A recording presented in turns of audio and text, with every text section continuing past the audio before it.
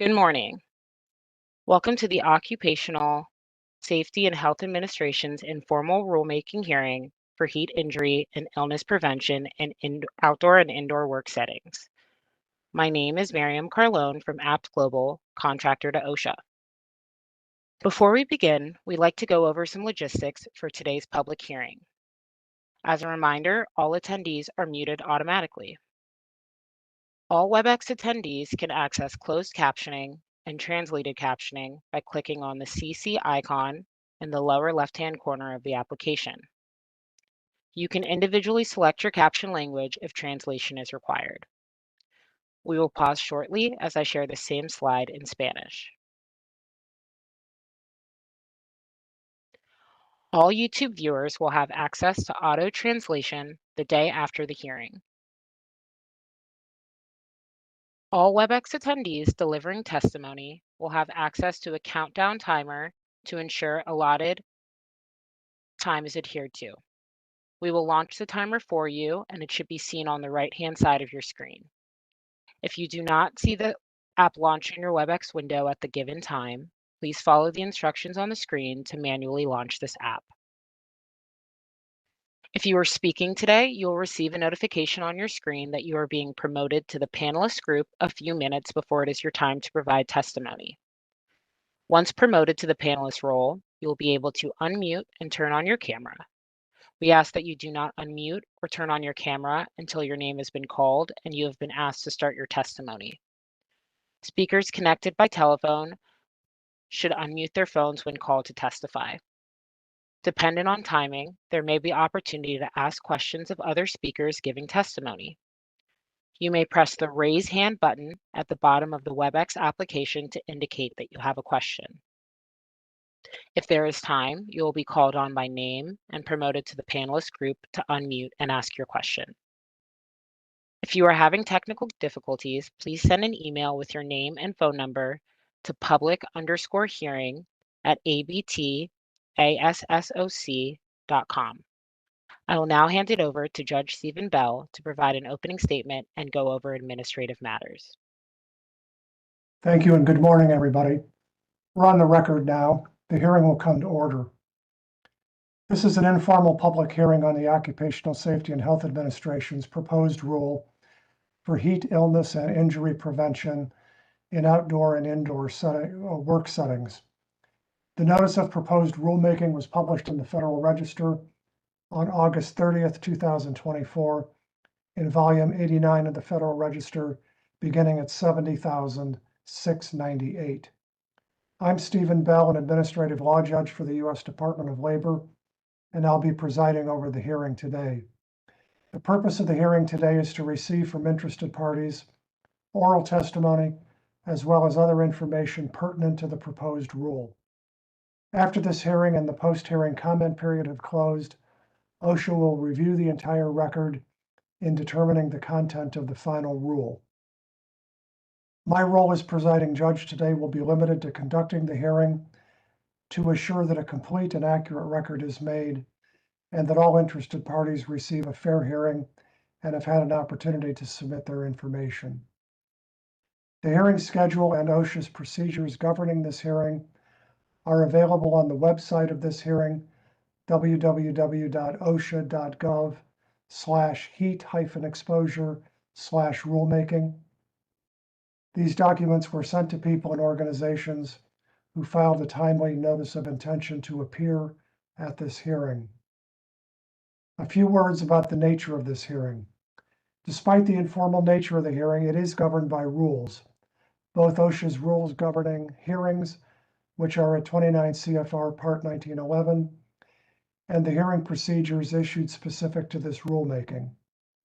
These rules are meant to assure that everyone has a fair opportunity to speak and to express an opinion about the proposed rule.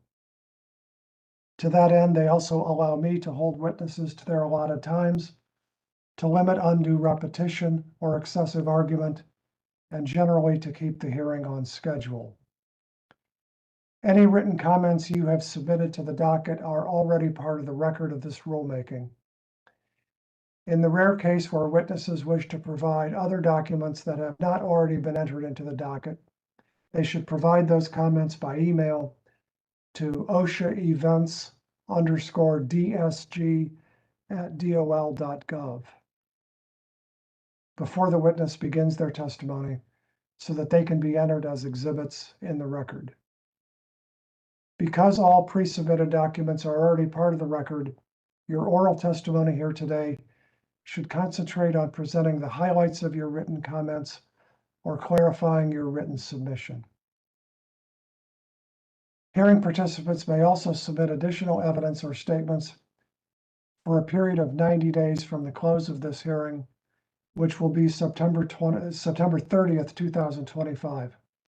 September 30, 2025. At that point, the record for this rulemaking will close. Today, after each speaker or panel of speakers completes giving their oral testimony, OSHA representatives will have the opportunity to ask questions of the speaker or panel.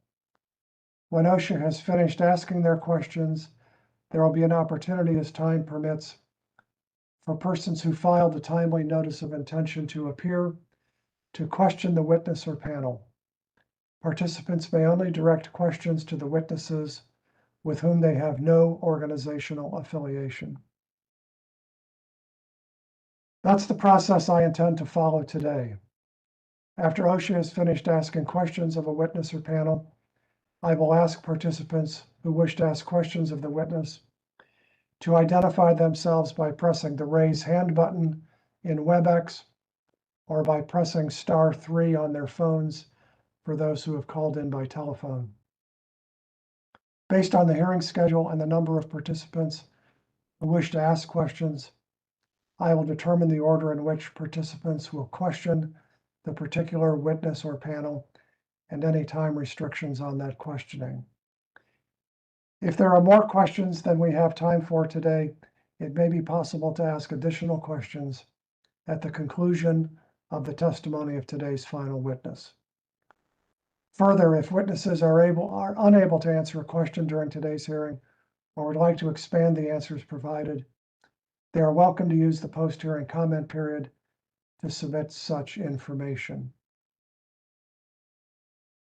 I would also like to remind you that the proceeding today is being recorded and transcribed by a court reporter. To ensure that the reporter is able to provide an accurate record of all the testimony and of all the questions and responses, please try to remember to provide verbal responses to all questions. The court reporter will have a difficult time seeing you if you only nod or shake your head in response to a question. In addition, please try to remember to identify yourself before beginning your testimony or before asking or answering a question. I know many participants are not accustomed to doing these things, and I'll try to help by reminding you as we move along. The transcript of the hearing will be uploaded to the hearing docket on regulations.gov approximately 2 weeks following the hearing. Unless there are any further announcements or housekeeping matters, I believe we can now begin with the public testimony. The expected speaking order is currently displayed on the screen. Our contractor will introduce each speaker in turn and promote them to be panelists. When you are called to testify, please initially state your name and affiliation for the record and speak slowly and clearly so that our court reporter can record these proceedings accurately. With that, let's proceed. The first speaker group is the American Building Materials Alliance, represented by Rod Wiles and Francis Palasiski. Please state your names and affiliation for the record. Francis Palasiski, Director of Government Affairs for the American Building Materials Alliance. You're welcome to go ahead, please.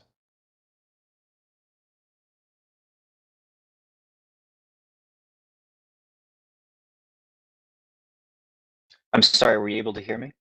Yeah, we can hear you fine. We're ready for you to begin your testimony. Oh, great, thank you. Thank you for having us this morning. Like I said, my name is Francis Palasiski. I'm the Director of Government Affairs for the American Building Materials Alliance. We are a trade association that represents retailers in the lumber and building materials industry. Our members are local family-owned businesses, many of them multi-generational, that have been part of their community for a long time, some of them hundreds of years, like Bethel Mills in Vermont.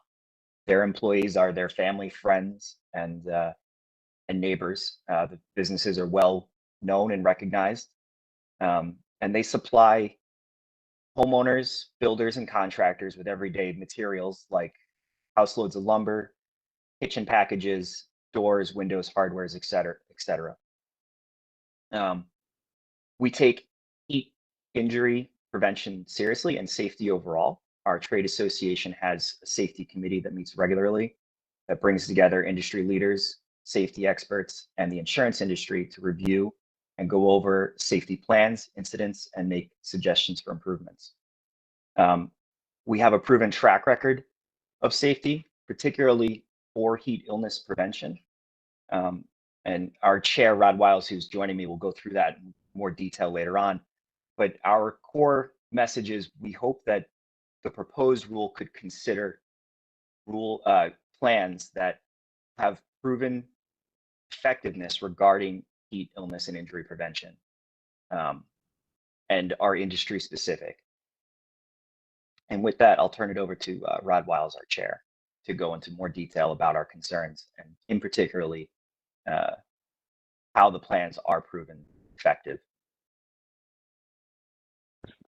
Mr. Palasiski, unfortunately, we do not see Mr. Wiles online. Mr. Wiles, if you have joined under a different name, please use the raise hand feature to alert us of your presence.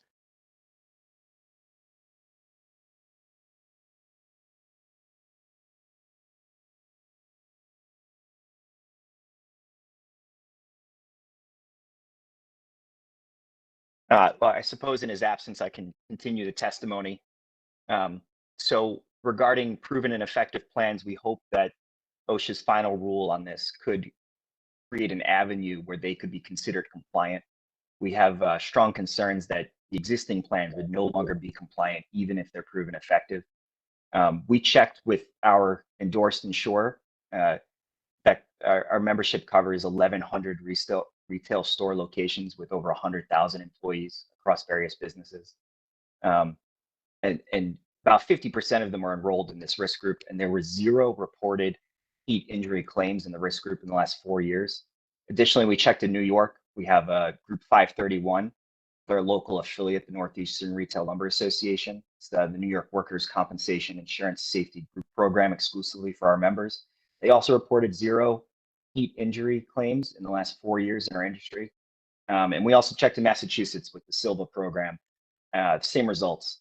And we believe that this proves that the current safety plans are effective, and they are industry specific. And like I said, our safety groups do meet regularly to go over these plans with industry experts, safety leaders, and the insurance industry to ensure that they remain effective. We're also concerned that while the rule does not explicitly mandate extensive record keeping for things like temperature, breaks, et cetera, all that, we believe that just in effect to prove compliance, we will need to keep extensive daily logs on all of these items that are covered by the rule to prove compliance. And we believe that that could actually detract from overall safety by shifting the focus from prevention to record keeping. And that would be the core of our testimony and our concerns.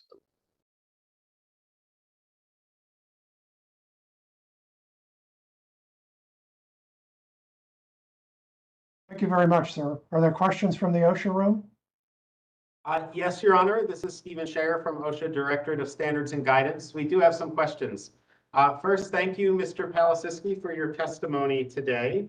My question is about if you could please describe in more detail the existing industry protocols in place in your industry, and what's different between what you're currently doing and what was proposed in the proposed rule. We believe that the proposed rule is more rigid and would focus more on record keeping for compliance rather than active action in the workplace. Our industry employs a large range of people and job roles, from intensive laboring roles like working in the lumber yard, moving material, to customer service, sales, marketing, finance, and everything in between. And we believe that there's a large difference between working in the yard on a hot day and servicing a customer on a hot day in the yard. But the rule would apply all the same, regardless of the physical exertion an employee's required to do. So our current plans do take that into account. We don't see anything in the rule that says we cannot continue to take that into account, but we do have concerns that the blanket rules would apply all the same regardless. Okay, thank you. And one second question I had, in your written comments, you had recommended that the standard allow employers with proven safety records and effective plans in place to certify compliance under existing protocols. And just wondering if you could provide some additional details on how you would envision that working and what you think OSHA should consider as effective heat management practices under such an approach of certification. Thank you. I appreciate that question. Like I said, that is our core message we're hoping to get across. We hope that effective plans with a proven safety record could be considered compliant, even if the rule is adopted as is. We hope that it would consider some of the things that we looked at, like number of incidents, if there were any. Like we said, we found 0 many instances in the last 4 years across hundreds of retail store locations. And we would also hope that it would consider the robustness of the heat and illness injury prevention plan that's in the emergency plan that's already in effect by the individual business. Our members do already include that, and we believe it should be robust, but we don't feel it should be as rigid as the proposed rule is. We believe there should be some flexibility, and OSHA should be able to approve them on a case-by-case basis based on effectiveness. Okay, thank you, sir. Now I'd like to turn to Jonathan Baer in the room here. Thank you. Jonathan Baer, Director of Standards and Guidance. Building off of what Steve said, if possible, do you think your alliance could provide us with examples of heat safety plans that your members are currently using? Yes, I think we can follow up with that. We did review several examples from members, including RK Miles in Vermont that operates 18 retail store locations. We could collect a few more for examples if you'd like. Excellent, thank you. And I do have one more question, and it's with regard to record keeping. The proposed rule provides the flexibility of maintaining temperature records for indoor work areas in either a written form or electronically.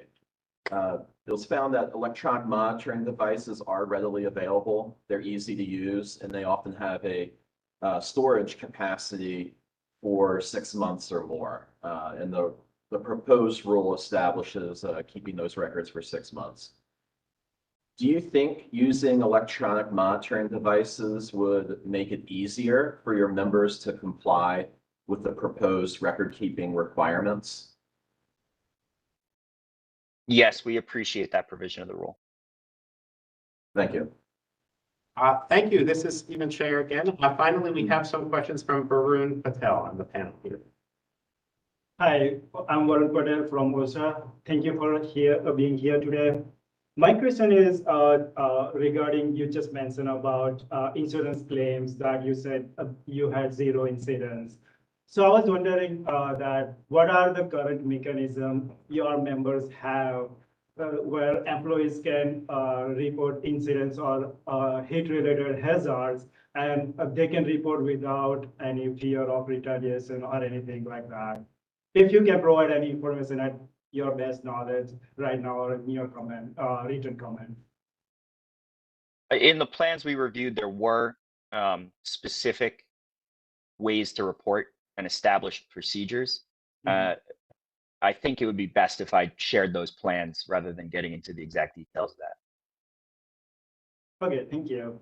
And my second question is, although you have not discussed rest breaks in your written comments or in your testimony, so I was just wondering if you can provide a little bit more information that, as you mentioned, that your membership has very robust plan. So I was wondering that if you can share any information about rest breaks and how they are determined that when it is needed and what are the determining factors that it is allowed for employees to take a rest break as needed.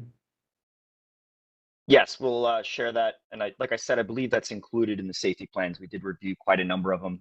They all included provisions for that. Okay, thank you. That's it. Okay, Stephen Scher, again, thank you, Mr. Palasiski, and Your Honor, that concludes the questions from the OSHA panel. Thank you. Any questions from the solicitor? Daniel Machula for the Solicitor's Office. No questions from us. Are there any questions for the witness from others? There are not, Your Honor. All right, sir. Thank you very much for your participation today. We very much appreciate it. Thank you for having me.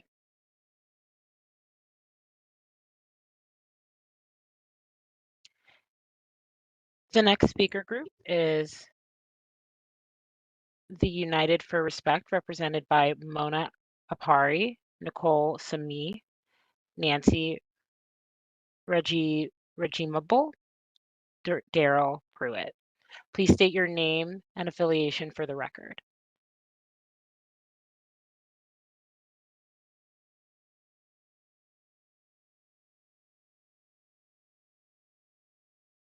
Good morning.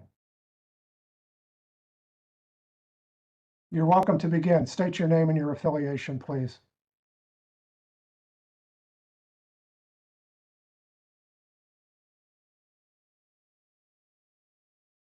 Ms. Abhari, you've muted your camera and we can't hear you if you're speaking. Hello, Good morning. How are you? good morning. My name is Nicole Sami. I am the Senior Research Coordinator at United for Respect. Go ahead, please. Before I begin, I wish to inform you that Mr. Daryl Pruitt, who was listed on the agenda, will not be testifying today. I'm submitting this testimony today on behalf of my organization in strong support of OSHA's proposed rule on heat injury and illness prevention in outdoor and indoor work settings. United for Respect is a nonprofit organization that trains, educates, and support workers in the retail sector to improve their working conditions. United for Respect believes it is critical that OSHA consider the impact of extreme heat on retail workers and retail warehouse workers. After all, the two largest employers in the United States are retail businesses. Walmart, the largest private employer in the United States, employs 1.6 million workers. Amazon, the next largest employer, employs 1.1 million workers. My testimony today will focus on the experiences of Amazon warehouse workers who know the toll that extreme heat can take on their bodies, as they are expected to twist, bend, and lift packages in an unfeasible pace. They must often work in sweltering conditions with limited access to clean, cold drinking water or cool rest areas. I would like to share the experience of an Amazon associate at MCO2 in Deltona, Florida, who just last week worked unloading heavy freight like bed frames and desks inside a trailer that was 112 degrees for almost 3 hours. The water stations nearest to the trailers have not had water since October. Water is a luxury at MCO2. Under these conditions, associates took it upon themselves to rotate working in the trailers so they could stay safe. And while we're on the topic of drinking water, Amazon associates at ATL 6 were informed last summer that they would need to purchase their own drinking water. They could refill their water bottles at the drinking fountain, but those were dirty and moldy. After workers reported the dirty drinking fountains to management, Amazon cleaned them. Now workers can get cold, clean water from the drinking fountains. However, they are only permitted to drink it out of little Dixie cups or risk being disciplined if they refill their water bottles. We also recently learned that Amazon associates, that Amazon headquarters in Seattle, Washington, controls the air conditioning at warehouses across the country. This limits facility managers' ability to respond in real time to local heat conditions and keep workers safe. Amazon workers and warehouses from the Inland Empire in California to MCO2 in Deltona, Florida, to JFK in New York City and DIA4 in Iowa City are at the mercy of the controls in Seattle, Washington. On behalf of United for Respect and the nearly 16 million people across our country who work in the retail industry, I would like to thank you for the opportunity to provide this testimony. We strongly urge OSHA to promptly finalize the proposed rule. This concludes my testimony, and I would like to turn it over to Ms. Nancy Regenbaugh.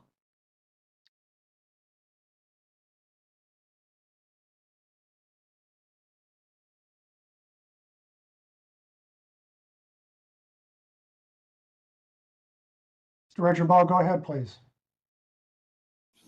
Hello, everyone. Can you hear me okay?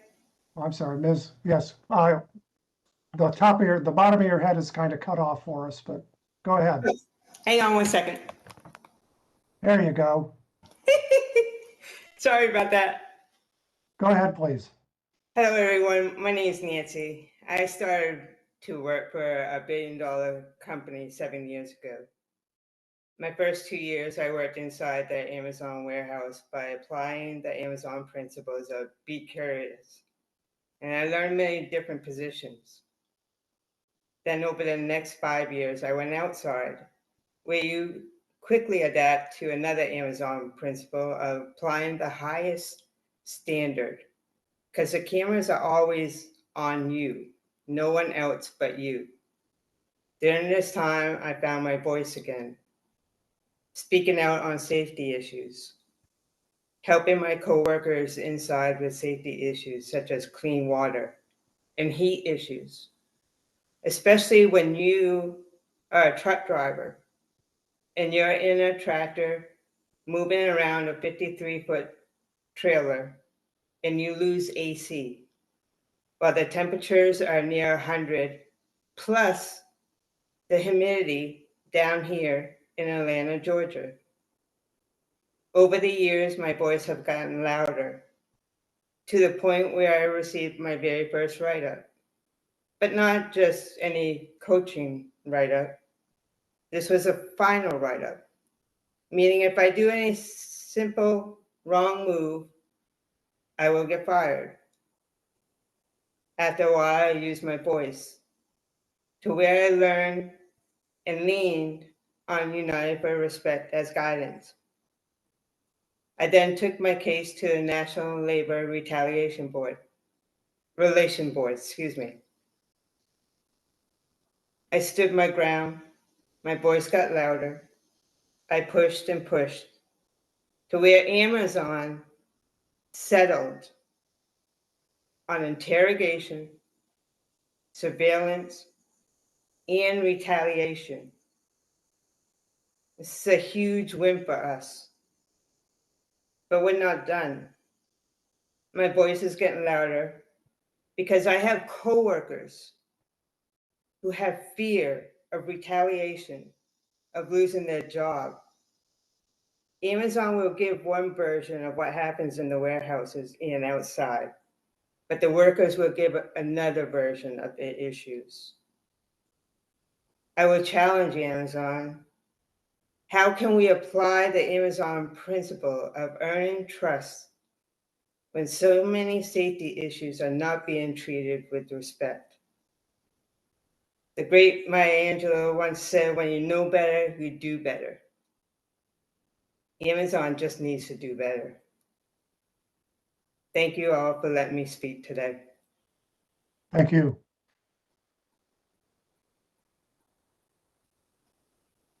Ms. Abhari, do you want to speak? Yes, good morning, everyone. Apologies for the delay in the beginning. My name is Mona Apari, and I'm a lead field organizer for United for Respect. I am submitting this testimony today on behalf of my organization and the Amazon workers like Ms. Nancy that I work alongside with, in some strong support of OSHA's proposed rule on heat injury and illness prevention in outdoor and indoor work settings. The members of our current worker organizing committee in Atlanta, of which we have quite a handful I've worked closely with for about 3 years now, are currently stretched thin or working today, so I'll be sharing some of their experiences with you on their behalf. It's important to note that all year round, Amazon is not a safe place to work, as Ms. Nancy has spoken to, and summertime heat in Atlanta only exacerbates the current safety crisis at Amazon. One worker on our committee, Ron Sewell, also known to his colleagues as Mr. Ron, is a learning ambassador at ATL 6 in East Point, Atlanta, and I'm going to share some of his reflections with you. I'm a learning ambassador at ATL 6. We train and teach safety measures, and we go around the floor making sure that the associates are following safety rules. However, this isn't a supervisory role. So if management doesn't uphold the safety rules, my coworkers don't either.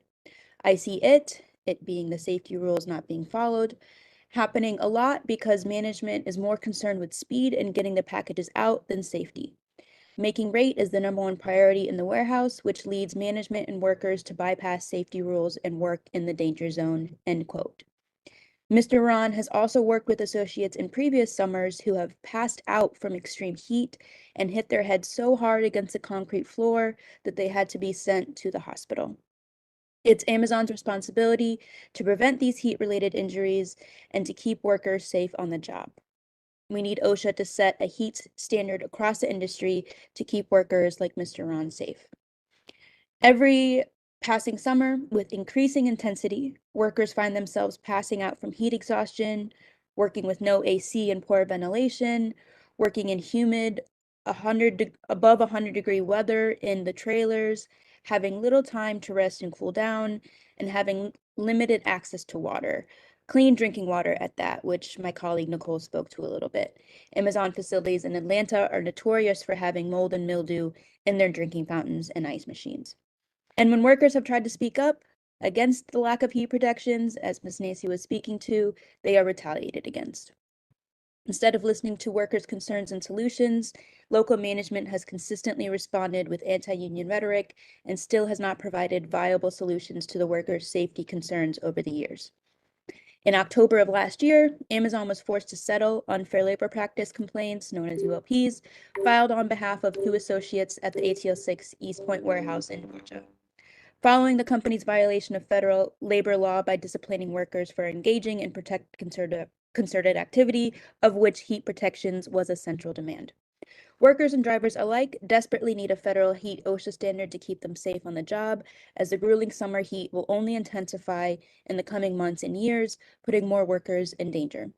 We are strongly urging OSHA to protect workers from deadly heat by setting an OSHA heat standard now.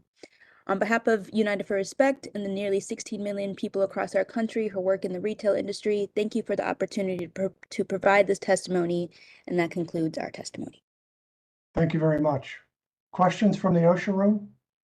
Yes, Your Honor, we do have some questions. I'm Stephen Shayer from OSHA Directorate of Standards and Guidance, and thank you, Ms. Sami, Ms. Abari, and Ms. Rejabal for your testimony today.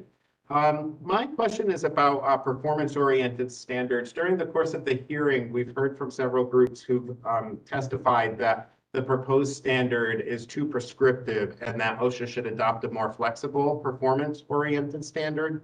So just wondering if you had any recommendations either now or in your post-hearing comments on how OSHA could structure a performance-oriented standard to ensure that it's both sufficiently protective for employees and also provides enough clarity for employers to be able to ensure that they're in compliance. And specifically, if you could speak to which elements of a performance-oriented standard, specifically the heat injury and illness prevention plan, that you think would need to be prescriptive in nature and which could be more flexible and a more performance-oriented approach, that would be very helpful for us as well. Yes, thank you for that detailed question. We would like to address that in our post-hearing comments. Okay, great, thank you. Now I'd like to turn to Zoe Petropoulos, who is on the line with us. Hi, Zoe Petropoulos with the Directorate of Standards and Guidance. OSHA has received comments suggesting that workers may not always report heat-related injuries and illnesses that they experience. Does your panel agree with this statement? I see Miss Nancy shaking her head. Yeah. Do you have anything to contribute, Ms. Nancy? No, I mean, I was just gonna say, there's hundreds of workers from the warehouse I worked at in ATL 6, East Point, Georgia, that have experienced many heat-related illnesses. Thank you. And either now in post-hearing comments, if you would like to share specific reasons that you might be aware of that workers don't report all of the heat-related injuries and illnesses, and any evidence to support your stance, we would appreciate that. Yes, in my comments or in the comments previously submitted, Ms. Joan Morris, who is an Amazon associate ATL 6, she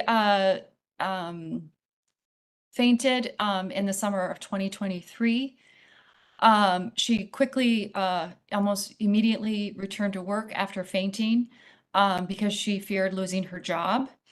Then again, last summer, she was needed to rest from heat exhaustion and decided to leave during her shift so she could recover. Amazon refused to bring her back for several days and did not pay her for that time off. So workers really fear losing their job or losing shifts, and in that case, their way of life. Thank you so much. Yeah, Oh. and just quick, lastly, and we can add more details to this in our post-hearing comments. A big problem is lack of safety training or heat training protocols. So many workers that may not even be able to identify heat-related injury stress, therefore not knowing how to report it, or that's even something their employer should be taking care of. Thank you so much. That's it for me, Steve. Okay, thank you, Stephen Scher again. Now would like to turn to Tiffany Defoe, who's also on the line. Hi, this is Tiffany Defoe with the Directorate of Standards and Guidance. Thank you very much for your testimony. I heard you discuss the fact that there's little time to rest or cool down in some of the situations you're familiar with. And I'd like to note that, so I understood your testimony to mean that the reason that you're having little time to rest and cool down is due to the pressure to kind of keep up the pace of work. Did I understand that correctly? Okay, thank you. Yes. And The record should reflect that one of the witnesses gave a thumbs up in response to that question. thank you. Sorry about that. Okay. Now we've also received a variety of comments from folks who are concerned that the proposed requirements for mandatory scheduled rest breaks in some workplaces would not be feasible to achieve for reasons having to do with the work process, the nature of the work, time-sensitive operations, that kind of issue. So I'd like to ask whether, in your awareness, there are types of work in the retail world where taking breaks can be difficult to do for sort of feasibility reasons or ways that the process is structured when workers need a break from the heat. If so, can you describe some of the difficulties and whether there are changes to the workplace, such as, for example, to the work process or the way that staffing is done, that would make it easier for workers to take rest breaks to prevent overheating? And I know that's a very long and complex question, and we certainly welcome post-hearing comments on it if that's something you'd like to do. Yes, we'd like to address that in our post-hearing comments. Thank you. And the suggestions that we've received from people who are concerned about the mandatory proposed rest breaks being insufficiently flexible are mostly either that any requirement that OSHA may move forward with for rest breaks should either provide more flexibility in terms of how the mandatory rest breaks are scheduled, or that the final rule should require employers to allow workers rest breaks as needed to prevent overheating, but should not include any mandatory scheduled rest breaks. And I'd like to ask if you could provide any thoughts that you'd like to share about these suggestions to the record. Also fine to do in post-hearing comments if you'd like. Yes, we'll address that in post-hearing comments. Thank you. Thank you so much. That's all I have. Okay, Stephen Shayer again. Your Honor, that concludes the questions from OSHA. Thank you to this panel for your testimony. Any questions from the solicitor? Yes, Your Honor. Daniel Machula for the Solicitor's Office. Mrs. Apari in her testimony mentioned the importance of training. In post-hearing comments, the Solicitor's Office welcomes further comment on OSHA's proposed training requirements. And furthermore, if your members have any experience with acclimatization, we welcome that in post-hearing comments. Thank you. All right. Are there other questions for this panel? Yes, Your Honor, we have one from Ms. Shrestha. Please state your name for the record. Hello, my name is Ayusa Shrestha from the AFL-CIO. Thank you for your thoughtful testimony. I was going to ask the panel, how have employers incorporated feedback from workers into their heat stress policies, if they have at all? Mona, would you like to answer that question?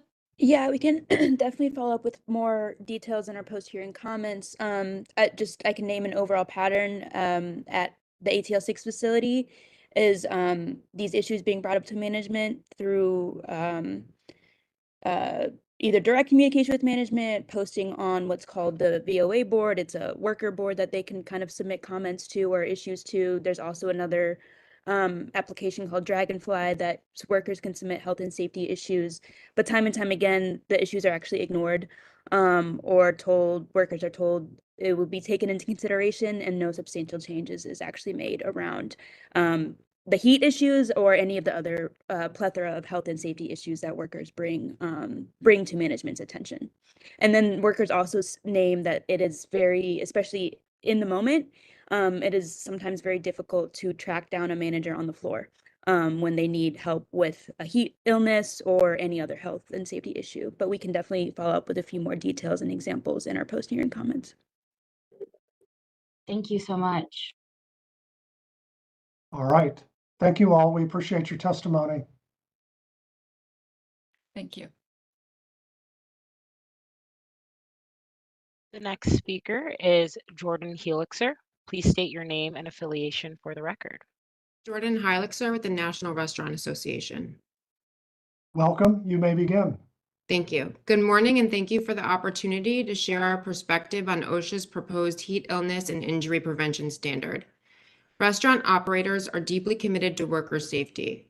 Preventing injury and illness, including from heat exposure, is a top priority. A safe and healthy workforce is essential to every restaurant's success.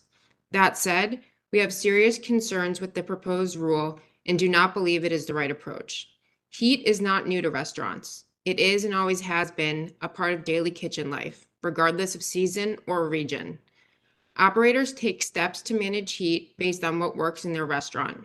That includes using air conditioning or fans, making water readily available, offering cooling tools like neck fans or ice vests, and encouraging employees to take breaks as needed. For employers who don't take appropriate action, OSHA already has strong enforcement tools. The General Duty Clause and the Heat National Emphasis Program, recently extended, give the agency clear authority to inspect and cite businesses where risk exists. And those tools are being used. Between April 2022 and December 2024, OSHA conducted 7,000 heat-related inspections, issued 60 General Duty Clause citations, and nearly 1,400 hazard alert letters.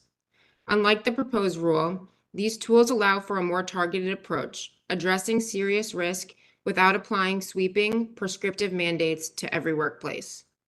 The lack of flexibility in the proposed rule is especially tough for restaurants. For example, it would require 15-minute rest breaks every 2 hours once the heat index hits 90. In a small kitchen during a dinner rush, even one person stepping away can halt operations. Many kitchen roles are specialized. Pulling one cook off the line can throw off the whole team. Complying would require hiring more staff, which may not be feasible for restaurants facing continued labor shortages. The acclimatization requirements raise similar concerns. Restaurants often hire on short notice to meet fluctuating demand. In high turnover environments, onboarding multiple new workers in a given week is not unusual. Mandating a phased ramp-up without operational flexibility can slow service, disrupt schedules, and burden coworkers. The administrative burden is another serious challenge. The rule would require written plans, emergency protocols, training, and other materials in multiple languages, acclimatization tracking, and detailed record keeping. That's a lot for any business. For the tens of thousands of single-unit restaurants without legal or HR departments, it could be unmanageable. And the cost? OSHA projects under $2,000 per location annually, but that doesn't reflect reality. Facility and equipment upgrades alone can be a significant investment, and when you add labor adjustments and service disruptions, the cost rises quickly. This comes as restaurants are already facing historic cost pressures. In the last 5 years, food and labor costs have increased by 35%. Other expenses, including rent, utilities, and credit card processing fees, continue to climb. With only 3 to 5% average profit margins, there's little room to absorb additional costs. The burden of this rule will fall especially hard on small business restaurants. 9 in 10 restaurants have fewer than 50 employees, and most are single-unit establishments. They're the heart of our communities, and they lack the infrastructure to manage a rule this complex. The Regulatory Flexibility Act requires agencies to consider less burdensome options for small businesses. Unfortunately, this rule doesn't do that.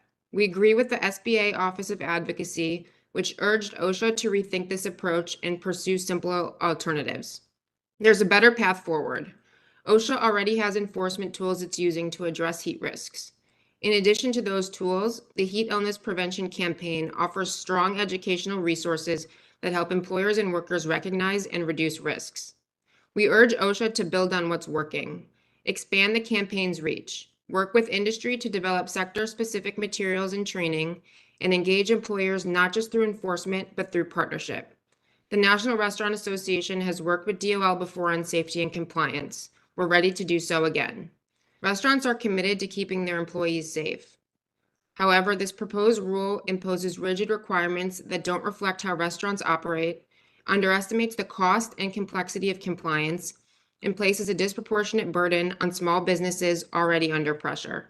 We respectfully urge OSHA to withdraw the proposed rule and instead expand and strengthen the tools already in place to support practical and flexible heat safety in every workplace. Thank you. Thank you. Questions from the OSHA room? Yes, Your Honor. This is Stephen Shayer from OSHA. Thank you, Ms. Hevitzer, for your testimony today.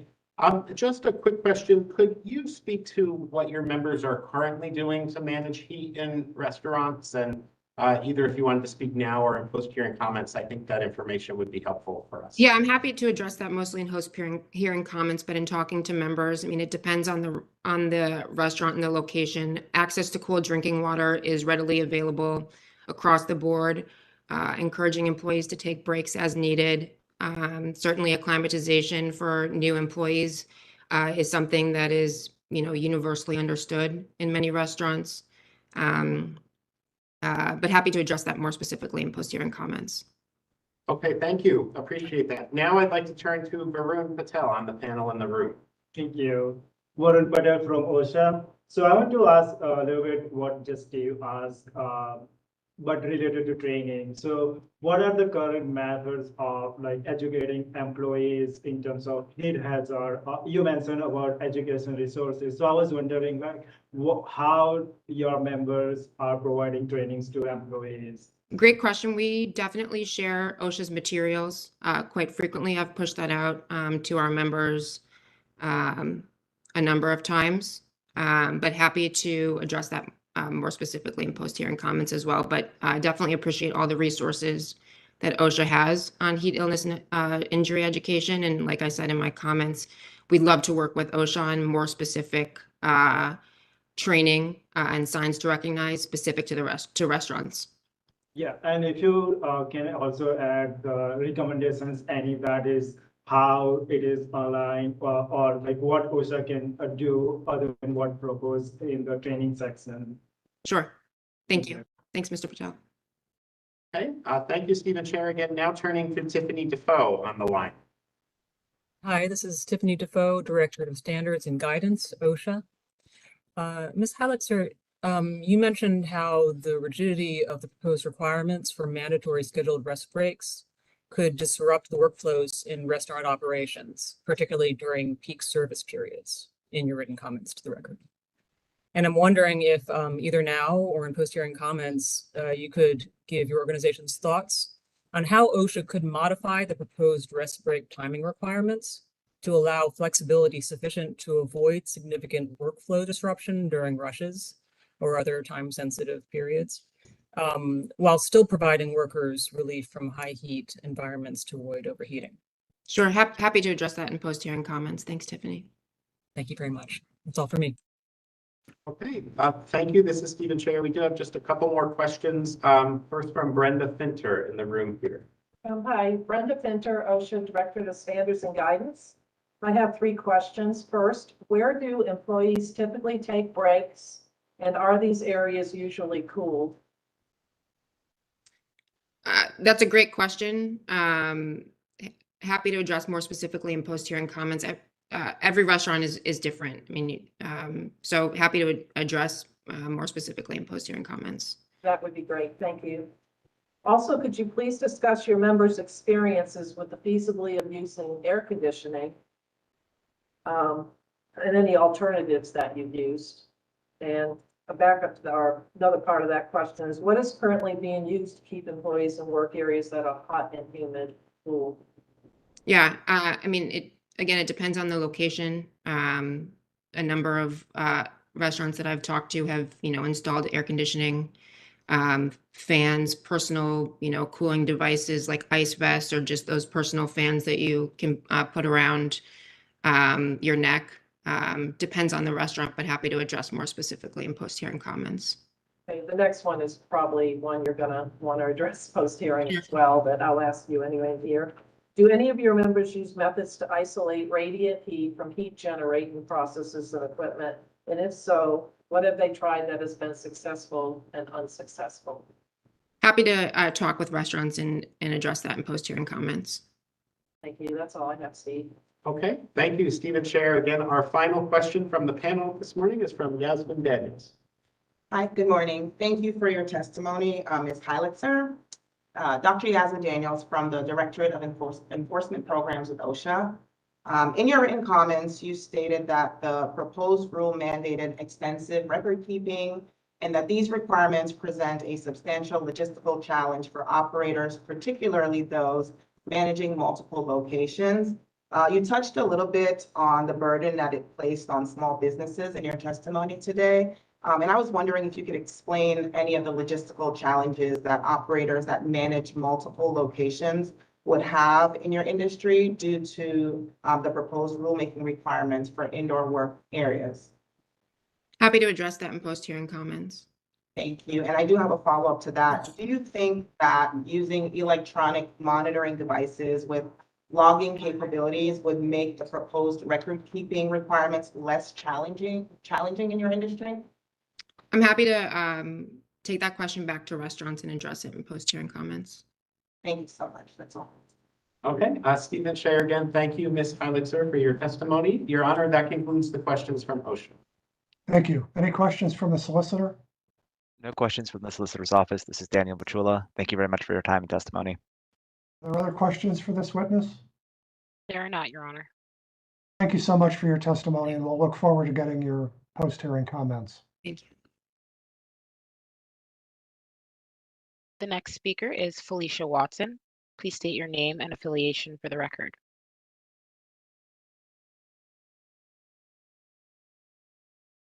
And Ms. Watson, if you do have your camera on, you may still have your camera cover over your camera as well.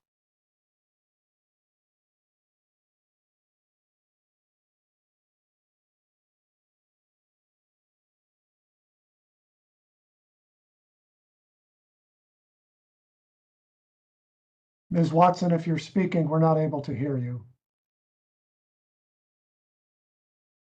Thank you. My name is Felicia Watson. I'm with the law firm Littler Mendelson, and I'm appearing today on behalf of the International Food Service Distributors Association. Go ahead, please. Thank you. IFTA appreciates the opportunity to participate in today's informal public hearing on OSHA's heat, injury, and illness prevention in outdoor and indoor work settings. IFTA is a leading trade association representing food service distributors throughout the United States. Their members play an essential role in the food service supply chain, delivering 12 billion cases of food and related products annually to professional kitchens, including restaurants, K-12 schools, hospitals and care facilities, hotels and resorts, U.S. military bases and government facilities, and other operations that make meals away from home possible. IFTA and its members are fully committed to workplace safety and health and support common sense policies that reduce workplace injuries and illnesses. While IFTA shares OSHA's goal of protecting employees from exposure to excess heat and preventing heat illness, the rigid one-size-fits-all rule that OSHA's proposed is too prescriptive and unworkable. Unfortunately, OSHA rejected the more flexible approaches encouraged by numerous stakeholders, including IFTA, during this process. The proposed rule fails to account for the diverse industries falling within the proposed rule scope. OSHA already has existing heat guidance, as we heard from the previous speaker, for employers focusing on water, rest, shade, along with training that are foundational principles which should be simple, straightforward, and easy for employers and employees to understand and implement. OSHA's National Emphasis Program on Heat further reinforces these principles by focusing on these concepts of water, rest, shade training.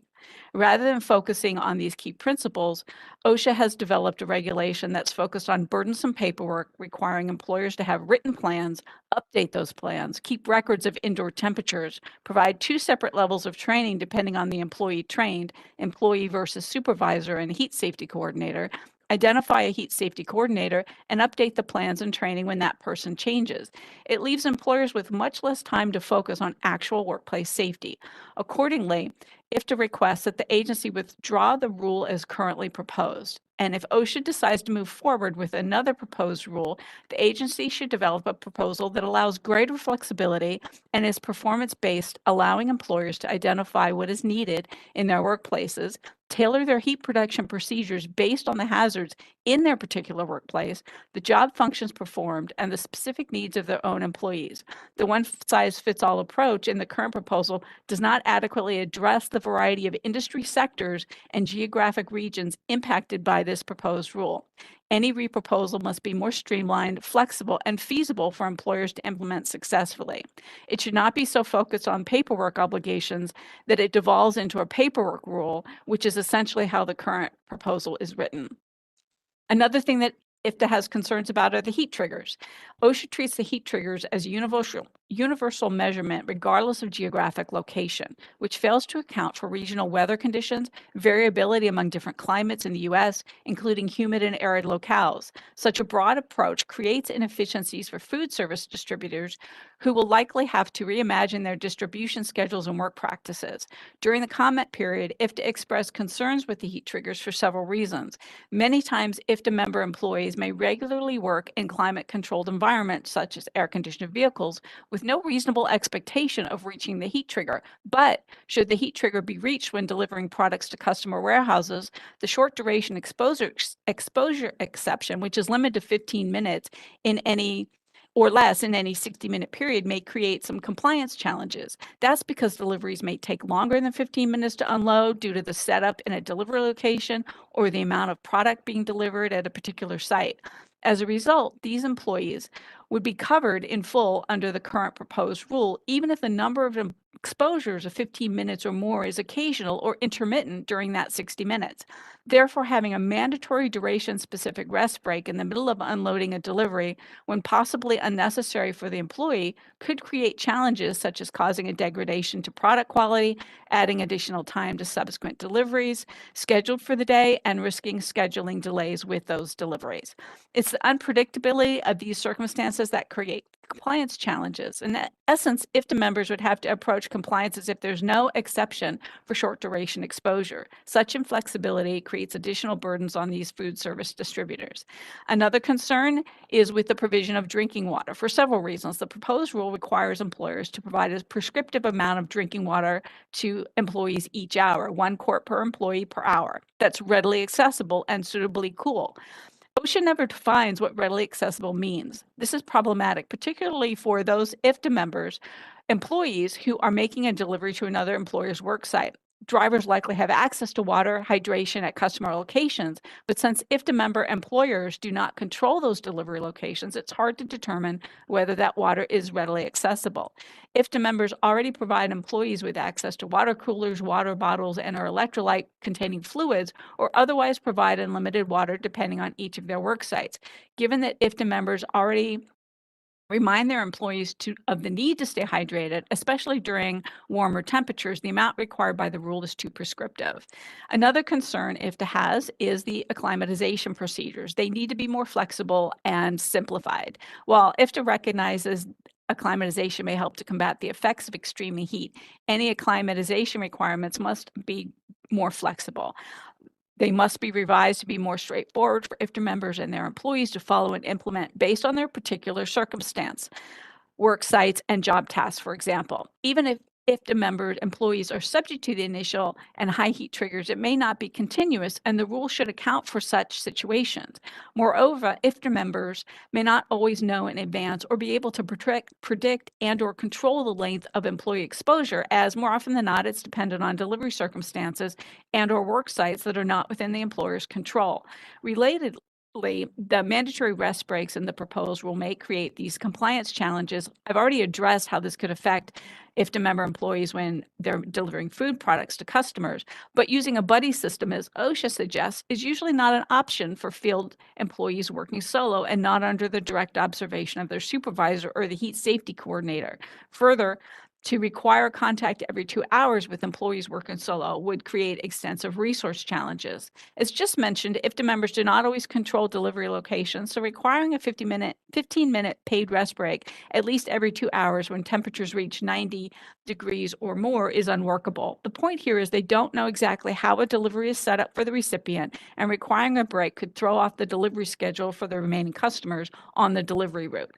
Delivery circumstances can and do change, although not always with the ability to predict when. Having flexibility to adapt to changing circumstances is very important for IFTA members. Requirements of a written heat injury and illness prevention plan and training must be revised to be more straightforward. Requiring a written plan will create additional compliance burdens. Because many IFTA member employees are in the field making deliveries to other employer work sites, this is an issue. While IFTA members can create a written plan for their own workplaces, they have no control over what occurs at a delivery site when their employees are making food and supply deliveries. Any requirement for a written plan must be simple, concise, and easy to understand. Unfortunately, as currently proposed, the rule is not as flexible as OSHA presents.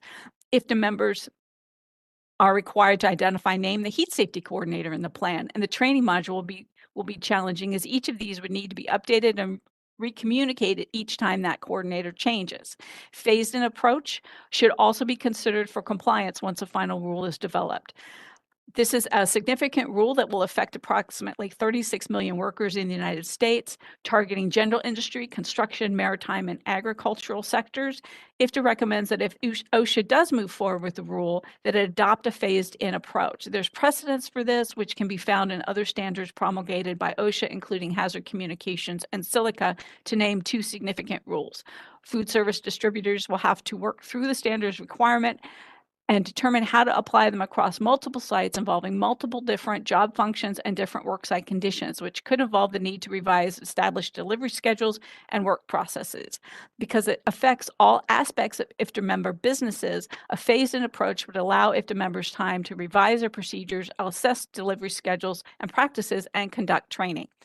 For all of the foregoing reasons, IFTA requests that the agency withdraw the rule as currently proposed, and if they decide to move forward with a revised proposed rule, the agency should develop a proposal that allows greater flexibility for employers to develop performance-based approach, makes the rule more straightforward to follow, streamlines training so it's concise and consistent for all employees, and that way everyone knows exactly what they're supposed to do, and provides phased-in compliance deadlines.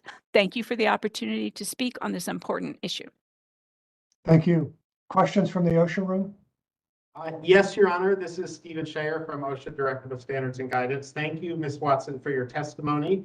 A question on the performance-based approach. So we've heard a lot about that, obviously, during the hearing, and some folks had testified previously that a performance-based approach may still need to have at least some prescriptive elements, so employers could ensure that they're in compliance, and also to ensure that a plan is sufficiently protective. So just wondering, either now or in your post-hearing comments, if you've had any thoughts on which elements of a heat, injury, and illness prevention plan might still be prescriptive in some way in a performance-based approach, and then, as you mentioned, which should be, actually performance-based or have more flexibility. Thank you, sir, for that question. We would definitely like to provide additional comments in our post-hearing response. Okay, thank you. That would be very helpful for us. Thank you. We have thought about that.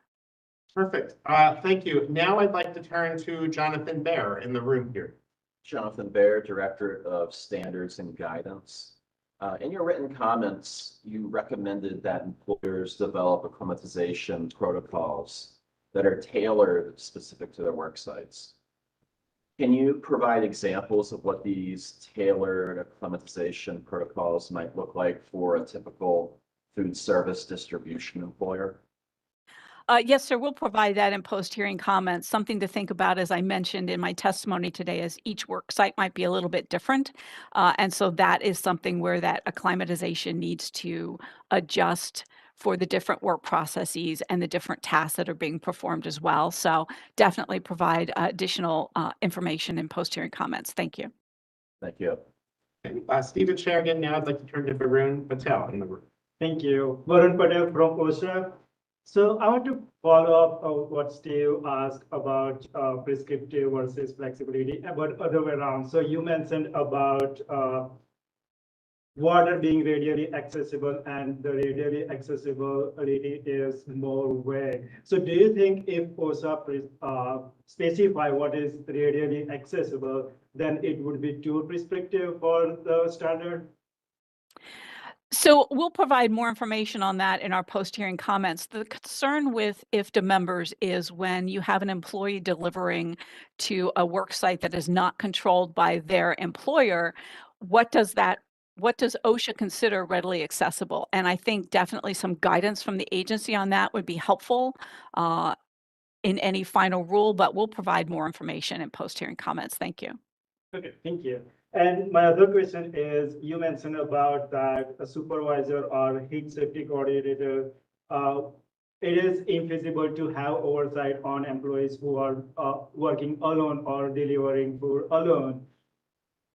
What observation that employers can have over lone employees that are delivering food? And are there any practices you engage in that you find effective? Yes, sir. For that question, we'll provide more information in our post-hearing comments. Thank you. Okay, thank you. And I have one more question about training. So you mentioned that your members already have many training procedures. And so would you anticipate many changes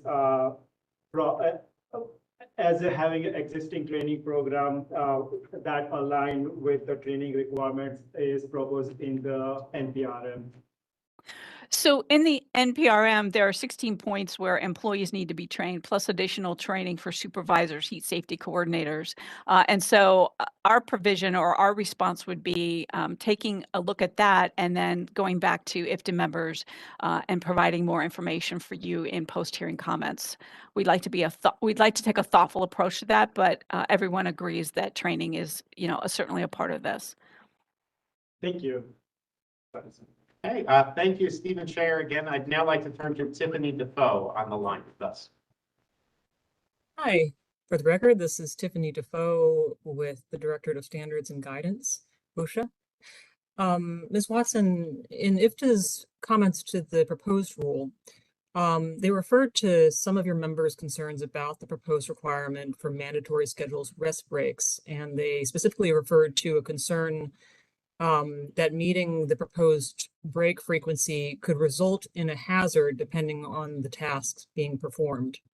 And I'm wondering if either now or in post-hearing comments, if you could provide some clarification and further information on what sort of hazards your members are concerned about, and how meeting the proposed requirement for scheduled breaks could create those hazards. Yes, that's something we'll definitely address in post-hearing comments, provide more thoughtful response and detail. Thank you. Thank you. And I'd also like to ask if they could provide their thoughts on how OSHA could modify the proposed rest break requirements to allow the flexibility that would help to address your members' concerns while still meeting protection goals for workers. Yes, we'll also address that as part of that first question. Thank you very much. That's what I have. Stephen Sherrigan, our final question for the panel comes from Zoe Petropoulos on the line. Hi, Zoe Petropoulos with the Directorate of Standards and Guidance. You mentioned in your testimony concerns with the triggers and concerns that OSHA didn't account for geography in the triggers. I'm curious if you could share information on the following question. How are IFTA members currently accounting for geography and variations in climate and their health and safety protocols? If you can share any details, examples, or descriptions of the data that IFTA members are currently using to make these determinations, that would be really appreciated. Thank you. Thank you very much. We'll address that also in post-hearing comments. Thanks so much. That's it for me. Stephen Sherrigan, thank you again, Ms. Watson, for your testimony. Your Honor, that concludes OSHA's questions. All right, questions from the solicitor? No questions from the solicitor. This is Daniel Machula. Thank you very much for your time and testimony. Other questions for this witness? Yes, we have one from Ms. Sokas. Please state your name for the record.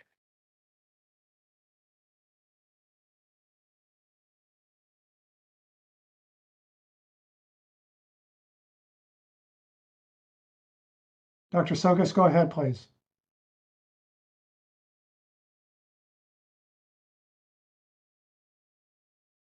If you're speaking, we are not able to hear you.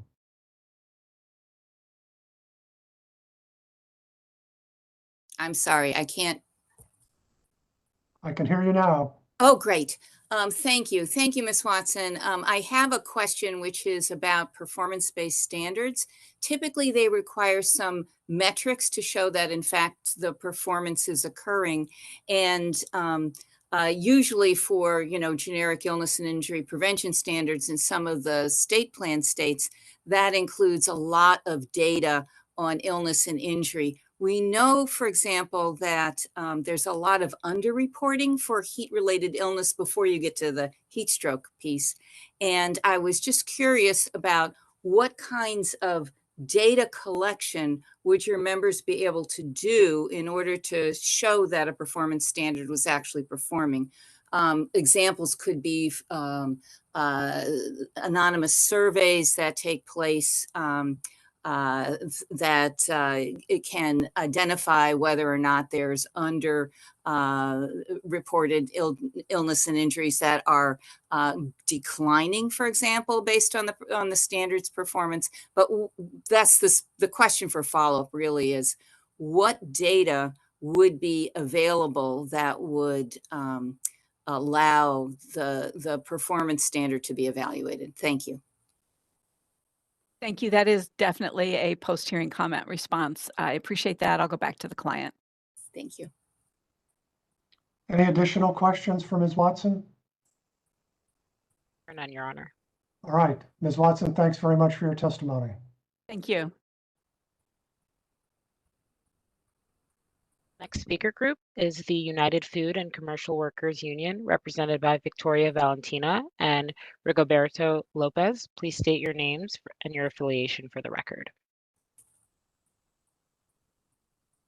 Victoria Valentina, and I am with the United Food and Commercial Workers Union as an occupational health and safety specialist. Thank you for being here. Go ahead, please. Thank you, Judge Bell and OSHA staff, for the opportunity to speak on this critical matter. My name is Victoria Valentina, as I stated, and I am an occupational health and safety specialist at the United Food and Commercial Workers Union, or UFCW. As the largest private sector union in the country, UFCW represents 1.2 million workers across the meatpacking, food processing, warehousing, grocery, non-food retail, and healthcare industries. Many of our members experience extreme indoor and outdoor heat conditions on the job. UFCW strongly supports this proposed heat standard, and we'd like to reinforce that this standard is critical to protect the health and safety of our nation's hardworking people who keep our food, healthcare, and retail systems afloat. UFCW supports a federal heat standard that protects indoor and outdoor workers, and we support a standard that requires employers to develop heat, illness, and injury prevention plans tailored to specific work sites with various hazards that require specific controls. Additionally, we support a standard that promotes the involvement of employees and employee representatives in the hazard identification, development, and implementation stages for the heat, illness, injury prevention plans. We believe the standard shall place emphasis on the utilization of the hierarchy of controls in developing a comprehensive and truly protective heat, injury, and illness prevention plan. I'd like to invite one of our members, Rigoberto Lopez, to provide his testimony. I'm honored to have him here to speak about his experiences as a union member in an industry that will be highly affected by OSHA's decision to either pass or not pass this rule. Mr. Lopez, go ahead, please. If you're speaking, we're not able to hear you.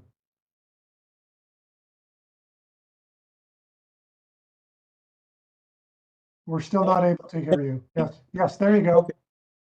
Hi, my name is Rigoberto Lopez. I'm a steward in the local 222, and this is my experience working in the harvest department during the hot weather. Working in the harvest department during the summer is like walking into a furnace. From the moment you step into the floor, the heat hits you in the face, and it doesn't let up. It's even worse in areas like the hair, the gam table, and hanging hogs. These sections are always hot, but in the summer, it's almost unbearable. The boilers release constant wave of steam that fills the air, making it feel thick and heavy. You can't breathe easily, and sometimes you can't even see clearly.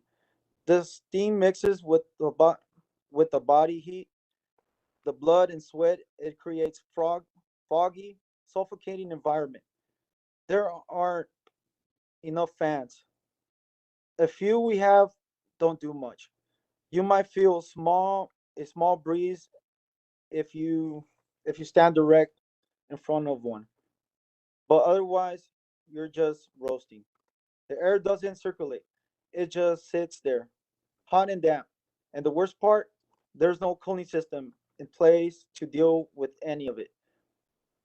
I've seen good workers pass out from the heat. I felt dizzy myself more than once.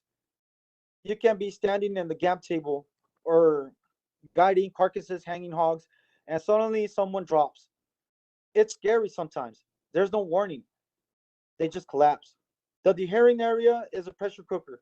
The heat of the machinery, the moisture in the air, the nonstop motion, it's draining, no matter how tough you are. This kind of environment wears you down. We need a change. We need proper cooling system, not just fans, but something designed to fight the extreme heat and heavy steam, not just for comfort, but for safety. Because when you're constantly losing workers to heat stress, you're you're not just slowing down production, you're risking lives. We show up in our to we show up and do our jobs. We take pride in our work, but we need support.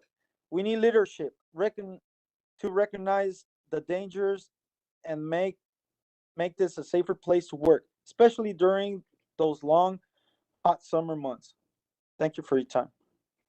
Thank you, Mr. Lopez. Thank you. Questions for this panel from the OSHA room, please?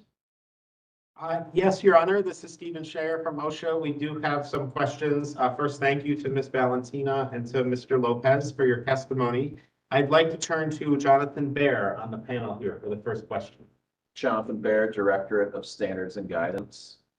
In your submitted comments, you noted that there are at least 7 prominent languages spoken among your members.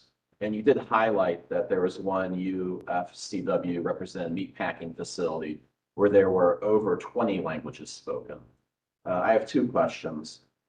Do you find it reasonable to require that the health, injury, and illness prevention plan is made available in a language that all employees, the supervisor, and heat and safety coordinators understand? Yes, thank you, Mr. Bear, for your question. We believe that the heat illness and injury prevention plan should at least be made available in the 2 most common languages that our workers or our members speak, which is English and Spanish. If the written HIIPP cannot be made available in all 20 languages, because we understand that that is a big ask, and that requires, funding for translators, we at least require some effort to secure funding and to secure translators. If not through the written plan, someone who can come in and talk to the workers and train them in the language that they speak, in the language that they can understand. Because I don't think that workers that don't speak English or Spanish or one of the commonly spoken languages should just fall through the cracks simply because, they don't speak that language. I think they deserve a comprehensive training just as much as everyone else in the plant or wherever their workplace is. And I'm happy to further address the logistics of this in post-hearing comments as well. Thank you. And I guess sort of working off of that, currently, how are employers ensuring that your members understand safety and health information, not pertaining to the current hazards that are being discussed when they speak a primary language other than English or Spanish? Yes, I would like to address that further in the post-hearing comments. We represent so many facilities, and each workplace is so different in how they address training and how they conduct training for their workers. So that's something I'm happy to talk to more of our employers about, to see how they've been doing that and if they've been successful in doing so. Thank you. I have one more question. This is about definitions. In your written comments, you noted that OSHA should consider adding a definition of work-related heat illness to the regulatory text. You noted that this would better protect workers. Can you please elaborate on why you think OSHA should add this definition? Yes. I'm happy to address that further in post-hearing comments. Thank you. Steve. Okay, thank you, Stephen Scher again. We do have some questions from the panel on rest breaks as well, so I'd like to turn to Tiffany Defoe for those questions. Hi, this is Tiffany Defoe with the Directorate of Standards and Guidance, OSHA. Ms. Valentina and Mr. Lopez, thank you for your testimony. I have 2 questions, both of which you may want to take back to your membership for post-hearing comments, but also feel free to speak here in the hearing if you'd like. First, OSHA has received a number of comments that the proposed requirements for mandatory rest breaks every 2 hours are too inflexible for some workplaces. And the suggestions that we've received about how commenters believe they should be modified are mostly either that any requirement for mandatory rest breaks should provide more flexibility for how frequently rest breaks are scheduled, or that that a final rule should eliminate any requirements for mandatory scheduled rest breaks and instead rely on allowing workers rest breaks as needed to prevent overheating. I'd like to know if members of your organization would like to give any thoughts on these suggested changes to the proposed rule. Yeah, thank you for your question, Ms. Defoe. We would address we would like to address the majority of this in the post-hearing comments, but Yes, we would like to address that in the post-hearing comments. Thank you. And a related question. So in the comments that we've received requesting more flexibility in risk break requirements, one of the issues that commonly comes up is that there are some kinds of jobs or work processes that even if an employer is happy to allow workers to take rest breaks, in general, there are processes that where taking rest breaks in the middle of the process can be infeasible due to the nature of the work process, and or there might be safety risks involved. Just kind of reasons that they're saying are not sort of at the discretion of the employer. And I'm wondering if your membership cares to comment, in members' experience, are there types of work where taking breaks can be difficult to do for reasons, for the kind of logistical feasibility or safety reasons, when they need a break from the heat? And if your membership is aware of work processes like that, if they can describe the difficulties and any suggestions that they could make to how changes to the work process, staffing process, what could be done to kind of create a situation where it's easier logistically to take breaks? Absolutely. Thank you, Mr. Phil, for your question. Thank you. And Rigo, feel free to motion for us to address this in the post-hearing comments, but I know you work in the plant and harvesting, and if you have anything you'd like to share about the breaks or how management sets up breaks in your plant and whether you feel it's feasible or not, or whether you feel it's effective, you're welcome to. Do you have anything to share, Rigo? I'll provide more information in the post-hearing comments. Okay. Much appreciated. That's all I have. Thank you. Thank you, Stephen Sherrigan. Would now like to turn to Brenda Finter in the room here. Morning, Brenda Finter, OSHA Director of the Standards and Guidance. I have two questions for you. One, could you tell us more about any controls that employers in your covered industries have used to isolate radiant heat from heat generating processes? From my multiple conversations with Rigo here, at least in his plant specifically, mind you, we represent a lot of plants, but in his plant specifically, no, there's been no evidence of employers isolating radiant heat or machines that produce a lot of radiant heat from the workers. Rigo, do you have anything to add? All I can say is it's really hot and we just need help. We need help from you guys, from OSHA.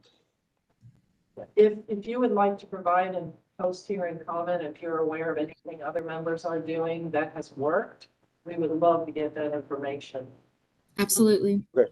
Thank you.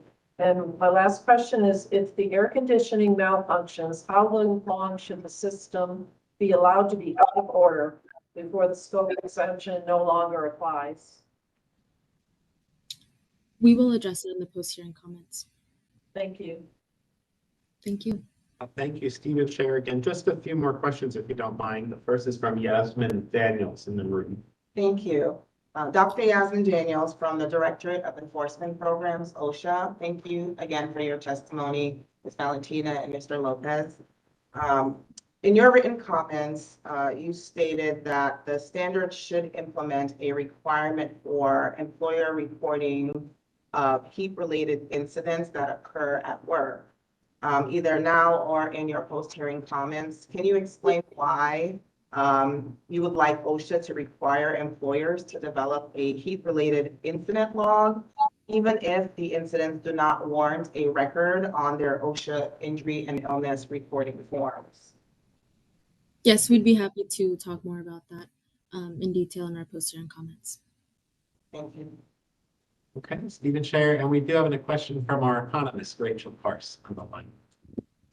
Hi, I just have one question about whether you have any data or information on the percentage of your members that are working in environments that have heat, such as those working outdoors, those working in facilities with inadequate climate control, and those working indoor with some type of radiant heat source, um, either with or without climate control. So if you have that information and can share it in post-hearing comments, we would appreciate it. Thank you. Thank you. Yes, we will provide you with that data in the post-hearing comments. Thank you, Stephen Chair. Our final question from the OSHA panel will be from Zoe Petropoulos. Hi, Mr. Lopez mentioned in his, this is Zoe Petropoulos with the Director of Standards and Guidance. Mr. Lopez mentioned in his testimony that he's witnessed colleagues passing out or collapsing on the job. And I was wondering if you can share now or in post-hearing comments, the frequency with which you've observed this, and for instance, like how often does it happen and among how many coworkers? And I'm also interested if you could share any details now in post-hearing comments, what typically happens in these scenarios? Is there some sort of response from management or coworkers to cool workers or respond to these workers? And if so, what does that response look like typically? And for those questions, we'd be interested in experiences of the broader UFCW membership, not just Mr. Lopez record. Thank you, Ms. Petropoulos, for that question. Rigo, if you have anything to share about the frequency of people passing out in your plant, that would be great. If not, I am absolutely happy to do more walkthroughs, talk to members, and talk about the frequency of these events, because it really is, they're very serious, and it's a testament to how ineffective the heat action plans are in these plants, if there are any in place. Yeah, so I'd like to talk about it. It usually happens every summer. So probably maximum of 5 people. Or this last week, somebody fainted on the work and had to leave work. So it all depends on the heat and the humidity of the workplace. Thank you, Rigo. And like I said, I'm going to provide more insight from other member experiences in the post-hearing comments. Thank you. That's it for me. Stephen Chair, again, thank you again to Ms. Valentina and Mr. Lopez for your testimony and for answering our questions. Your Honor, that concludes the questions from OSHA. Any questions from the solicitor? Daniel Machulla for the Solicitor's Office. In your written comment, you address the need for anti-retaliations provisions. I was wondering, what have your members' experiences been communicating about heat-related hazards and injuries to management, and what the responses have been? You're welcome to do this in the post-hearing comment. Yes, we will do so in the post-hearing comments. Thank you. Are there any other questions for these witnesses? Yes, Your Honor, we have one from Ms. Shrestha. Please state your name for the record. Hello, my name is Trista. I'm with the AFL-CIO. First off, thank you to Mr. Lopez and Ms. Valentina for testimony. I have several questions. This will probably be more towards Mr. Lopez, but of course, Valentina can answer as well. That'd be great. Number one, Mr. Lopez, you in your testimony mentioned the ruling heat conditions you work under. I was wondering if workers have access to clean water in your plant. What does management do in your plant to protect you? And No, we don't. We don't have access to clear water. okay. And then you also mentioned a lack of, this is Ayusa Shrestha from the AFL-CIO. You mentioned a lack of fans in your plants. Do you have a properly functioning AC or cooling system in your plant at all right now? What does that look like right now for your? The only AC cooling that we have is the ones that working. It's for the USDA. For the rest of us, of the workers, they don't work. Then they don't shove. They don't give us any cool breeze or nothing at all. And on the fans, there's some people that are missing fans, and they don't even get the air that they need. Okay, and thank you for that answer. And then lastly, can you talk about how your coworkers with health complications deal with the heat at work? Are they disproportionately affected? Yes, mostly of my coworkers, they have diabetes or high blood pressure or certain health issues, and the heat affects them a lot. So all they need is clear drinking water, fans, and take breaks. Thank you so much. That concludes my questioning. Thank you to both You're of you. welcome. All right. Thank you very much for your testimony, and we'll look forward to your post-hearing comments. Thank you. Thank you. The next speaker is Lauren Williams. Please state your name and affiliation for the record. My name is Lauren Williams, and I serve as Vice President of Government Relations for the National Association of Wholesaler Distributors. All right, ma'am, you can go ahead, please. Thank you. To start, I just wanted to thank you for holding the hearing, and we appreciate you taking the time to listen to our testimony. NAW is the national voice of wholesale distribution, an association comprised of employers of all sizes in national, regional, state, and local wine trade associations that employs over 6 million workers in the United States. Ensuring safety is always paramount to our industry, and we share in OSHA's mission to protect workers. We agree that heat can pose risks to workers in a range of workplaces around the country, and employers should protect workers from excessive heat. We have significant concerns with the inflexible one-size-fits-all rulemaking that was proposed. NAW has provided robust comments on the proposed rule outlining these concerns. For example, wholesaler distributors operate warehouses throughout the country. Some employers operating warehouses maintain climate-controlled workplaces. Many have voluntarily implemented heat illness prevention plans. Although the specifics of these plans vary, the variance is attributable to the fact that warehouses store a wide range of products, many of which require distinct considerations. For instance, some products, such as over-the-counter drugs and food products, necessitate temperature-controlled conditions, while others do not. In many instances, it is impractical to provide air conditioning in warehouses. Instead, our members use large open garage doors and fans to help regulate the temperature within their facilities. The proposed standard is overly broad, covering all employers in all industries in all regions of the country, and therefore it fails to distinguish between the numerous workplaces it seeks to regulate. This is likely why workplace safety regulators in California, Colorado, Oregon, and Washington have drawn distinctions between indoor and outdoor work when promulgating heat stress standards. OSHA held a small business advocacy review panel on the potential heat standard ahead of issuing a proposal. Unfortunately, the agency did not take seriously the concerns that were outlined in the report. OSHA heeded these recommendations and may have rightly concluded that a one-size-fits-all heat standard is unworkable. The scope and application of the proposed rule before us today demonstrates how impractical it is and the inflexible nature fails to distinguish between workplaces. For example, a provision that causes concern for employers is the mandatory rest break requirements. Members take important steps to ensure that their employees are protected from excessive heat in the workplace, such as providing employees immediate access to air-conditioned break rooms and cool drinking water. Members know and understand from experience that properly ensure their employee safety by allowing needed breaks while at the same time maintaining continuity of their business operations. However, OSHA's proposal that requires 15-minute breaks at least every 2 hours creates significant operational challenges. In a warehouse environment, you have trucks coming in and out to unload and load products at different times. Members stagger planned breaks to account for necessary production timing and other workplace duties. Unfortunately, the inflexibility of the proposed standard does not allow employers, especially those operating larger facilities, to account for and manage employee heat breaks while minimizing impacts to production. Another provision in the rulemaking I want to focus on is the heat safety coordinator, given the many questions our members have.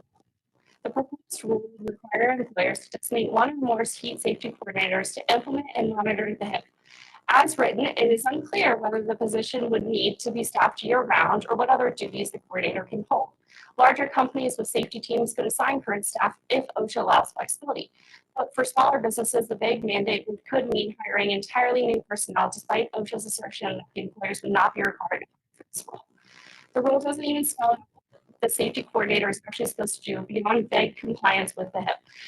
OSHA's failure to define this role or factor in the real costs of hiring, training, and keeping these coordinators is just one of the many reasons this rule should be withdrawn.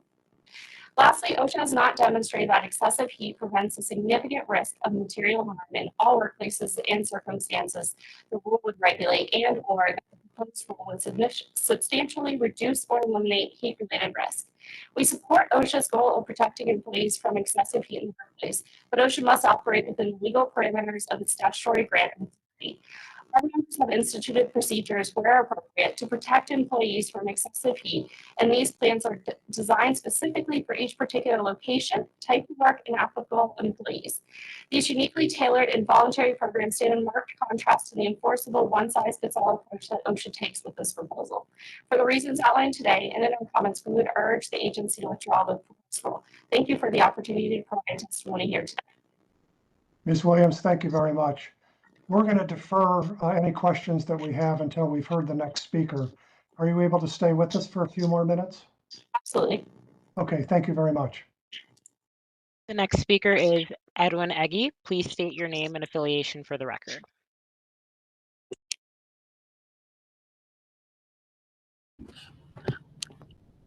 Yeah, thank you. My name is Edwin Iggy, and I am Vice President of Labor and Employment Relations at the National Retail Federation. Go ahead, please. Thank you, sir. And thank you, Your Honor, and thank you to the folks at the Occupational Safety and Health Administration.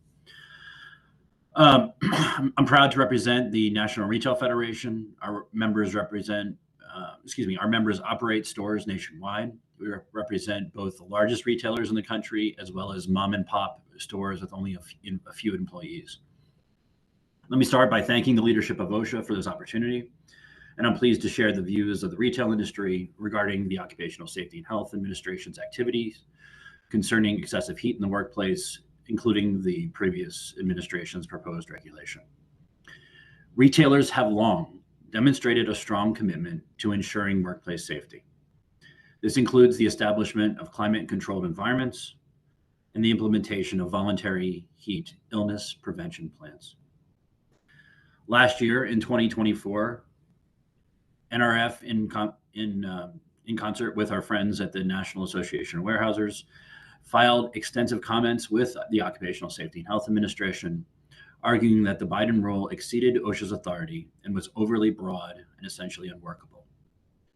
NRF will continue to assert that OSHA has not provided sufficient evidence to demonstrate that excessive heat constitutes a significant risk in the workplace. The proposed rule seeks to regulate what they consider to be a hazard, but is really a non-occupational hazard. OSHA has failed to demonstrate that heat possesses a significant risk to all employees covered by the standard, considering the wide range of individual health factors that contribute to potential heat-related illnesses or injuries. Unfortunately, there is a long history here of failed past OSHA rulemakings that are simply too broad and too burdensome and too unworkable to effectuate. This includes the ergonomic regulation from the late 1990s and the COVID vaccine mandate from a few years ago. We do not want to see OSHA institute another one-size-fits-all approach that would be detrimental to the economy, to employers, and to essentially everyone covered by the rule. The proposed regulations standardize methodologies and practical given the diverse risks associated with excessive heat, which vary based on industry, geographical location, and the health conditions of individual workers. As I mentioned earlier, retailers across the country have already implemented significant specific heat illness prevention plans. Each of these plans are particular to the nature of the workplace, and these programs better account for the nuances of individual workplaces. These programs would be undermined by the rigidity of the proposed rule. The proposed rule's implementation would be challenging and costly for NRF members, requiring significant adjustments to existing operations. Some requirements, including extensive temperature monitoring and record keeping, these requirements lack clarity, they're intrusive, and simply don't align with business realities. The costs related to these requirements are neither reasonable nor justified, particularly considering existing general duty clause obligations. OSHA should further reconsider its approach, given the Supreme Court's decision in Loper Bright. As you know, that decision requires agencies to thoroughly consider the impact on the entire regulated community. In closing, if OSHA decides to move forward with a rule, NRF remains committed to supporting a rule that is feasible, flexible, and performance-oriented. NRF looks forward to working with our friends over at the Occupational Safety and Health Administration to effectuate such a rule. Thank you, and I thank you for the time and the opportunity to testify today. Thank you. Questions from the OSHA room, either for Ms. Williams or Mr. Iggy? Yes, Your Honor, we do have some questions. Thank you, Ms. Williams and Mr. Iggy, for your testimony. I'm Stephen Shayer from OSHA. I just wanted to follow up, Mr. Iggy, on something you just said, that the proposed rule would undermine existing heat-related safety programs that your members have, and your members already have taken proactive steps to protect their workers. Could you please describe the steps that your members currently take and why you think the proposed rule would undermine them? Yeah, again, as I mentioned, and we articulated this at length in our written testimony, we feel like those plans are tailored to each individual workplace. And given the importance of this issue for our membership, I'm happy to follow up further in writing. Okay, thank you. And if possible, if any of your members are willing to share some of their plans in the post-hearing, I think that would help us to better understand, where there's overlap and whatnot as well. Yes, sir. Okay, thank you very much. Now I'd like to turn, actually, I have one more question, sorry. Yes, this is on the scope of the rule. In your comments, you discussed some concerns with the proposed exemption of short duration employee exposures at or above the initial heat trigger of 15 minutes or less in any 60-minute period. So just wondering if you could explain now or in your post-comment how this proposed exemption could be more flexible, or how you'd propose it be changed to better address your concerns. Yeah, and I'm happy to defer to my friend from the National Association of Warehousers. I would say, for most retailers, I think we were thinking about, and we can articulate this further in writing, I think we were thinking about the employee who spends the vast majority of the day indoors and then maybe has to pop out to serve as a customer in the parking lot or serve as a customer in the lawn and garden area, that kind of thing. That's what we were thinking about. But exactly how you approach that, and again, I defer to Ms. Williams as well if she has any comments. But I think we can articulate that further going forward. Great. Thank you very much. Ms. Williams, did you have any comments? No, I think we're just happy to expand upon that point in post-hearing comments. Thank you. Okay, thank you. Now I'd like to turn to Zoe Petropoulos on the line. Hi, Zoe Petropoulos with Directorate of Standards and Guidance. I have two questions for you. In your written comment, you expressed concerns with the monitoring requirements in paragraph D of the proposal. Can you provide details or examples on how member employers currently monitor temperature or heat index at work sites? Yeah, I think they would, and I again defer to Ms. Williams as well. But I think there's a variety of approaches there, and I prefer to articulate them in writing. Yeah, I would agree with that. I think we'll answer the post-hearing comments. I would just note, obviously, there are some standards already set in some of the states that our members are complying with, so we'll be free to provide additional detail there. Got it. Actually, you just made me think of a question based on what you said. If you have any details or examples or any experiences from your member employers in those states about how they're complying with the rule and the rules in those states, we would be interested in more details you can share. Yeah, happy to provide additional details. I know there were some compliance issues with some of the states as well, so happy to kind of share their experience. Thank you. My other question was about emergency response and planning for emergencies. In your comment, you wrote that members already have emergency response plans in place and members already understand the need for advanced planning. But you also wrote that the proposed emergency response and planning provisions in the proposed rule provide challenges. And so we were wondering if you could provide some additional details as to what your member employers are already doing. So specifics from the plans that are already in place. And then also if you could share how the provision as proposed by OSHA could potentially be modified to be feasible for your member employers while also ensuring worker safety. Yes, ma'am. Happy to do so. And Lauren and I could actually write that one together in joint comments, if that's right with me. Additional comment. That's it for me. Thank you so much. Thank you, ma'am. Thank you, Stephen Chair. Again, now I'd like to turn to Brenda Finter in the room here. Morning, Brenda Finter, OSHA Director of Standards and Guidance. Just one question. How often are vehicles not equipped with AC? And what requirements for cooling areas should be put in place when a vehicle does not have AC? I guess I'll start. I think in general, from my understanding, store members, their vehicles are equipped with AC, but I would have to go back and kind of ask them some additional questions to provide you additional information there. So happy to answer that in post-hearing comment. Thank you. That's just my experience as well. Thank you. Okay, thank you. Stephen Chair again. I would like to turn to Tiffany Defoe. Hi, this is Tiffany Defoe, Director of Standards and Guidance, OSHA. So in the joint comments that were submitted earlier to the record, you recommended that OSHA should withdraw the proposed rule for reasons that included your concerns about the proposed rest break requirements, which you stated would not allow employers to appropriately manage rest breaks in their facilities.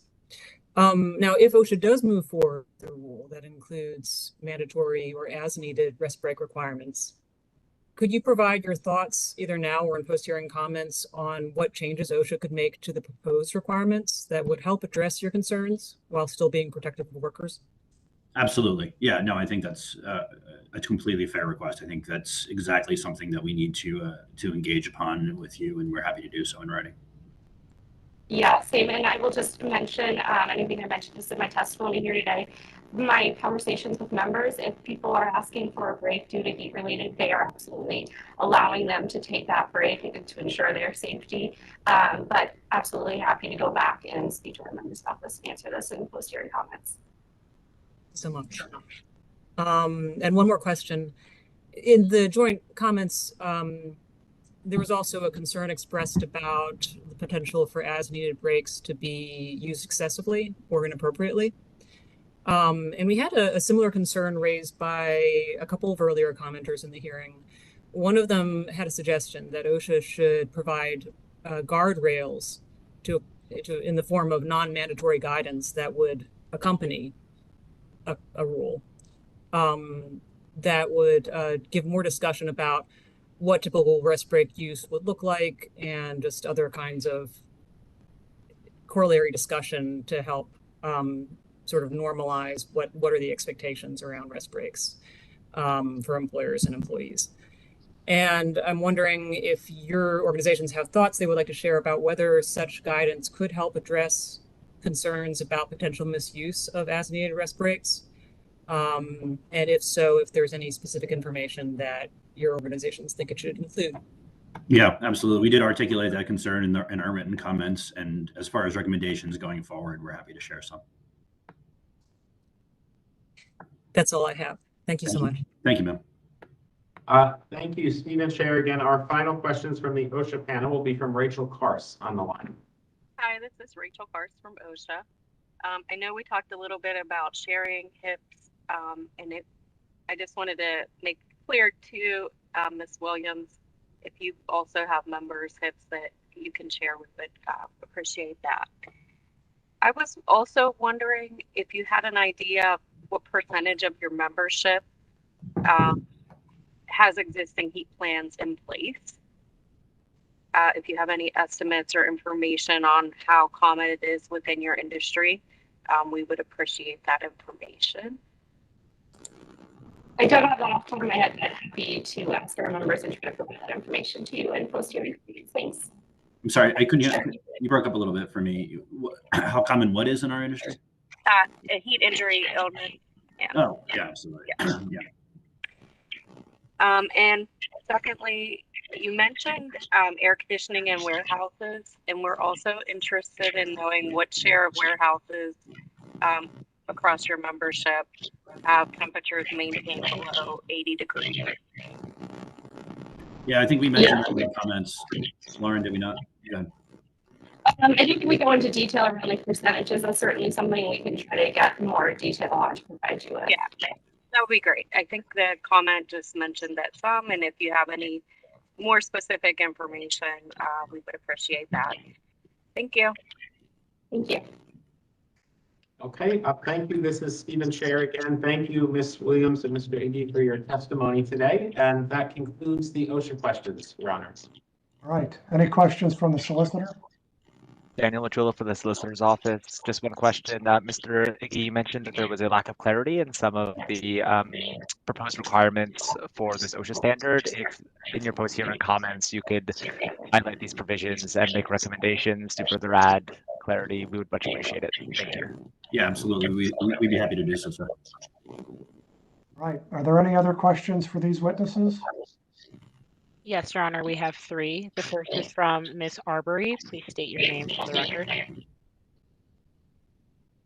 Hi, Shanae Arbery with the AFL-CIO. Go ahead, please. Oh, hi. My question is for either panelist, sort of following in the line of what Rachel Karst with OSHA just asked. When did your members first write their heat illness prevention plans? Do you have any idea when they formulated? I assume that happened at various times for various employers. Yeah, I don't have any specific information to share on that. And so in following that, how do your members update their heat illness prevention plans since they were first developed? I mean, that's something we can certainly kind of dive into more in our post-hearing comments, and we can talk to our membership about it. Great. And then do either of your entities ever evaluate the effectiveness of the heat illness and prevention plans? Of course. And how often? I mean, I think it depends on the employer, right? We represent thousands and thousands of businesses nationwide, from 2 and 3 person operations to massive employers. So it's hard for me to give a standard response to that answer to your question. That's all for me. Thanks, Your Honor. All right. Next question, please. Next question is from Ms. Valentina. Please state your name for the record. Victoria Valentina with the United Food Commercial Workers Union. Welcome back. Go ahead with your question, please. Thank you, Your Honor. My question is similar to the one that Ms. Karst asked, but you mentioned in your submitted comments that many of your member companies have implemented voluntary heat illness and injury prevention plans, and I was just wondering if you know the number and the percentage of your members that have voluntarily submitted these. Yeah, I think we've already discussed that. It's just we have such a broad membership. I can't possibly begin to give you numbers on these things. Okay. That is all from me. Next question, please. Next is from Ms. Sammy. Please state your name for the record. Hello, my name is Nicole Sammy, Senior Research Coordinator for United for Respect. How would workers be protected against retaliation for reporting hot conditions, the need for a break, or having a heat-related illness in the absence of the proposed heat standard? Sorry, could you repeat your question again? How would workers be protected against retaliation for reporting hot conditions, the need for a break or water, or for having a heat-related illness in the absence of the proposed heat standard? I mean, I think, and don't want to speak for Ms. Williams, but I'd say our members provide opportunities for employee engagement in a variety of different respects, and it again depends on the particular employer. Yeah, I would agree with that. And also, I would just note that the employee safety is number one in all these facilities and for and protecting their safety is very important. So they take any type of concern extremely seriously. Thank you. Thank you. Any other questions for these witnesses? Yes, Your Honor, we have one additional one from Mr. Lundgren. Mr. Lundergan, go ahead, please. Thank you, Your Honor. This is Bruce Lundgren with the Office of Advocacy at the U.S. Small Business Administration. Hi, Lauren and Ed. Good to see you both. And I apologize, I missed the beginning of your statement, so I had another obligation. But I wanted to ask you a two-part question. One is dealing with this issue of hybrid work environments. OSHA's rule really deals with indoor and outdoor work environments, but I understand from talking with both of you about the nature of your work sites and that employees are continually moving, changing job tasks, moving indoors, moving outdoors. So how should the rule include some kind of hybrid work environment? And then also the second part is about impracticality, infeasibility, or creating a greater hazard. Are there aspects of your workplace where the rule as proposed would be either infeasible or impractical or would create a greater hazard? Thank you. Yeah, let me take the first one and then I defer to my friend for the second one. I would say that, in the first one, and I articulated this to OSHA a minute ago, is we were thinking in terms of just, imagine a large hardware store where employees come and go from the lawn and garden section, for 2 minutes at a time, 5 minutes at a time, just very, very briefly. They leave the air conditioned environment and go outside. We feel like the proposed rule from the Biden administration didn't properly address the de minimis nature of that exposure to heat. And it's something that we certainly would be eager to work with the administration on going forward. Yeah, thank you, Bruce. I would agree. I think, your point is well taken, right? And we talked about this, I think, in our comments. There are a lot of positions in which, like, for example, a driver that may be in an air-conditioned cab, but then has to get out and help unload their load on truck. So there are a lot of circumstances in which the rule, kind of as I mentioned, is kind of this one-size-fits-all, and it really doesn't totally work for every environment, which makes compliance extremely difficult for an employer. So that is definitely something I think the administration should consider. And then regarding infeasibility and impractical things, I know I mentioned a couple today, and we're happy to kind of expand upon those examples in post-hearing comments. But there are certainly times where you can't just stop something as you're doing it because it may create a bigger safety concern for the worker themselves or the workers around them. So that is something that we can kind of expand upon those typical scenarios, but that is something that should be considered. Mr. Lundergan, you're muted. Thank you, Lauren. And this is Bruce Lundgren again. Ed, I wanted to ask you a follow-up. You talked about a de minimis, exception to the rule. There is a provision in there that says that it only kicks in if you've been exposed for more than 15 minutes in a 60-minute period.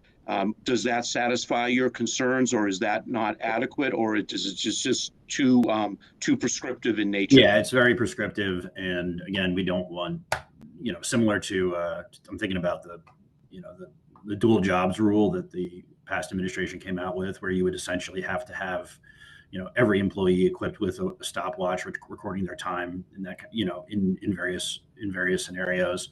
Again, that's just administratively burdensome. We're happy to work with the administration to find something that makes sense in that area. Okay, thank you both. I appreciate it. Thank you, Your Honor. Thank you. Any other questions for these witnesses? They are not, Your Honor. All right. Thanks very much for your testimony. We appreciate it. Thank you, guys. The next speaker is Jeffrey Atterbury. Please state your name and affiliation for the record. Good morning. I'm Jeff Atterbury, Senior Policy Advisor in Upstream at the American Petroleum Institute. Mr. Atterbury, go ahead, please. Thank you, sir. I'd like to first thank the Occupational Safety and Health Administration for the opportunity to speak at this morning's hearing. Today, I'm speaking on behalf of API's nearly 600 members who produce, process, distribute the majority of the nation's energy. In today's comments, I'll be reiterating API's position on whether a heat rule should exist at the federal level, how to regulate extreme heat at the federal level, in our opinion, and our high-level concerns pertaining to the proposed heat injury and illness prevention rule. API does not oppose the idea of federal regulation protecting our industry's workers from the dangers of extreme heat. Recognizing the grave significance of heat hazards in the workplace, we have made protecting workers against heat injury and illness a top priority.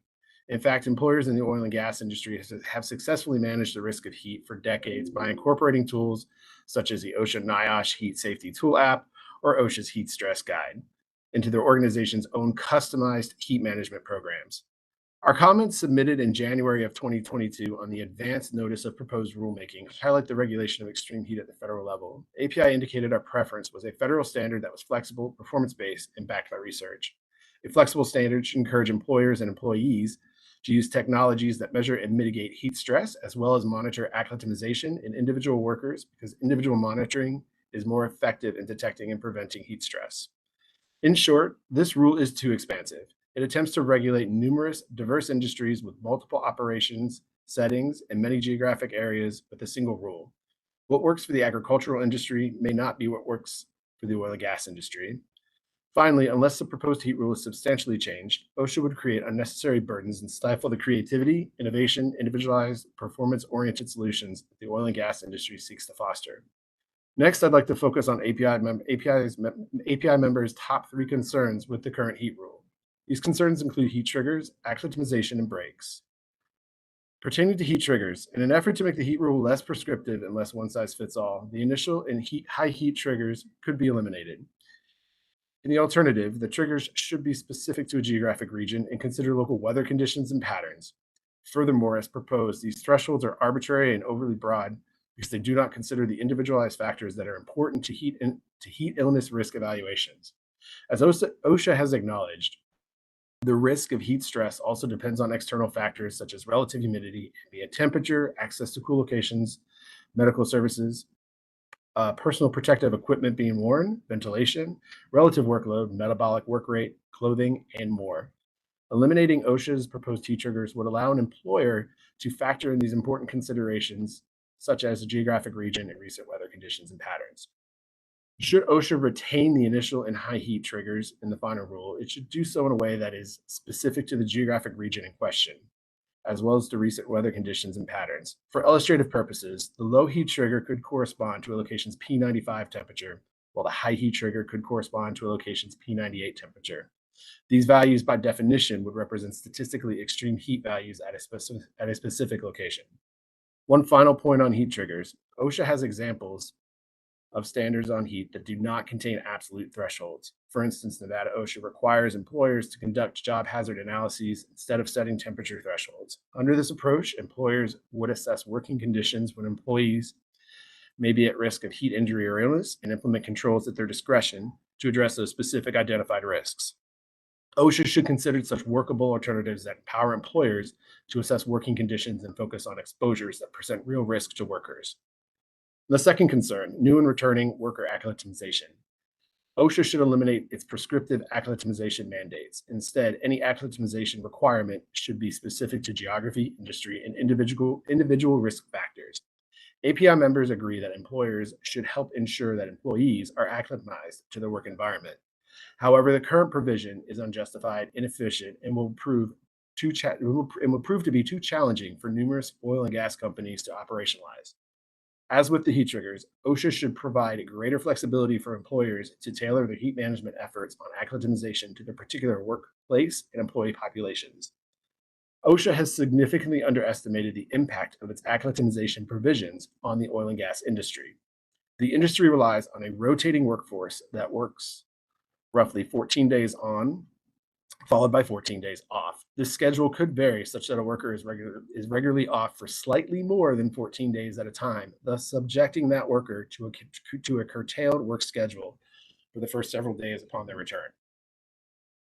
Beyond concerns related to inefficiencies, we foresee greater hazard to workers' safety if a significant portion of the workforce is acclimatizing under OSHA's proposed rule. More workers would be needed in small and safety-sensitive work environments, or alternatively, additional work burden would be spread to the remaining portion of the workforce that is not on the acclimatization plan. Many in the oil and gas industry work in limited settings, where more space cannot be made for more workers. The oil and gas industry understands the hazards associated with heat and has successfully managed them for decades with industry-tailored methods. OSHA should provide greater flexibility in its acclimatization provision for employers to adopt their heat management efforts to their particular worksite, operations, and worker population. Finally, OSHA's acclimatization provisions do not account for the fact that workers in different geographies will have different levels of baseline acclimatization to their environment. For example, a new worker in the Permian Basin who previously lived or worked in Texas might already be acclimatized to their work environment. Similarly, a worker who is away from work for more than 14 days may have been in an environment during those 14 days that mimics or is even hotter and more humid than their work environment.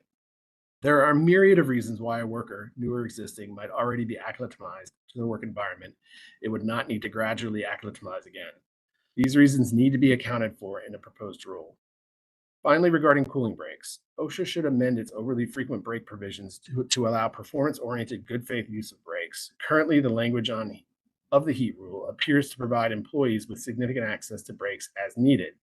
Instead of using this language, employers, in conjunction with labor force and any authorized bargaining representatives, should be provided the flexibility to determine when breaks will best suit their workforce and operations, especially as it pertains to well control and safety. Additionally, the heat rule should require employees to act in good faith in requesting and taking those breaks. As it stands, the heat rule would entitle a worker performing a job that requires low physical exertion to significant breaks if their work area is at a heat index of 80 degrees. So the initial heat threshold is triggered. But a worker performing a job that requires high physical exertion would not be entitled if their work area has a heat index of only 79 degrees. A more performance-oriented requirement would eliminate this paradox. At the very least, the rule should be revised to require workers to act in good faith in requesting breaks and acknowledge that employers will have to evaluate these requests based on current safety conditions at the time. In conclusion, these are the top 3 concerns API has with the current proposed heat rule. Our full comment letter contains additional points, as well as areas of the proposed rule flagged as ambiguous or inaccurate. API and its members stand ready to work with OSHA on a new rule or create our own standard that applies specifically to our industry and can be incorporated by reference. In the meantime, regardless of rulemaking, employers in the oil and gas industry will continue to manage heat-related risks in responsible, safety-focused ways for their operations. This concludes my remarks. Again, I'd like to thank OSHA for the opportunity to speak. Mr. Atterbury, thanks very much. Questions from the OSHA room? Yes, Your Honor. This is Stephen Shayer from OSHA. We do have some questions. Thank you, Mr. Atterbury, for your testimony, and we appreciate you proposing some alternatives. And if it's okay, I'd just like to ask some clarifying questions on the ones that you had about triggers. Sure. So in your testimony, you mentioned using the 95th percentile and 98th percentile temperatures as the triggers. One is the initial heat trigger, one is the high heat trigger. Or to account for local conditions and geography conditions or geographical considerations. I'm wondering, are you aware of employers who already take an approach like this at all? I am not, but I'm happy to take that question back to my members and follow up in post-hearing comments. Okay, great, thank you. And the second question was just about sort of the sources of this information. Wondering if you had any thoughts on what sources employers could use to find the 95th percentile or 98th percentile, or if you were thinking that they would kind of have to track the temperatures themselves and then calculate, on their own. I know I believe the rule references the option to use like the nearest National Weather Service weather gauge, and oftentimes that will have a historic level of data. I think that could be a reasonable source for trusted data information or weather information there. Okay, I see. Yeah, okay. And so just wondering if you think this would then be, I guess I'm just wondering about the feasibility for small employers, to do this, but we do appreciate the suggestion. Yeah. I understand. Thank you. Yeah. If you have any more thoughts on that, we'd appreciate it in post-hearing comments. Absolutely. I'll touch base with my members. Sure. Thank you. In the second, or in another alternative that you mentioned in your written comments, but not in the testimony, you had proposed actually two alternatives for absolute heat triggers. So saying that if OSHA were to keep them, it should either increase the triggers, and you suggested as an example, 85-degree heat index at the initial heat trigger and 100-degree heat index at the high heat trigger, or keep only the initial heat trigger and then make the remainder of the rule performance oriented. So just had some questions about both of these approaches. In the first one of setting triggers of 85 and 100 degrees heat index, do you have any evidence that you could point to that could be used for OSHA to justify these triggers? I'll need to follow up. I'll need to follow up in post-hearing comments, please. Okay, thank you. That would be very helpful if you can provide anything. On the second one, where you had suggested keeping the initial heat trigger, but then making the remainder of the rule performance-based, I'm just wondering if you could talk a little bit more about how you would envision that to work. For example, if OSHA were to take this approach, would the controls at the initial heat trigger in the proposed standard still apply? So these would essentially be the paragraph E controls that we had requirements at or above the initial heat trigger. And then, if I understand correctly, then employers would be required to determine when and how to implement controls at a high heat trigger that they determine. Is that how you kind of envision it working? I believe so, yeah. But again, I'd like to follow up and polish up that aspect in post-hearing comments, please. Sure, perfect. Yeah, any information you could provide on these alternatives would be very helpful. And I hope you don't mind the questions. We really appreciate you suggesting alternatives and would like to just get as much information, as much clarifying information about them as possible. Absolutely, we stand ready to support it. Absolutely. Okay, thank you, Mr. Atterbury. Now I'd like to turn to Jason Hammer. Hi, Jason Hammer with the Directorate of Standards and Guidance. Thank you for your testimony, Mr. Atterbury. I have a couple questions. My first question is related to acclimatization.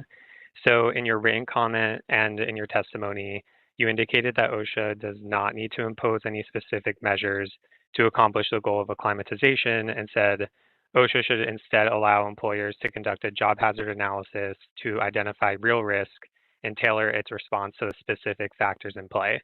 Can you either now or in post-hearing comments describe how this approach would help new and returning workers become acclimatized? I'm happy to follow up on that in post-hearing comments. Thank you. Great, thank you. And my second question is related to one of the proposed scope exemptions. So in your written comment, you referred to heat treater buildings, which meet the initial heat trigger. Can you further explain the conditions and processes inside these buildings and other indoor areas where workers are exposed to radiant heat sources, and just how employers are currently protecting workers from heat exposure in these areas? Yeah, could I follow up with my downstream refining folks and follow up in post-hearing comments? Thank you. Yep, thank you. That's it for me, Steve. Okay, thank you. Now I'd like to turn to Tiffany Defoe. Hi, this is Tiffany Defoe with the Directorate of Standards and Guidance, OSHA. Mr. Atterbury, first I want to echo Steve and expressing just thank you very much for providing your feedback on the topics that you have and my question area on rest breaks in particular. Yes. Sorry. So you had in your written comments, you had given some recommendations that any rest break requirements should be performance oriented.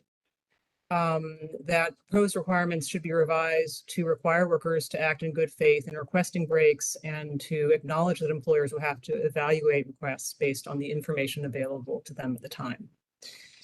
And to make sure that we're fully understanding your intent in the feedback that you're giving, I wonder if it would be possible to provide any specific changes to the language of the rule that you think would capture your intent. I think allowing the flexibility to account for conditions within the workplace. I'm thinking from a well-controlled safety standpoint. Like if, as an example, if I'm on a drilling rig and we're at a critical point where Mother Nature gives us a kick and there's a well-controlled issue and we meet up on our time of having to take a break, I think having the flexibility and having the having that option to say, hey, the well, for safety's sake, from a well-controlled standpoint, it's more important get that under control, I think that's the type of flexibility we're looking for. But again, I'm happy to polish that response up in post-hearing comments. Thank you very much. Yeah, sometimes we think we understand what a person is intending to say, and then if you provide the exact language that sort of represents what you're thinking of, that'll make sure that we understand correctly. Of course. And then also with reference to the performance-oriented aspect, if you have any thoughts about how performance should be evaluated when creating a performance-oriented standard for rest breaks, that would be appreciated. Okay, and I'm happy to follow up in post-hearing comments there as well. And then you had also in your comments talked about how employers in the oil and gas industry are already implementing processes to allow rest breaks on an as-needed basis or on work-fixed schedules to mitigate heat hazards.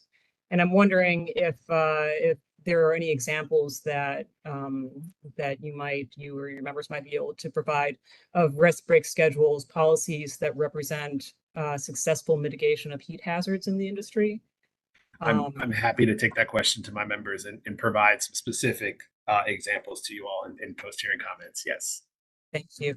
And just based on your testimony just now, any also examples of the job hazard analyses that you mentioned and how these are used to determine what appropriate measures are in a particular place?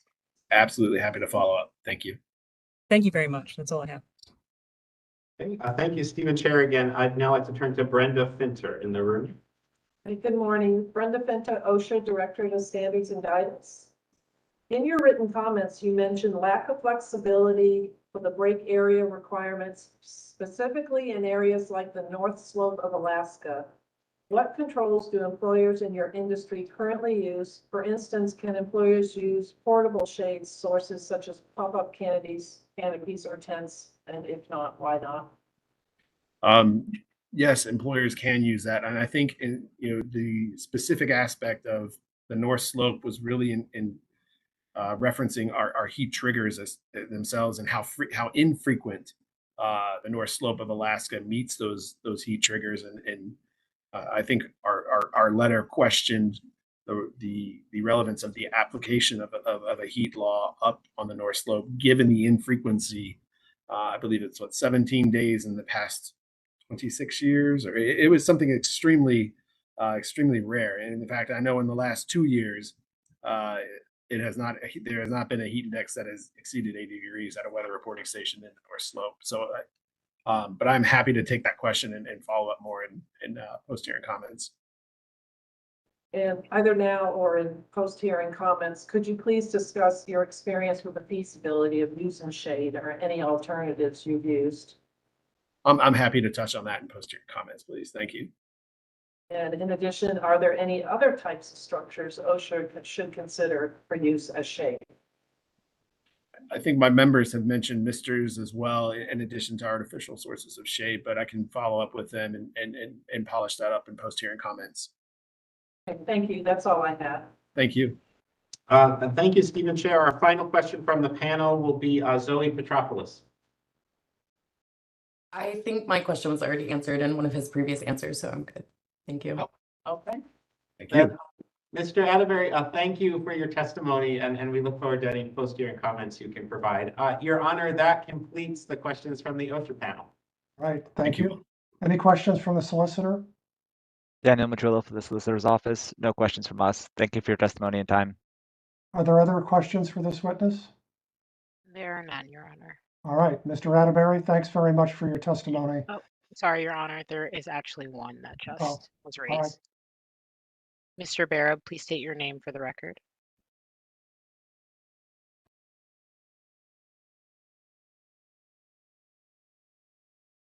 If you're speaking, we're not hearing you. I'm sorry, this is Jordan Barab. Is it my turn? Yes, it's your turn. Go ahead, please. Sorry, I was switching programs there. I missed my introduction. This is Jordan Barab. Thank you for your testimony, Mr. Atterbury. API, I'm sure the API Institute and members are well aware of the process safety management standard, which I think is OSHA's probably best known performance standard. And it's been very successful in that arena because, chemical plants and refineries are so complicated, so complex, of different sizes is impossible. It would be impossible to do any kind of specification standard for that. But along with that is a great deal of work that employers at these chemical facilities have to do to show that they are actually protecting workers. There's an enormous amount of documentation that has to be collected, an enormous amount of evaluation, analysis, and then oversight, reevaluation, possibly changing things. It's a lot of work, basically. I get the impression from those who are advocating for a performance-based standard in around heat that all they imagine is just being, well, you protect workers and you figure it out best, and that'll be the end of it. Can you relate, a little bit, describe the kind of work and the kind of evidence that you have to show OSHA or just to comply with the standard in order to be in compliance with the process safety management standard? Let me touch base with my downstream refining folks on that one and get back to you on and address that in posterior comments, please. Okay, thank you. Of course. All right. Any other questions for this witness? There are none, Your Honor. All right. Mr. Atterbury, again, thank you, and we look forward to getting your post-hearing comments. Absolutely. Thank you. Have a good day. It's 11:55 Eastern Time. Have we arrived at our lunch break? Yes, Your Honor. All right, so we'll be back at 1 o'clock Eastern, correct? All right, I'll see you then.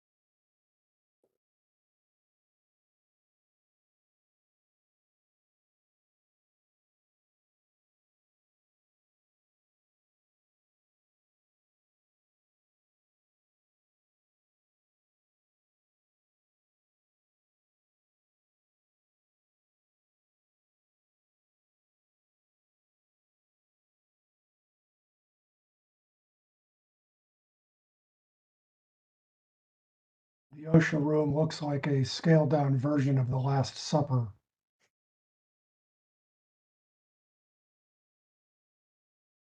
I just noticed. We don't have any snacks though, unfortunately.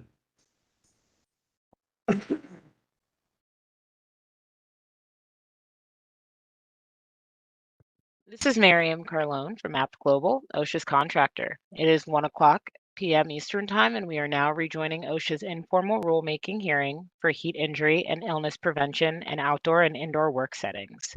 Before we begin, we'd like to go over some logistics for today's public hearing. As a reminder, all attendees are muted automatically.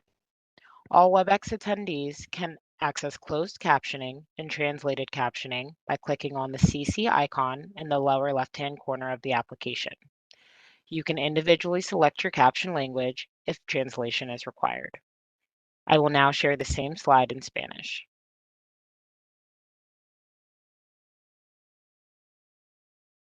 All YouTube viewers will have access to auto translation the day after the hearing.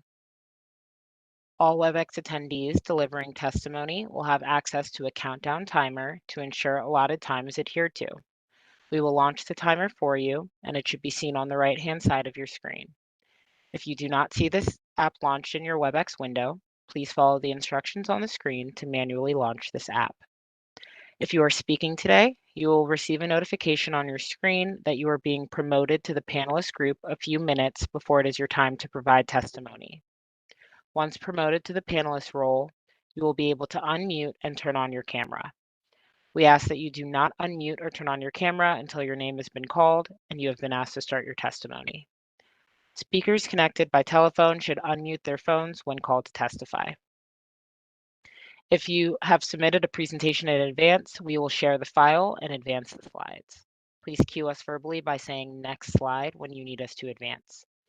Dependent on timing, there may be opportunity to ask questions of other speakers giving testimony. You may press the raise hand button at the bottom of the WebEx application to indicate that you have a question. If there is time, you will be called on by name and promoted to the panelist group to unmute and ask your question. If you are having any technical difficulties, please send an email with your name and phone number to public_hearing@abtassoc.com. Now we will continue with our public testimony. The expected speaking order is currently displayed on the screen. I will be introducing each speaker in turn. Please speak slowly and clearly so our court reporter can record these proceedings accurately.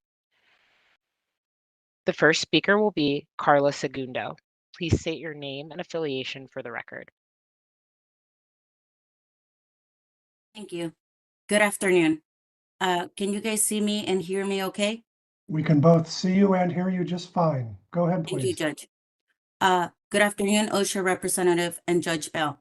I am Carla Segundo Martinez, Senior Manager of Government Relations at the National Association of Landscape Professionals, NALP. I manage various subjects that affect the lawn and landscape industry at the federal level, including OSHA. I also led the submission of our comments on the proposed standard for heat injury and heat illness prevention back in January. NALP is a national trade association representing an industry of more than 1 million landscape, lawn care, tree care, and irrigation professionals in the United States, Canada, and overseas. We are committed to advancing the industry and helping our members succeed through advocacy, education, networking, training, and professional development. Our members are all over the United States, and because of the variation of our members' locations, we believe this proposed rule is overly rigid, offering little flexibility for employers to determine the best way to protect workers from heat standards. The rule is universally applied across a huge geographic area where weather conditions are quite different and across multiple industries where there are varying work conditions. My remarks today will focus on concerns with the proposed standard, such as the heat index in correlation with the high heat threshold, mandatory breaks, and seasonal workers specifics, such as the H-2B workers program.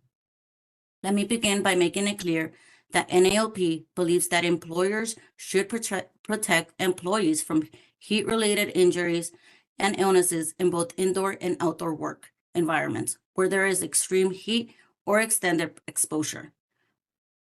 And let me just say how ironic it is that we are conducting this while we are facing one of the worst heat waves this year so far. However, OSHA's steps to address this issue and their current guidance throughout these proceedings suggest that OSHA's proposed standard is a one-size-fits-all approach. In regards to the heat index and mandatory breaks, the proposed standard does not account for differences in geographical workplaces, employee sensitivity to heat, nature of the job or task, or any of the other factors with determining how to protect employees from overexposure to heat. To state an obvious example, in the proposed rule, 90 degrees is the high heat threshold. It has different impacts in different locations. 90 degrees in Las Vegas, which is very desert-like, is not the same as 90 degrees in Houston, Portland, Chicago, or even here in DC.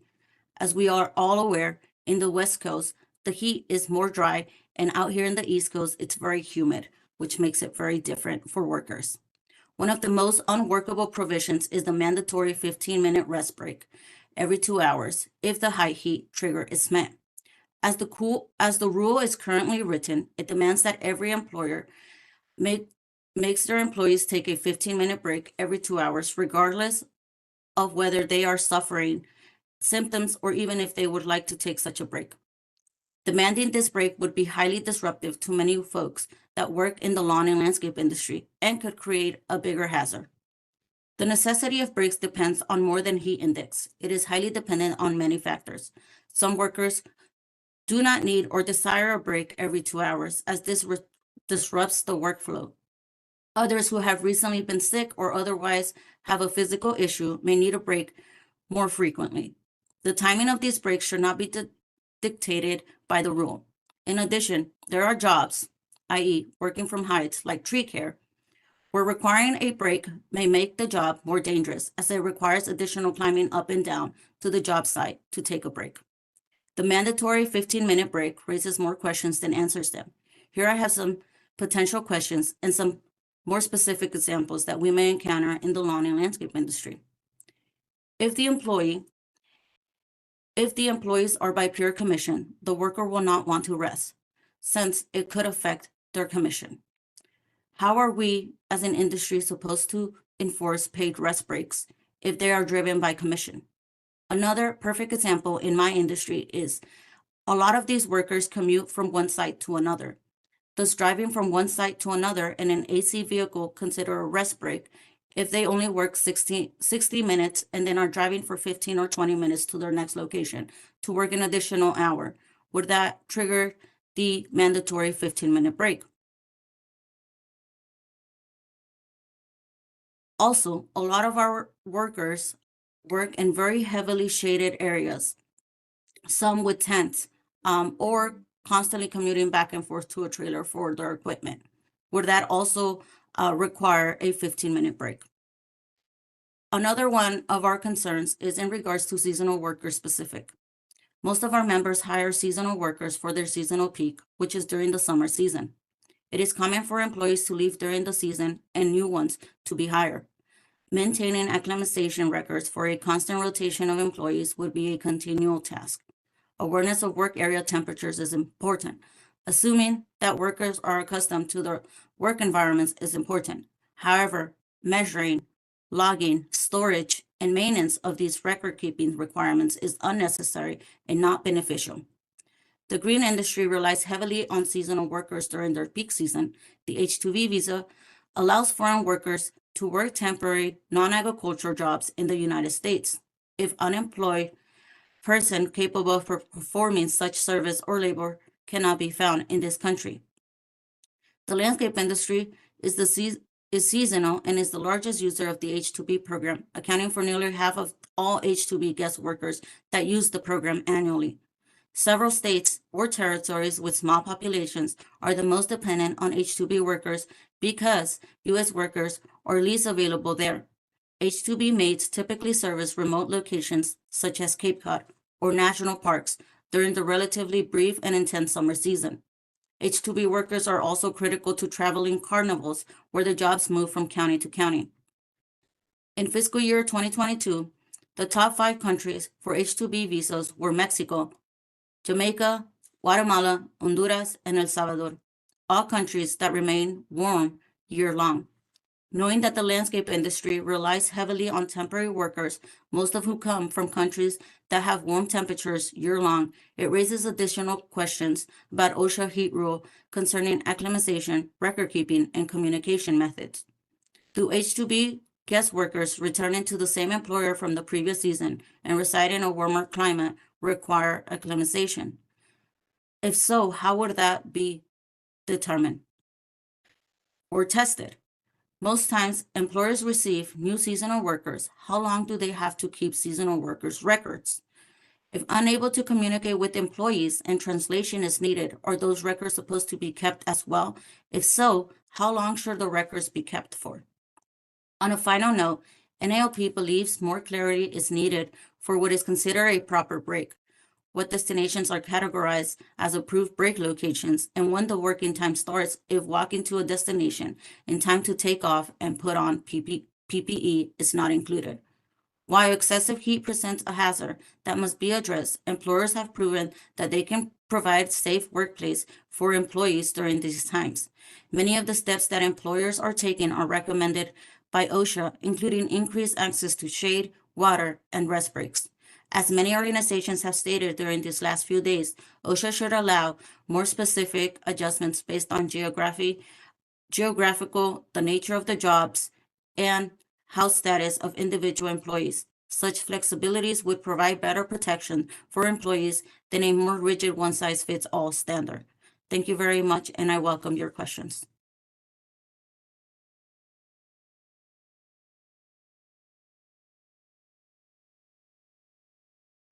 Sorry. Thank you for your testimony. Are there questions from the OSHA room? Yes, Your Honor, we do have a few questions. This is Jonathan Baer with OSHA. Thank you, Ms. Segundo, for your testimony. I have one question regarding record keeping for temperature records. And in the proposed rule, it does provide flexibility of maintaining temperature records for indoor work areas in a written form or electronically. Electronic monitoring devices are readily available on the market, are easy to use, and many have storage capacity to be able to retain records for the proposed 6 months. Was wondering, do you think using electronic monitoring devices would make it less burdensome for your members to comply with the proposed requirements? I agree. I think as far as I'm aware, anything that takes control over via phone, tablet, or anything in that matter makes it more doable for folks to utilize.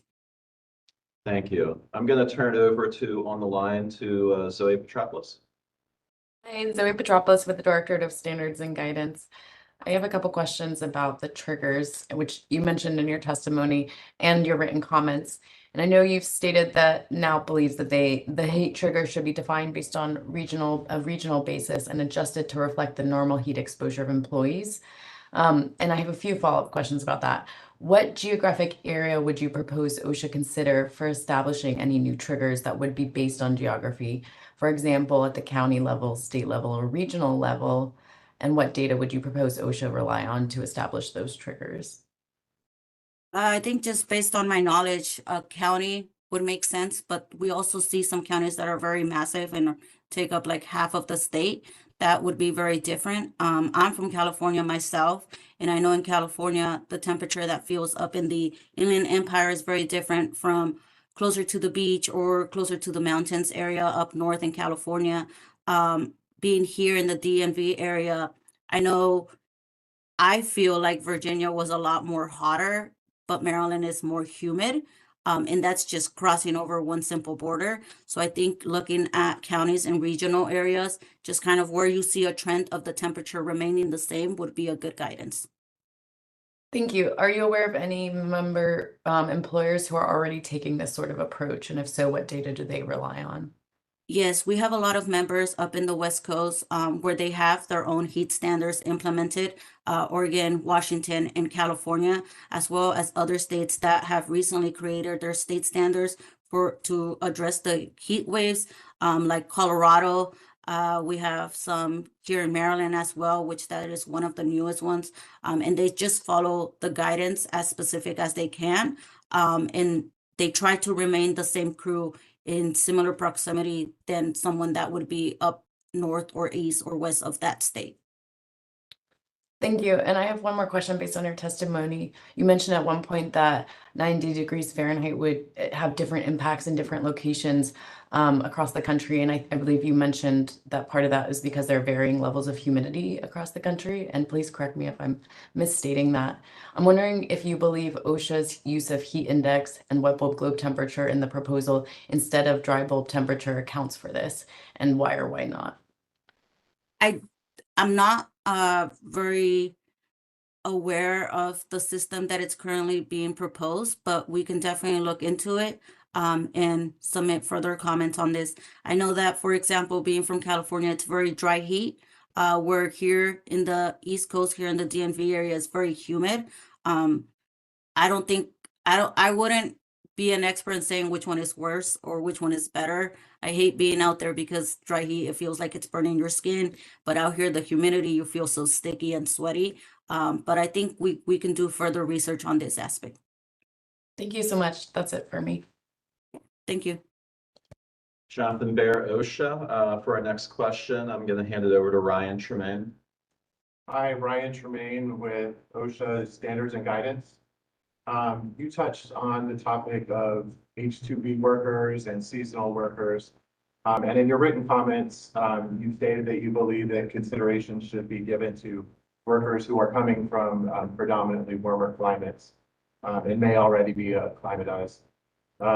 I was wondering, is there any specific evidence or methods that your members currently use to verify a worker's prior work experience or their prior heat exposure before they begin work?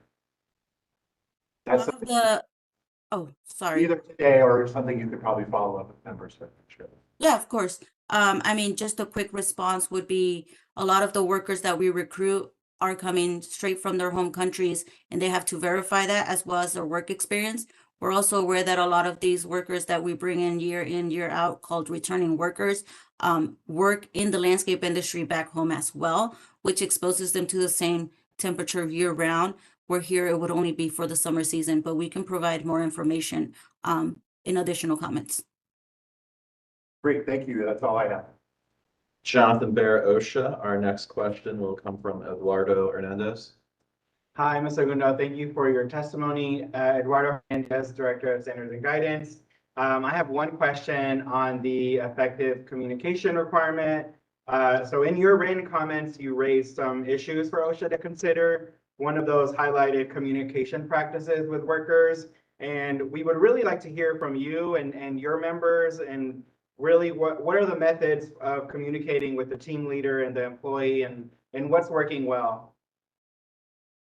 Yes, of course. So I think it's very key to note that a lot of our workers are Hispanic, coming from Central America or Mexico. So we do have translation in place as far as anything regarding OSHA, safe practices, heat standards, and communication. We try to pair them with a superior that either speaks Spanish or can have direct access to translation.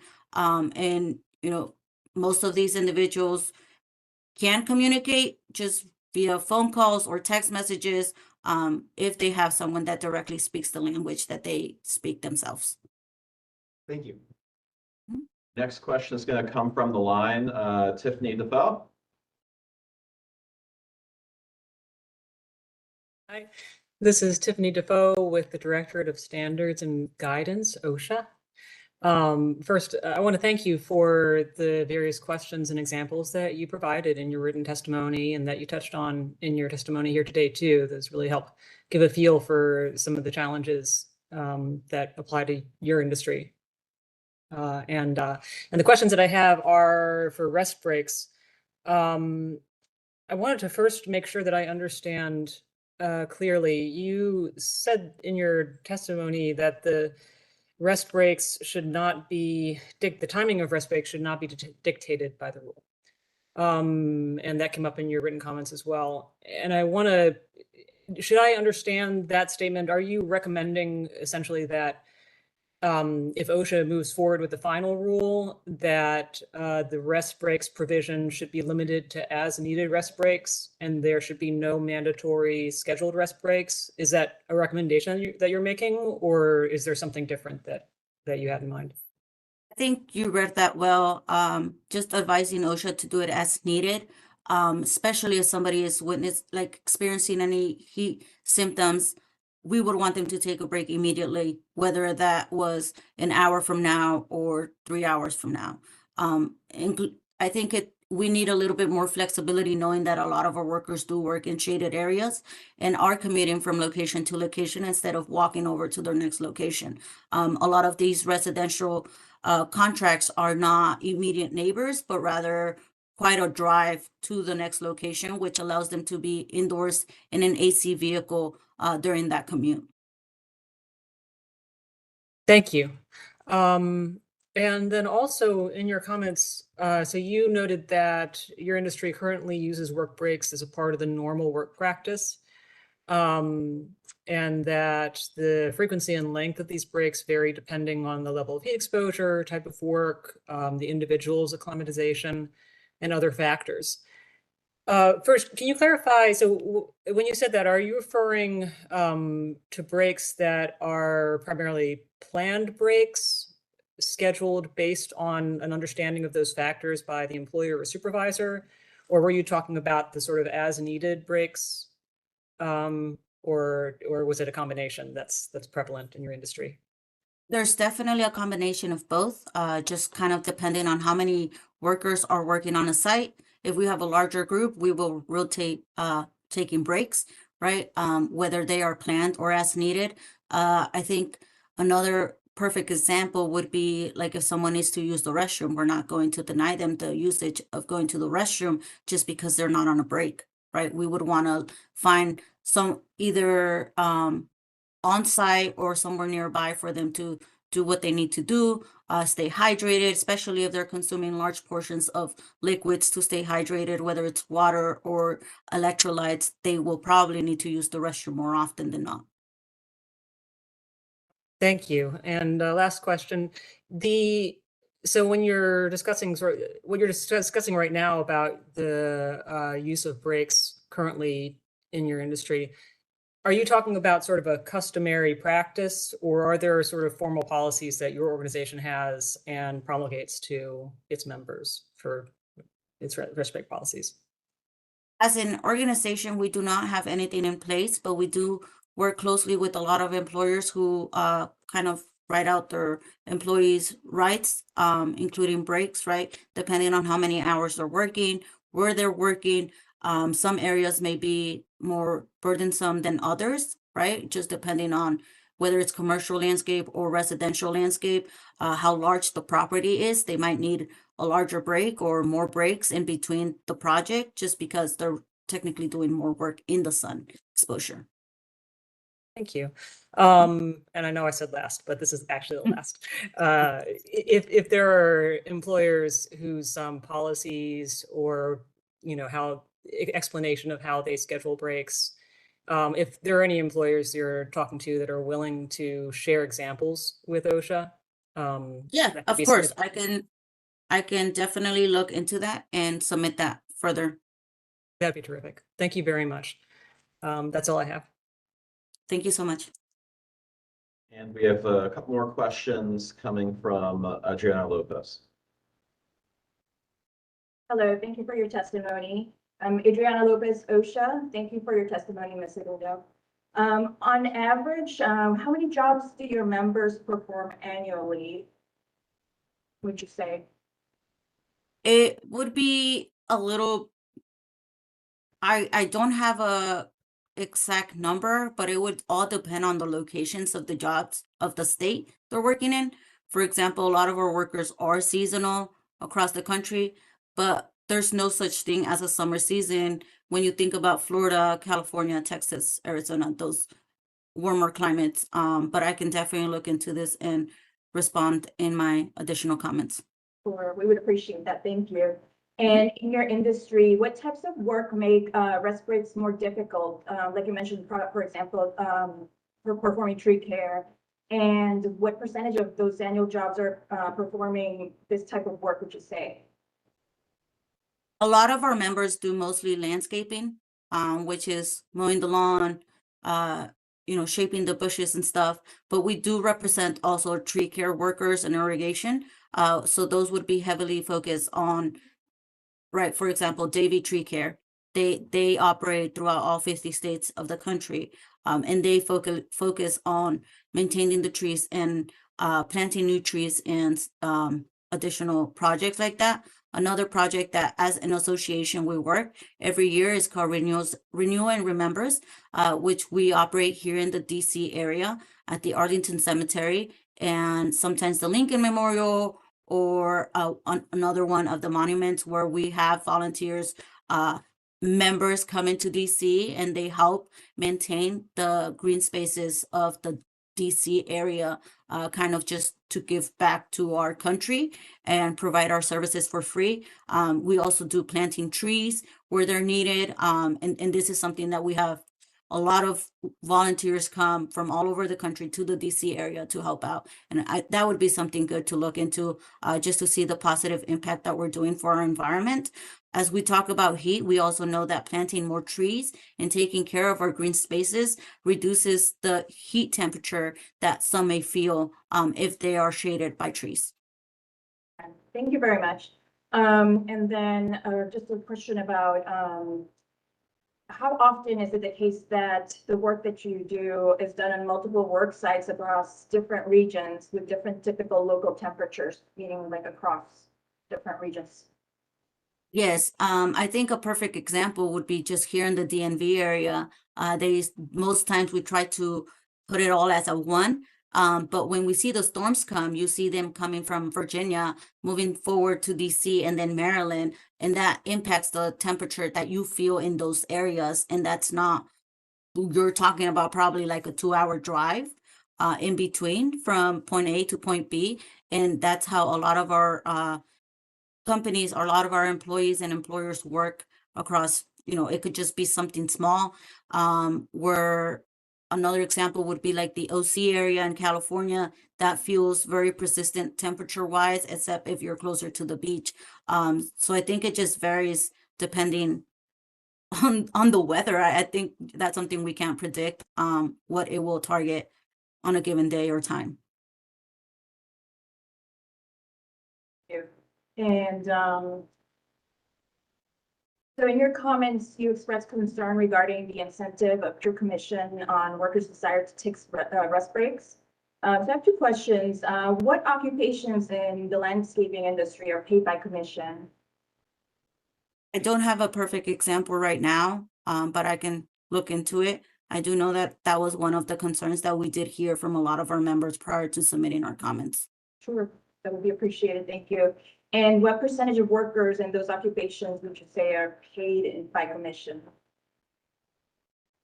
I wouldn't say it's a large sum, just off the top of my head, but I can look into it further. Thank you. Yeah, that would be very appreciated. You noted that while rest breaks are important, that you were concerned about the requirement for mandatory 15-minute rest breaks every 2 hours during high heat conditions. And you mentioned Washington State and Oregon. And we wanted to know, can you tell me what has your members' experience been with these mandatory rest breaks? I think it was something they did more like gradual rather than sudden. A lot of them copy like California. Also, when you talk about the heat and the heat wave that we're currently experiencing, something that's impacting all 50 states now, where in the past you've seen the West Coast be a little warmer and needed to implement, I would say, a little bit stricter regulations, but also kind of common sense solutions like these breaks when needed in those states.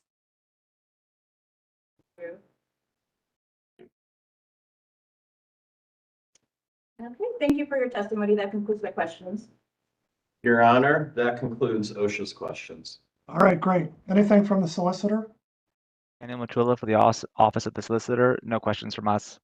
All right. Are there other questions for this witness? Yes, Your Honor, we have three. The first is from Mr. Parsons. Please state your name for the record. Good afternoon, Travis Parsons of the Labor Health and Safety Fund of North America. Can you hear me? And that's the first time using my video. I'm We testing. can't hear you. We can see you. Speak a little bit more slowly, please, but go ahead with your question. Thank you, Judge. So yeah, thank you for your testimony. I also live in the DC area, and especially during times like this, I really appreciate what all your members do. And we have a lot of members that overlap. My questions are, you mentioned that you have crews across the country, California, Oregon, Maryland, and Washington State. All those states have, rules, some almost 20 years and some more recent. Are you guys operating successfully in those states? Yes, we are, sir. And how are you complying with those rules? To the T. Okay. That's the only question I have. All right, thank you, sir. Thank you. Next question, please. Mr. Barab. Yeah, thank you. So, Ms. Rios, you mentioned that a lot of the workers in your industry are Latino. They're from countries with warm climates, and I think you basically said that they are better acclimatized than workers who are not from those countries or maybe from cooler states. Do you have any evidence that, say, a worker in Minnesota who's worked in a all right, so let me ask this. Do you have any evidence that a worker from, say, Central America who's working in an air-conditioned office is better acclimatized if they go to work in a construction site than a worker from Minnesota who's working in an air-conditioned office and goes to work in a construction site? No, I think those two would be very similar examples because they're both working indoors and then coming to the outdoors where they would need acclimatization. So no matter where someone's working in whatever, it's a southern state or a cooler northern state, or comes from Maine or comes from Guatemala, they are equally in need of acclimatization. If they're coming in from indoors work experience prior, yes, they would. But Okay. if they're working outdoors, it would be different, sir. Okay, thank you. That's my only question. All right, next question, please. Ms. Shrestha. Hello, thank you. This is Ayusa Shrestha from the AFL-CIO. I wanted to ask, we've heard powerful worker testimony throughout this hearing from outdoor migrant workers who have spoken up about the retaliations that they've faced from their employers over taking necessary breaks or trying to take necessary breaks. I'm specifically referring to testimony that we heard from Friday of last week by a lot of the farm worker groups. I wanted to ask, how long of a break do workers get? What is the mechanism that allows a worker to take breaks if you are operating under the take breaks as necessary model? And where do they get to take a break? What's provided at their break site? Just like I'm asking for the mechanism breakdown of how breaks are given to workers, especially migrant workers who are more vulnerable to dynamics in their workplaces. I do hear these concerns a lot over my time working with the landscape industry. I've been with them for over 4 years. As a Hispanic individual myself, I've come to really love this organization that cares about their members and being face to face with their members, hearing the stories about their H-2B workers who are coming from Central America, Mexico, and other countries from Latin origin. And I have not yet encountered any, I would say, bad actors. I know they exist. I know they exist in every industry, whether you're talking about the landscape industry, Congress, or any other organization, bad actors will always exist. However, our organization does not condone them. And we are very employer friendly as far as it goes. I know it exists. I just haven't come across anything like that in my organization. And we're very firm on that and how we treat our workers, especially knowing that a lot of them do require temporary workers that use the H-2B program. We're huge advocates for returning workers, which means that anyone who had utilized the program in the last 3 years would be able to come back without counting towards that cap. And a lot of these individuals do come back to their same employers, and they treat them like family. I know these bad actors exist out there throughout the country. I just haven't seen them in my industry yet. And when I host these town halls or smaller table, like round tables, to hear their feedback, we include the owners, the managers, and the lower level, including foreign workers, into our discussions. But we do not support any sort of retaliation. We think that if anyone needs a break, they should be able to have their break. I just don't have the breakdown of how they are determined depending on their company or anything like that. But I can get that further information. Thank you for that answer. That's all from me. I would love to read more about the breakdowns of the actual mechanisms in your post-hearing comments. Thank you. Do we have any more questions for Ms. Martinez? Yes, Your Honor, we have a final one from Mr. Lundgren. Mr. Lundgren. Thank you, Your Honor. Go ahead. And hi, Carlo. This is Bruce Lundgren from the Office of Advocacy at the U.S. Small Business Administration. And I wanted to thank your organization for your participation in the small business panel that we did on this rule back in 2023. I just wanted to ask you a question about the nature of your membership, and particularly the size and diversity of the companies that make up your membership. And I assume that you cover a broad array of members, from really small to larger. And then also the nature of the work sites. They're all different. They're constantly changing. Can you just talk a little bit more about that? Yes, of course. So we do represent and work closely with small members and large members. One of our largest members would be Yellowstone Landscape. They operate in about 13 different states and have many different companies throughout those states. We also have smaller members that may only work in certain areas of Washington or Oregon. And I can give you an example. We do an H-2B fly-in every year. Yellowstone, knowing that they operate in 13 states, they always bring us 4 representatives to talk about this issue. And then we have a smaller member who operates in Oregon, and he will meet with all of his elected officials just to kind of talk more about the need for seasonal workers. And they all have the same voice with us. I will still try to get them as many meetings as possible, and our agenda remains the same. Not just because you operate in more states, you have more privilege. Also, like I said, right, Oregon is more of a rainy state than California. Coming from California, I know growing up there, anytime it would rain, people would consider it a party and start recording. Oh my gosh, it's raining. Where here in Maryland, it rains all the time, and I'm not recording it, right? So it just sort of depends on where someone's coming, where someone's going, or where they've kind of like adjust to the climate in those areas. Okay, and just as a follow-up, so if OSHA was to look at, a lot of the small businesses are asking for a more flexible, less prescriptive standard. And if OSHA was to adopt something more akin to a performance standard where, they establish some broad parameters, how would you suggest OSHA go about enforcing something like that if it doesn't have like firm triggers, but is more flexible based on geography and types of activities, things like that? Yes, I think this is something we have worked closely with your organization as well in regards to smaller businesses, when talking about what would be considered a small business, right? If they have less people, they have less flexibility to check up on their employees, or they have to like get a contract done. They might not be able to check on every single one of them.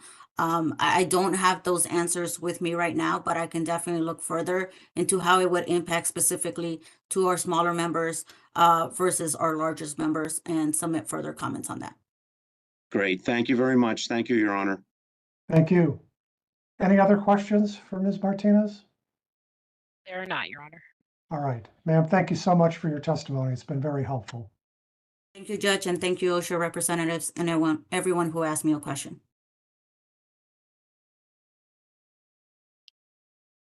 The next speaker is Lainey Reiner. Please state your name and affiliation for the record.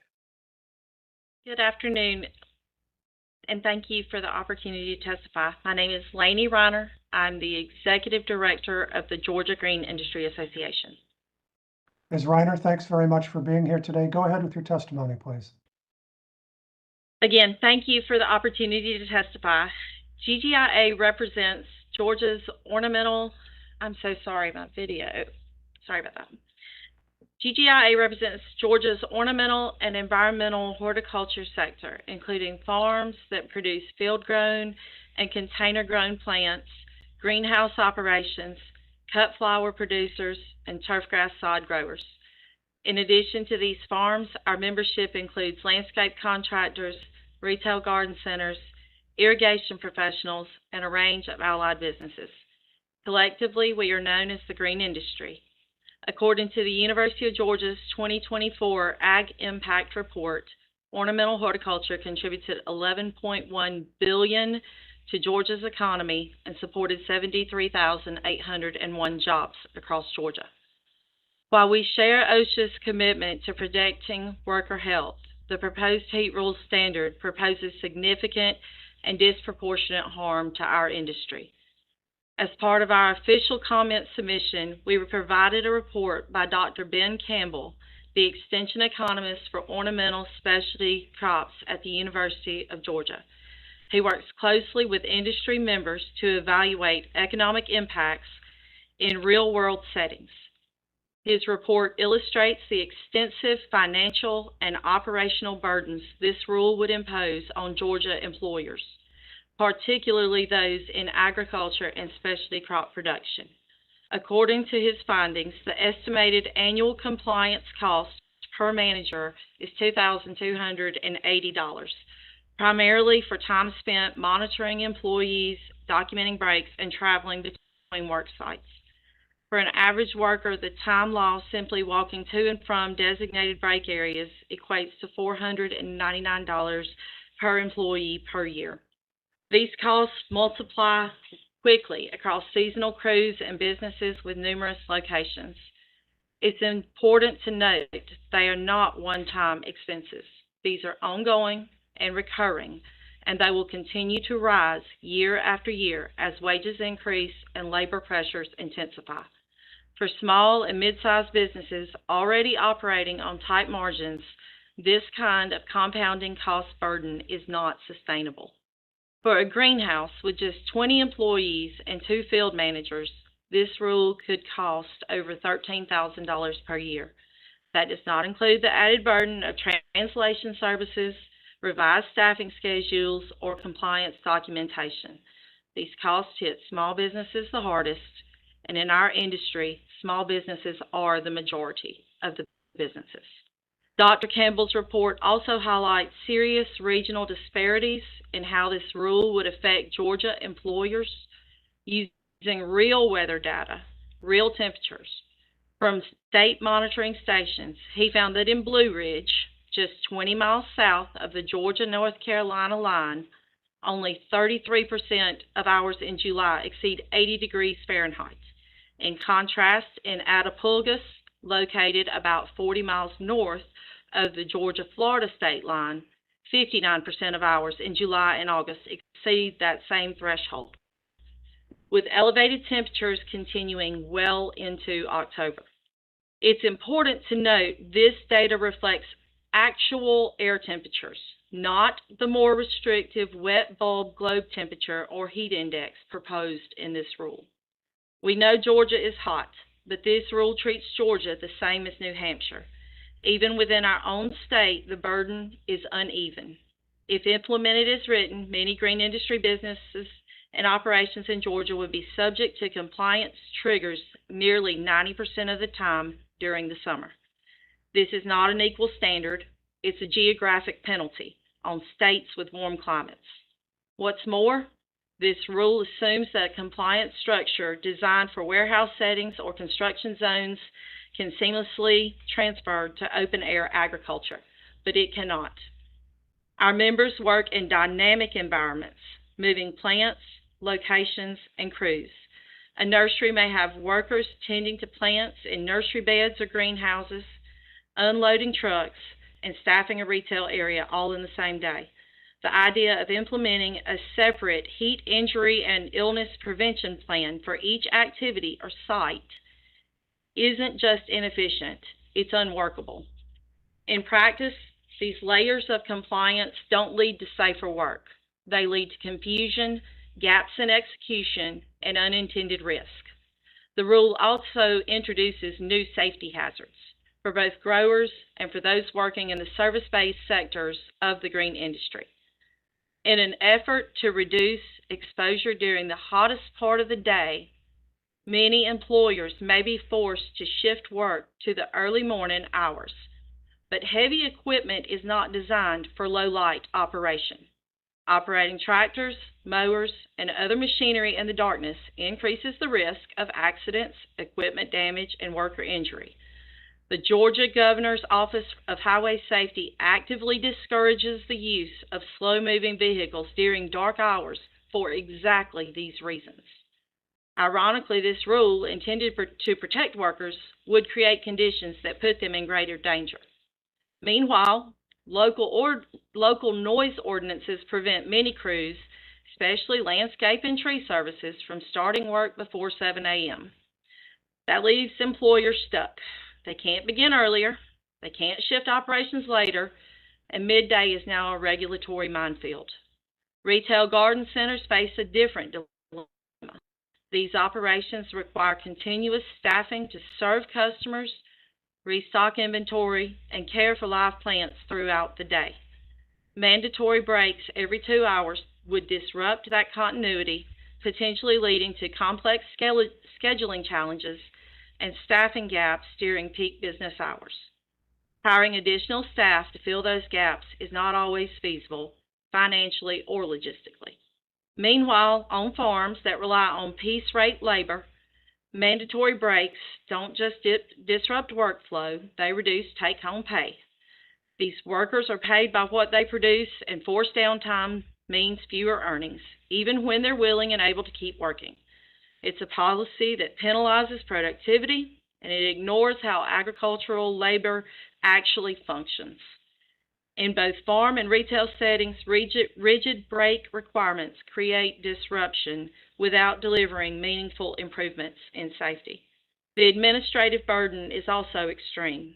Many businesses in our industry operate across multiple counties with crews that shift locations throughout the day.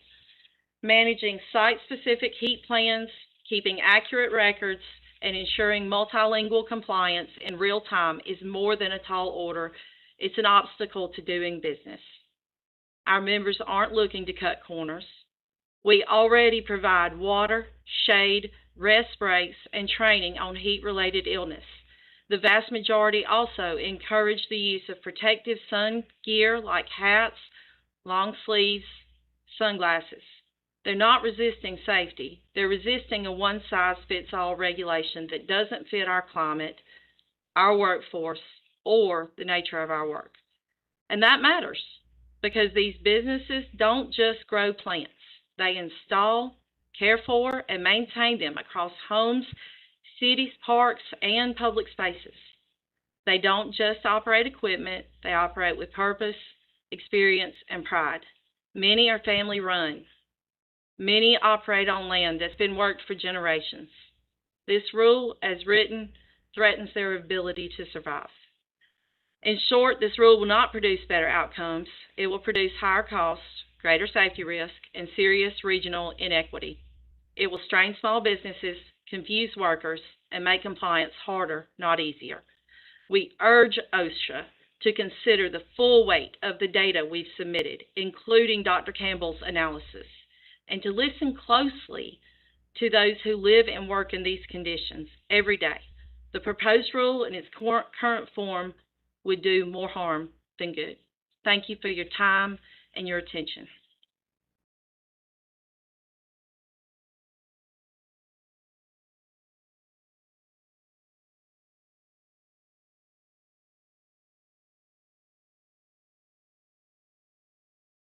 Sorry, I'm too effective with my mute button. Are there questions for Ms. Reiner from the OSHA room? Yes, Your Honor, we do have some questions. This is Jonathan Baer with OSHA. You mentioned, thank you very much for your testimony. You mentioned that within that testimony that the administrative burdens of the proposed rule were significant in your opinion. If OSHA provided templates for written heat injury and illness prevention plans and training materials for employers to use, do you think that would reduce part of the burden and costs for your member organizations? I do believe that would help in some cases, but the separate plan for each site, that's going to be very difficult to manage. I mean, it's particularly on the service-based side, which would be landscape, irrigation, tree care. They move to different job sites throughout the day, throughout the week, throughout the month, and they're going to have to develop plans for each of those locations the way this rule is written. So it would still be, even with a template, it would still be tremendously burdensome. With that in mind, do you think there's any alternatives that could be sought? For instance, what worksite characteristics would you suggest OSHA consider in determining whether a single HIPP can cover multiple work sites? I would love the opportunity to consult with my members before answering that, but I will be glad to get back to you with comments on that, just to make sure that I'm covering everything. We appreciate that. Thank you. I'd like to turn the questions over to Ryan Tremaine. Sure, this is Ryan Tremaine with OSHA Standards and Guidance. And I think I heard a bit of this in your testimony, and you mentioned that your members already provide, rest, water, shade, rest breaks, training. And I guess we would just be interested to hear more specifically what specific aspects. Again, I heard pieces of this in like the rigid rest breaks, maybe the record keeping, but OSHA would be interested to hear anything that you would have to pinpoint or spotlight that would create a significant more administrative burden beyond what you're already doing with the rest. I think I understand the question. If I don't, just stop me and rephrase it. But we do provide best practices for heat and injury. These are highly skilled workers, and they are hard to come by. And we have to use federal programs like H-2A and H-2B to even fill the gap. We value these workers. We want to keep them safe. We focus on best management practices. We train for them to recognize heat injury. It's just the regulation mandating a one-size-fits-all for every single person. It's not something that really even, it's unfathomable for this industry and the way it works, particularly with the diversity of it and how each job site, each specific job within this industry, the way each of them run. So we would be more focused, and we are now, but we would be much more supportive of best management practices and making sure that our people are taken care of and managing that on site, on farm, on location by ourselves, handling it, which we work hard within our industry to do. Thank you very much. That's all I have. Jonathan Baer, OSHA. On the line, we have Tiffany Defoe.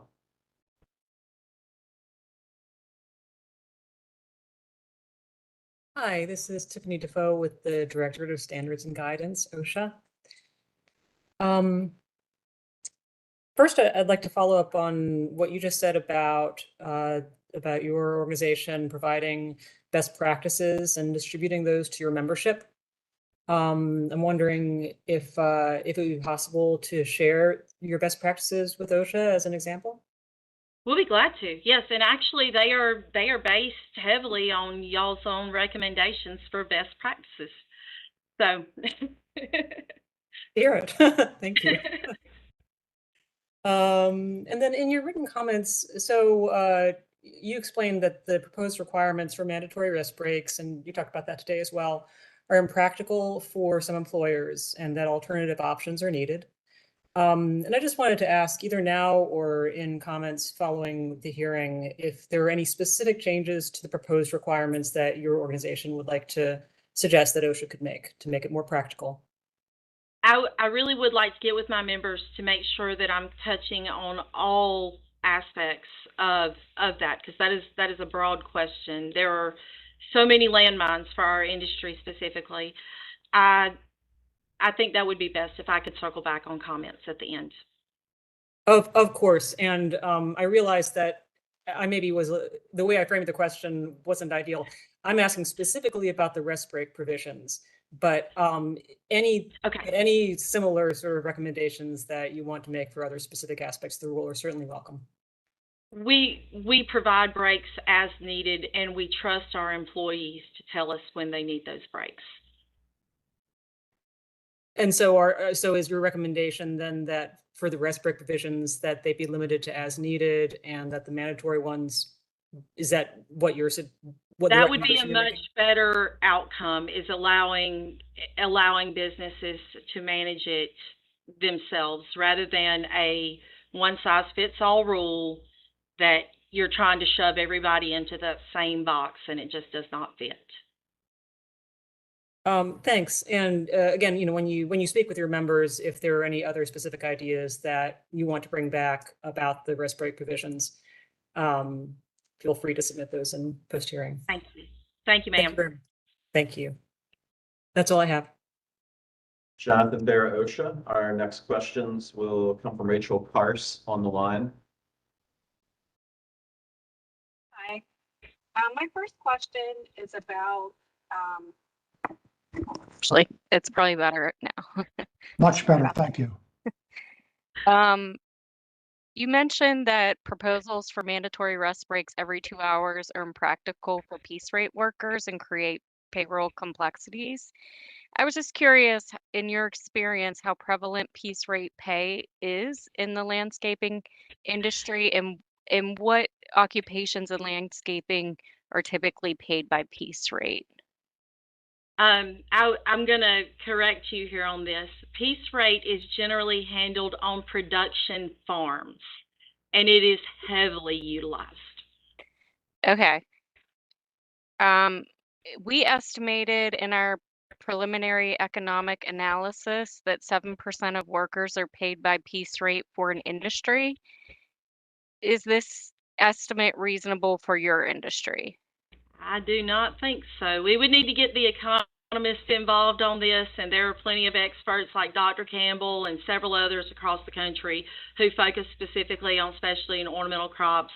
I would lean into their expertise there, but I do believe that 7% is grossly underestimated. Okay.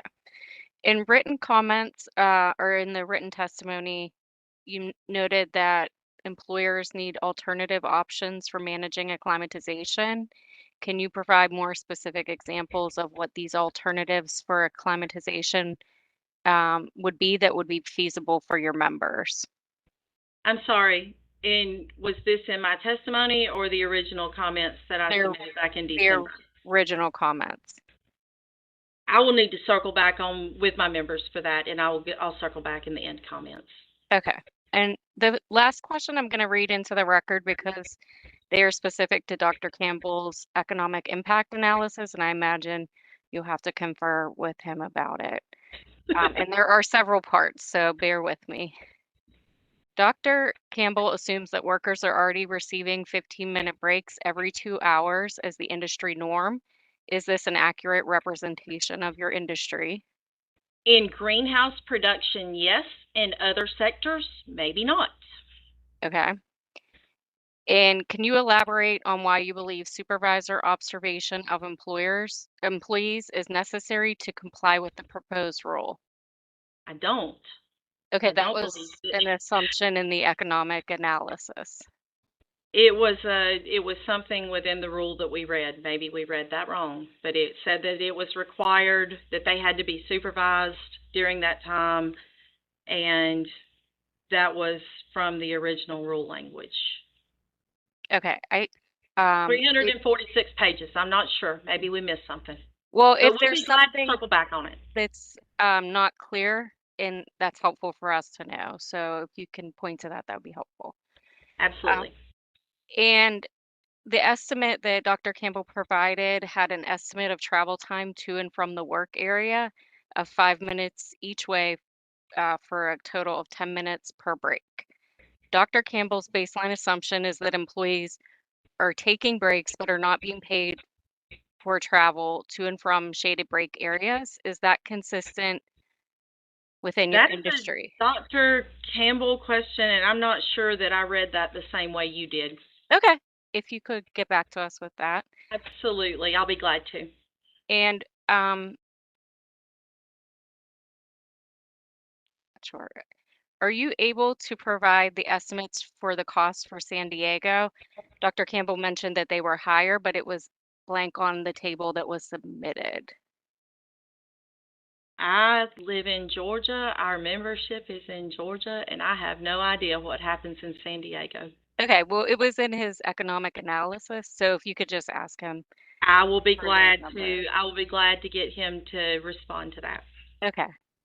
In Dr. Campbell's economic impact analysis, he used a trigger of wet bulb globe temperature of 80 degrees for triggering the proposed requirements. No, no, that was an actual temperature because the temperature monitoring systems across Georgia that have been in place for decades only measure actual air temperature. We know that the wet bulb temperature is higher than the actual air temperature based on the humidity in Georgia. It's hot, it's sticky. Okay. This may change the question a little bit. That's what was stated, and it was a little unclear, so maybe it was just confusion on our end. So would you anticipate that GGI members would use the ambient temperature or the heat index? Most right now use the National Weather Service heat index, and they use the temperature monitoring systems within and on their farms to determine whether they are in the danger zone or the safe zone or the extreme danger zone, and they take care of their workers accordingly. Okay. So if you could just get some of those clarifications from Dr. Campbell, we just want to make sure that when we're comparing our analysis to his, we're using the right benchmarks. Thank you. Thank you, ma'am. Your Honor, that concludes OSHA's questions. All right. Any questions from the solicitor? Yes, Your Honor, one question. Either now or in post-hearing comments, we would be interested in knowing how you balance rest breaks as needed for your members with the production requirements. In your written comment, you mentioned retail garden centers and staffing requirements. So, for example, we would want to know how your members hit a balance between those two requirements. Thank you for your testimony and time. I'll be glad to weigh in on retail garden centers. I also have worked in this industry in several different sectors.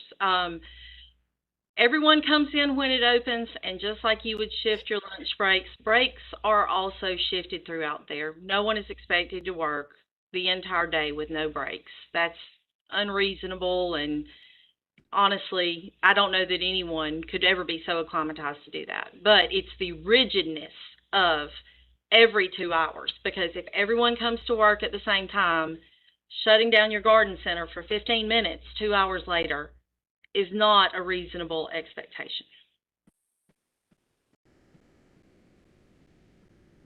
Again, for your testimony and time. Yes. All right. Are there other questions for Ms. Reiner? Yes, Your Honor. The first is from Mr. Schneider. Please state your name for the record. Hi, my name is Scott Schneider. Thank you for your testimony, Ms. Reiner. I had a couple quick questions for you. You talked about a geographic penalty in Georgia versus Maine. Could you explain? I mean, I know Georgia is hotter and more humid than Maine. That's taken into consideration by the trigger, 80 degrees of heat index. So if it's not triggered, then obviously you don't have to do anything. So what exactly would you do to accommodate the geographic distribution or variation that exists? How would you modify the standard to do that? I don't know. I think that's for the experts to decide. But I would say that trigger comes a whole lot more often in the southern states, and pretending like it doesn't, that's just ignoring the reality. Folks have worked here and continue to work here. These are heavy production states for agriculture, heavy production states, and this would literally shut that down. So the proposed rule as it is, it's going to, southern states, hot states, are going to be impacted more frequently than states that don't hit that trigger as often. Right. Well, I mean, if you have a standard to protect workers from heat, obviously it's going to impact places that are hotter more because you have to protect those workers more if it's hotter there, right? Well, do you understand that those thresholds get hit in Georgia in January sometimes? Well, but if it's hot, you have to protect them. So the question I have is, you talked about the triggers. You said your employers use the heat index from the National Weather Service to decide when to provide protections. Yes. And what level do they use to make a determination that there's a risk of heat injury? Which is it? I've pulled that up right now, and I would encourage you to look at that as well. And if you're looking at a wet bulb or a heat index temperature, and you are looking at 85 degrees or even 80 degrees at 100% relative humidity, it feels like 87. That's still a beautiful day in Georgia. I'm just going to tell you, I've worked in greenhouses. I own a greenhouse. That is a beautiful day in Georgia. So are you familiar with the scientific literature on heat stress and what causes heat illness at what levels? I am familiar with it and I have read it, but I would be very hesitant to quote it here. But I'll be glad to circle back on some of that information and get it to you. Okay, I have one more question on the rest breaks. You said people take rest breaks as needed. Are you aware that thirst is not considered a good indicator for when employees need rest breaks? Yes, we based our best management practices on OSHA's own best management practices and making sure, and our trainings are also based on that. We train our people on recognizing those issues. We train them on staying hydrated. We train them on taking care of each other, protecting themselves from the sun and from the heat. All of those things are consistently done and have been consistently done throughout this. Again, our workers are valuable to us. Our businesses could not operate. Their livelihoods would cease to exist.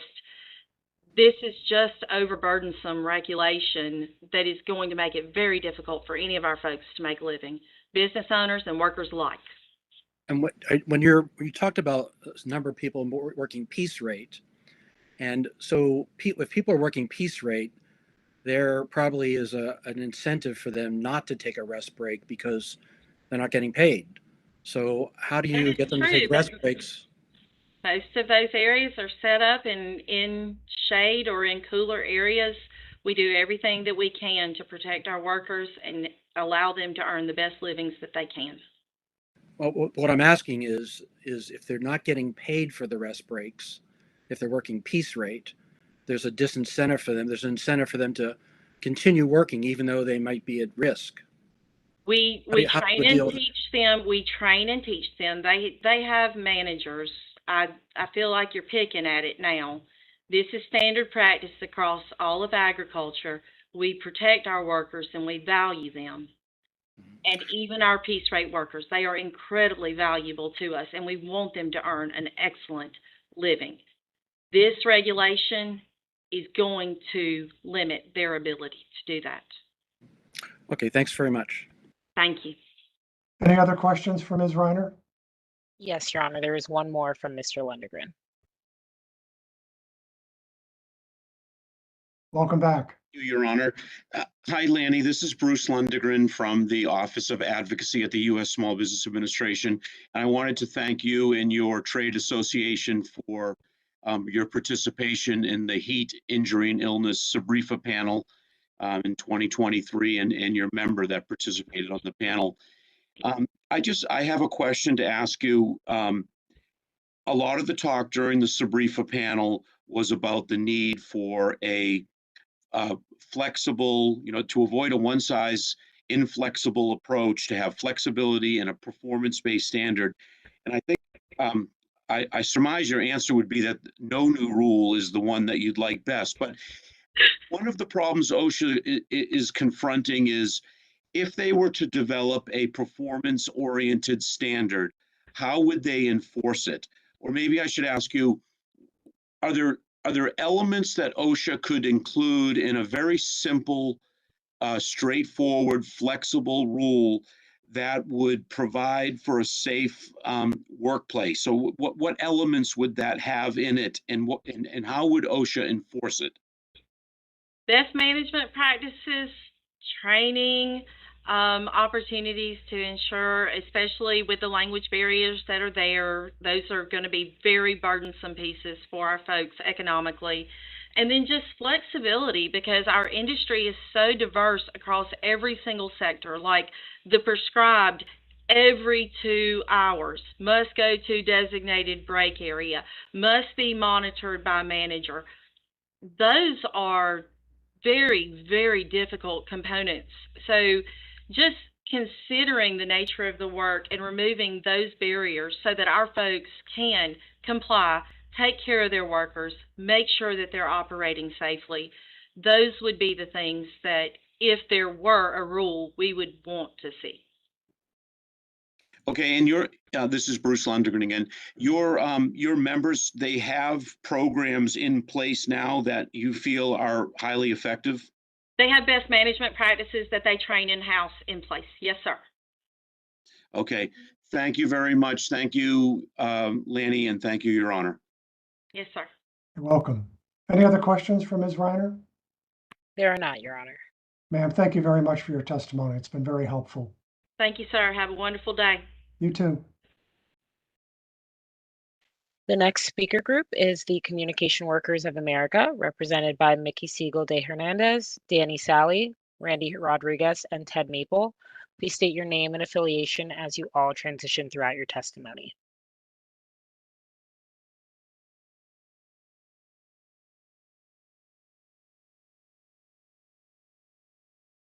We're not able to hear you if you're speaking. There you are.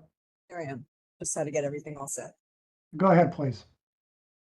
My name is Mickey Siegel de Hernandez, and I serve as the National Deputy Director for Occupational Safety and Health for the Communications Workers of America.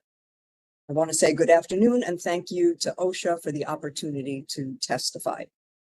CWA represents a diverse membership of private and public sector workers across every state and Puerto Rico. Our members work in telecommunications, IT, airlines, manufacturing, news media, broadcasting, education, healthcare, public service, and law enforcement, among other industries. Our members work for large and small employers, and so we are very sensitive about what the impact of a new heat standard will be and how a heat standard might be operationalized in such a wide range of employers and work operations. Heat exposure impacts nearly all of our members. That's why we strongly support OSHA's heat injury and illness prevention standard for indoor and outdoor workplaces. Heat protection is not a luxury, it is a life-saving necessity. Heat protections also enable workers to do their jobs despite the hazard. Workers who are made sick or worse, die from preventable heat exposure are not ever productive. No job should cost a worker their life, especially when the risk is foreseeable and preventable. Here are some suggestions we have for improving the language. 1, include sedentary indoor workers. We urge OSHA not to exempt sedentary indoor workers from the final standard. CWA represents many call center employees and others in temperature-controlled environments. These systems can and do fail during heat waves or power outages. Even if temporary, those conditions still create health risks. A heat injury and illness plan must anticipate such disruptions and include mitigation strategies like remote work, alternative work sites, or mobile cooling. Employees should be trained on these contingency procedures in advance. Enforceability. Enforceability is a strength, not a flaw. Some have criticized the standard as having been crafted with enforceability as the purpose or overly focused on citations. But enforceability is essential. It gives both employers and workers a clear framework. At CWA, we don't rely on OSHA as the first solution. We use safety committees, contract language, worker training, and employer negotiations to solve safety and health problems. A clear standard helps everyone. It sets a baseline that can be used proactively to improve or maintain protections and avoid enforcement issues altogether. Without a standard, too many employers will simply ignore the hazard, putting workers in danger. I'd like to address the one-size-fits-all concern. Critics have also called the proposal a one-size-fits-all standard, but it's not. OSHA's approach, requiring a written HIP with specific elements, actually allows employers to tailor protections to their specific workforces and conditions. Large employers already use this model across multiple locations for other safety issues and standards. It is a common practice. The standard does not dictate uniform procedures. It allows for flexibility within a required structure.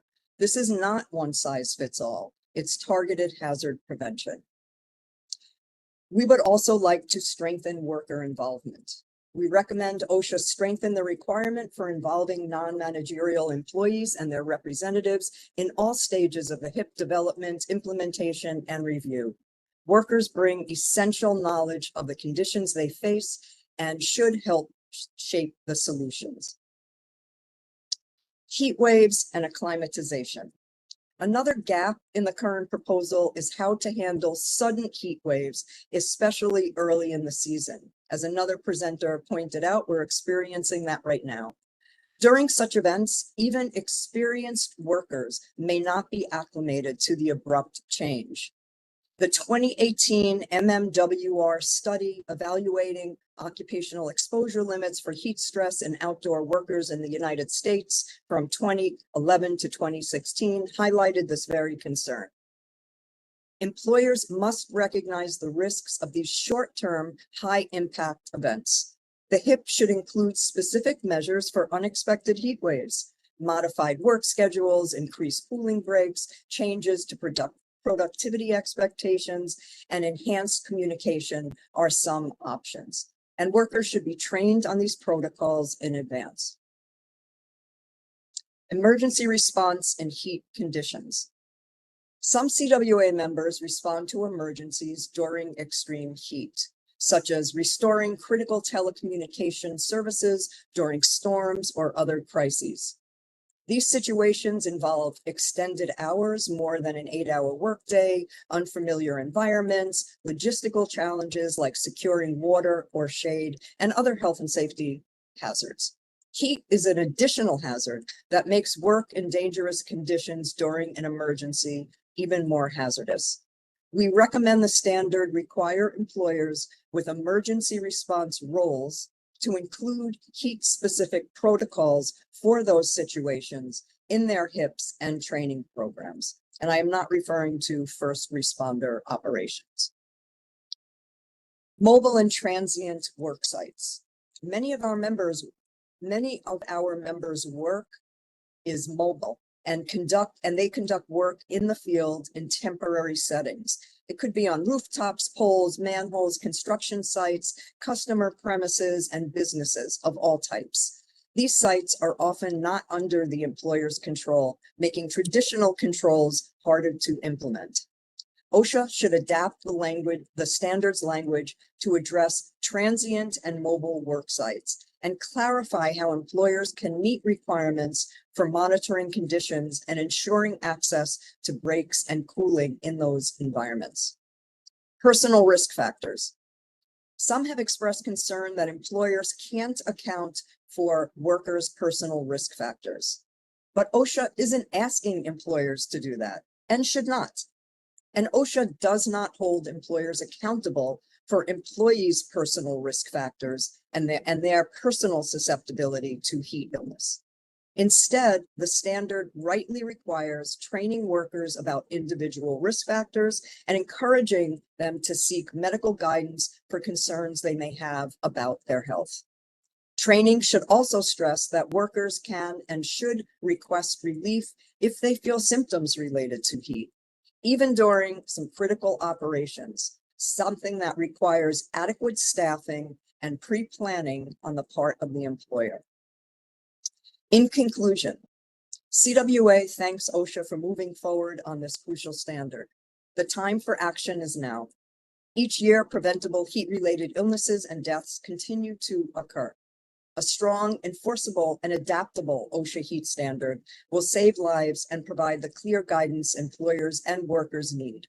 We urge you to finalize a strong heat injury and illness prevention standard that covers all workers, indoor and outdoor, sedentary and active, stationary and mobile, and ensures workers are trained, protected, and kept safe at their jobs from the danger of heat. Thank you for listening. And I would like to turn this over to our next CWA panelist, Danny Sally, if you could promote him to present.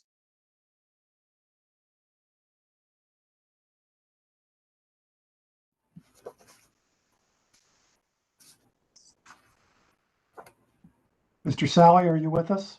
Good afternoon. I can't seem to get my video working.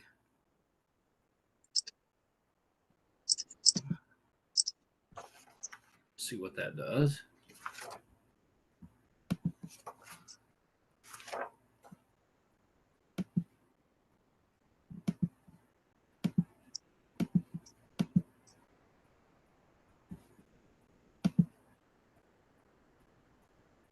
It's not allowing my video to start through a block. If you're okay, we're okay with you going forward just with your audio. That's fine. Good afternoon. My name is Danny Sally, and I'm a staff representative for the IUECWA. That's the Industrial Division of the Communications Workers of America. And I work directly with IUECWA local unions whose members are employed across a range of manufacturing facilities. I'm here today to express my support for OSHA's proposed standard on heat injury and illness prevention. In my role, I visit plants regularly, meet with the workers, and see firsthand the conditions they face. My job also involves regular interaction with employers. Before this job, I worked in manufacturing myself. From the Northeast to the Southwest, and I've experienced the punishing effects of high heat. I know what it's like to push through the workday soaked in sweat, surrounded by hot equipment while wearing clothes that trap heat. Heat stress in manufacturing is not hypothetical. It can be a daily hazard in some operations, and it's compounded by three things. One, indoor environments that trap heat, or outdoor environments exposed to high temperatures, humidity, and radiant heat. Two, work processes that generate additional heat. And three, the personal protective equipment workers must wear for safety. In one of my first jobs, I worked in the electrical mechanical industry for a company that repaired electric motors. The plant had no climate controls, so when it was hot outside, it was even hotter inside. On top of that, our work required the use of industrial ovens, burnout, and bakeout ovens. That added to the heat load. We had to wear long pants and long sleeves for safety. You combine high ambient temperatures, radiant heat from ovens, and heat-retaining clothing, and you have a perfect storm for heat illness. Another example comes from work I did in substation yards where we were completely exposed to the sun with no permanent shade. There were a few mobile canopies, but they offered little protection when working around metal components radiating stored heat. We also had to wear flame-resistant clothing necessary for safety, but it added significantly to our body heat burden. I continue to see risk in heat illness in our represented work sites. IUECWA represents workers at New Flyer, a bus manufacturer with multiple plants across the country. Conditions vary dramatically between sites. As an example, in Kentucky, the plant is climate controlled and workers can wear shorts, but our facility we have in Alabama, the welders in particular face extreme heat in poorly cooled or poorly ventilated areas. They wear heavy PPE, coveralls, welding helmets, gloves, and respirators because of the hazard of the welding work. The heat burden is serious and the cooling systems often fail. In contrast, at the New Flyer plant in St. Cloud, Minnesota, with similar heat risk in the welding area, the union negotiated contract language that protects workers through mandatory heat monitoring and structured rest breaks tied to wet bulb globe temperature WBGT readings. Workers there get air-conditioned break rooms and defined work rest schedules based on heat levels. It's a clear example that these protections are not only feasible, they're already working in some places. But in Alabama, workers doing the same job for the same employer don't have these protections. That's why a constant national OSHA standard is essential. Some employers do the right thing. As an example, at my former plant, many managers came from the shop floor and understood the dangers. When the temperature rises past the threshold, workers get mandatory 10-minute breaks every hour in a cooled area. More break time is added as heat increases. Some employers even allow workers to take breaks as needed. These are not revolutionary ideas. These are life-saving, proven, and entirely achievable. Unfortunately, not all employers are proactive, and that's the problem. Without a standard, too many workers are left vulnerable to preventable illnesses or worse, death. The proposed rule rightly requires employers to assess heat risk, including from work processes and PPE, and to implement controls like hydration, shaded, or cold rest areas, and schedule breaks. These are basic, reasonable measures that save lives and support productivity. The idea that these measures aren't feasible in manufacturing doesn't match reality. We have real-world examples from both union contracts and employer-led policies showing they work. Employers who value safety and respect their workforce already implement them, and the industry does not grind to a halt. This standard will level the playing field and ensures that no worker, regardless of whether they live or where they live, what plant they work in, or who their employer is put to unnecessary risk from heat. On behalf of the IUECWA members and manufacturing workers across the country, I urge OSHA to adopt a comprehensive heat injury and illness prevention in outdoor and indoor work settings standards. The risks are real. The solutions are feasible. Heat-related illnesses can be prevented, and every worker deserves to be protected. Thank you, Danny. Thank you.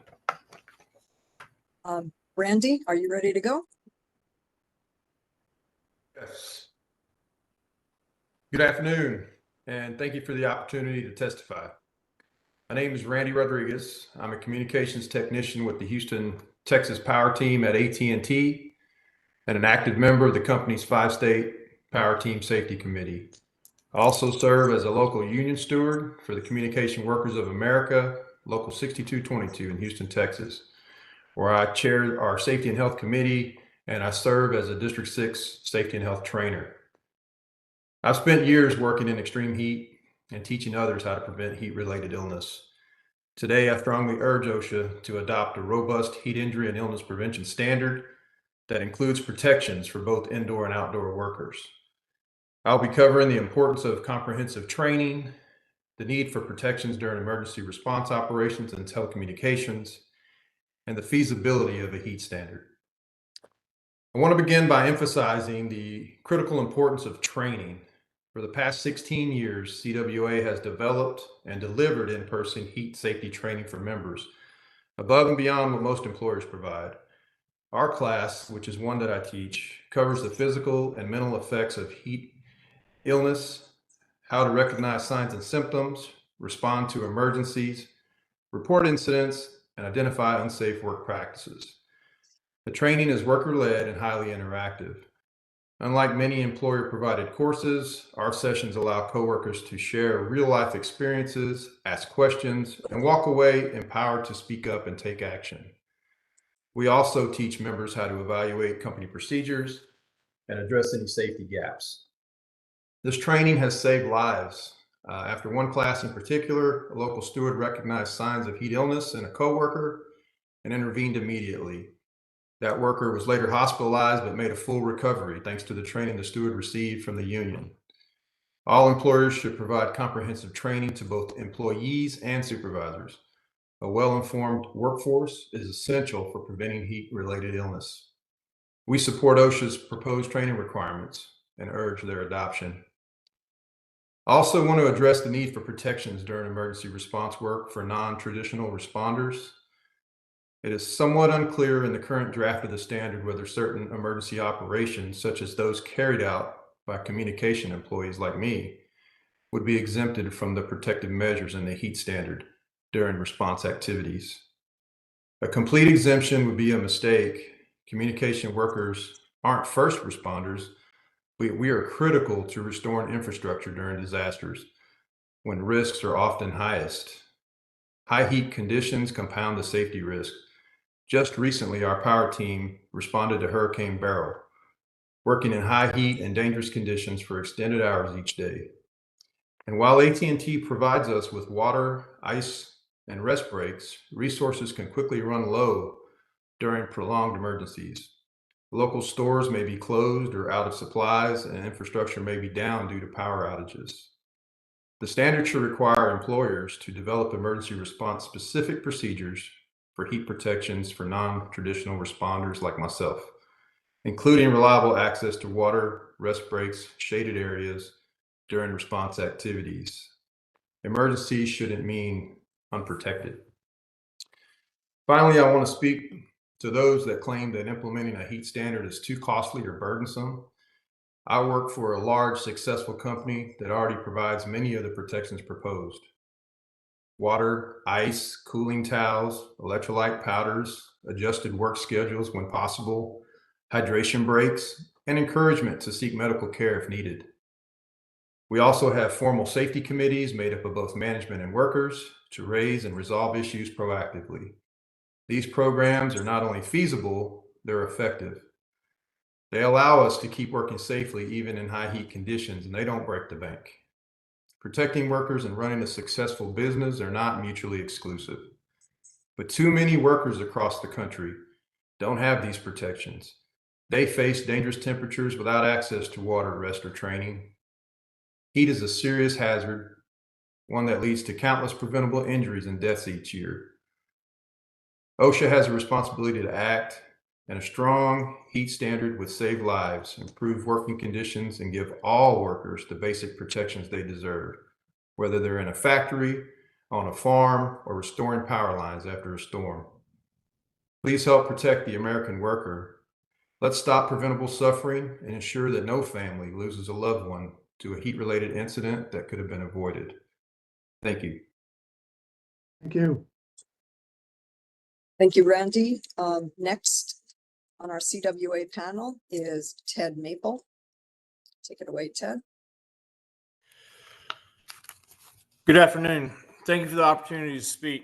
My name is Ted Maple, and I'm a steward for CWA Local 7019, working as a passenger service agent for Piedmont Airlines at San Antonio International Airport.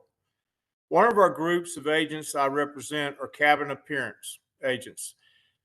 I was a cabin appearance agent myself, although I have a different job right now. These are the agents who clean and perform security checks on aircraft overnight to make sure planes are clean, safe, and ready for the first flights the next morning.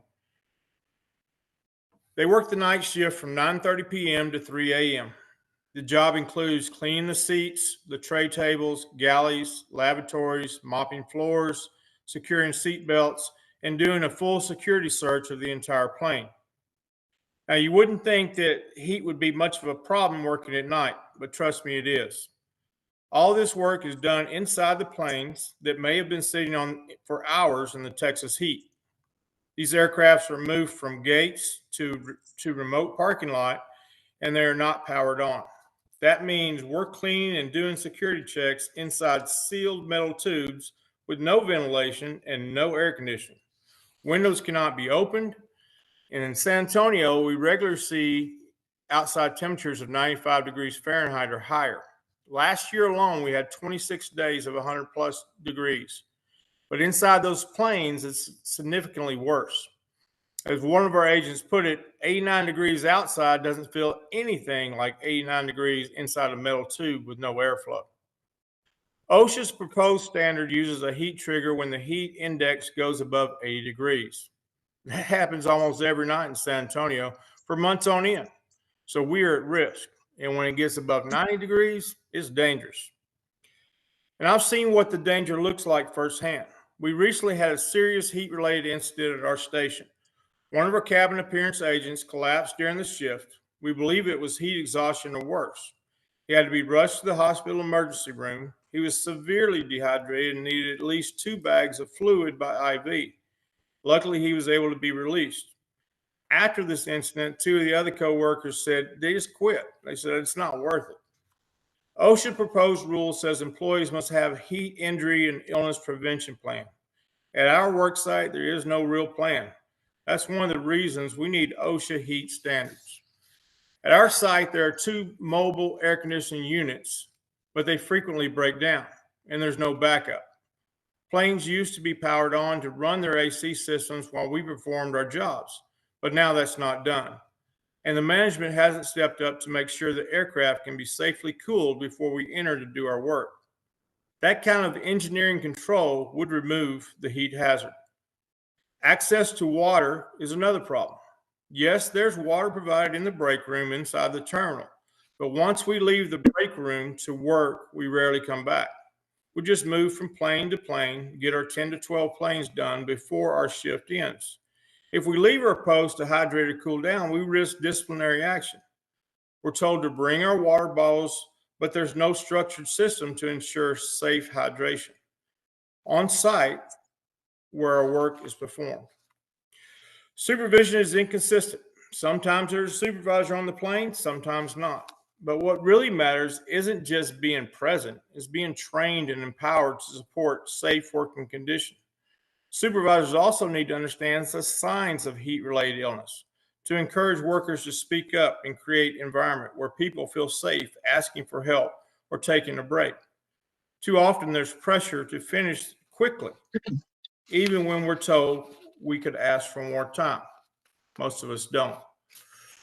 Because the culture doesn't make it feel safe to do so, and agents are afraid of retaliation. As a former football coach of 31 years, I've seen what heat-related illness can do and how quickly it can escalate. During my times working as a coach, we were trained on what to look for in an athlete suffering from heat illness. During my coaching careers, I've seen firsthand the long-lasting effects it can have. People often don't recognize the danger in themselves. That's why I believe training is a key. We need real training. Once a year reminder to drink water, it's hot out there, isn't enough. Workers need to know what slurred speech, confusion, headaches, dizziness look like, not just in themselves, but in each other. This matter of life and death and why we need a strong, enforceable OSHA heat standard for indoor and outdoor work. Employers should provide cooling systems at work, ensure water that is available where the work happens, enforce real breaks out of the heat to cool down without retaliation, implement a thorough training program for workers and supervisors to prevent heat-related illness or death, and involve workers and their representatives in creating an updated heat safety plans as the rule proposes. We're not asking for anything unreasonable. We just want to do our jobs and go home safe to our families at the end of the night. This proposed standard can help make this a reality and a long overdue. Thank you again for the opportunity to speak today. Thank you. Thank you, Judge. That concludes our formal testimony, and we're happy to take questions. All right. Thank you all for your testimony. Very much appreciated. Questions for members of this panel from the OSHA room? Yes, Your Honor, we do have some questions. First off, I want to thank everyone from CWA who provided testimony today. I was wondering, if it was possible, perhaps in post-hearing comments, to provide further information that would help us at OSHA more fully understand the working conditions of your union members, in particular, what their experiences are with accessing rest breaks. I know Mr. Sally mentioned the wide range of experiences based on 2 workplaces, but it would be helpful to know what other workers in those places as well as in other workplaces, what their experiences are, any knowledge of safety plans in those workplaces or trigger points for actions that allow workers to access rest breaks or what indications they're using to seek them. So that would be helpful. We are happy to gather the information that we can and provide that in our post-hearing comments. It's hard to make general comments when there are thousands of workplaces and just so many different scenarios. But we will put together what we have. And many of our breaks, we have breaks that we negotiate in our represented workplaces. And then during high heat conditions, there's some additional contract language that may have been negotiated, like Danny, Sally had mentioned at our new flyer plants that have used, they've used triggers that can escalate the kinds of protections that are provided as the heat conditions get worse. And so we are happy to show that to you. Thank you. Our next questions are coming from Zoe Petropoulos. She's on the line. Hi, Zoe Petropoulos with the Directorate of Standards and Guidance. I have a few questions. So we've heard from multiple witnesses and commenters a recommendation for OSHA to have a geographically varying trigger or set of triggers. Does CWA agree with this approach? Why or why not? This is Mickey Sealday Hernandez. I don't understand the need or the reference to the variance in weather conditions. Of course, weather conditions vary, including temperature, relative humidity, dew point, every day, everywhere, and not just by region or state, but from town to town, locality to locality, higher elevations, lower elevations, and so on. This is the Earth, right? So we do have weather variations. But the OSHA heat standard, by establishing certain triggers, sets a bar that can be applied no matter where those heat conditions are. So a heat index, right now where I am, the heat index is over 100 degrees. In another place of the country, wouldn't matter if it was New York or Arkansas or Idaho or Texas, a heat index of over 100 degrees is going to be dangerous and feel similar and will require the same level of protection and care for workers. So to say that because there is variation in temperature, workers cannot be protected, that just does not follow at all. And of course, workers can be protected from heat. And, I might add that every single one of us protects ourselves from heat in our personal lives, no matter where it is that we go. We find a way to do that.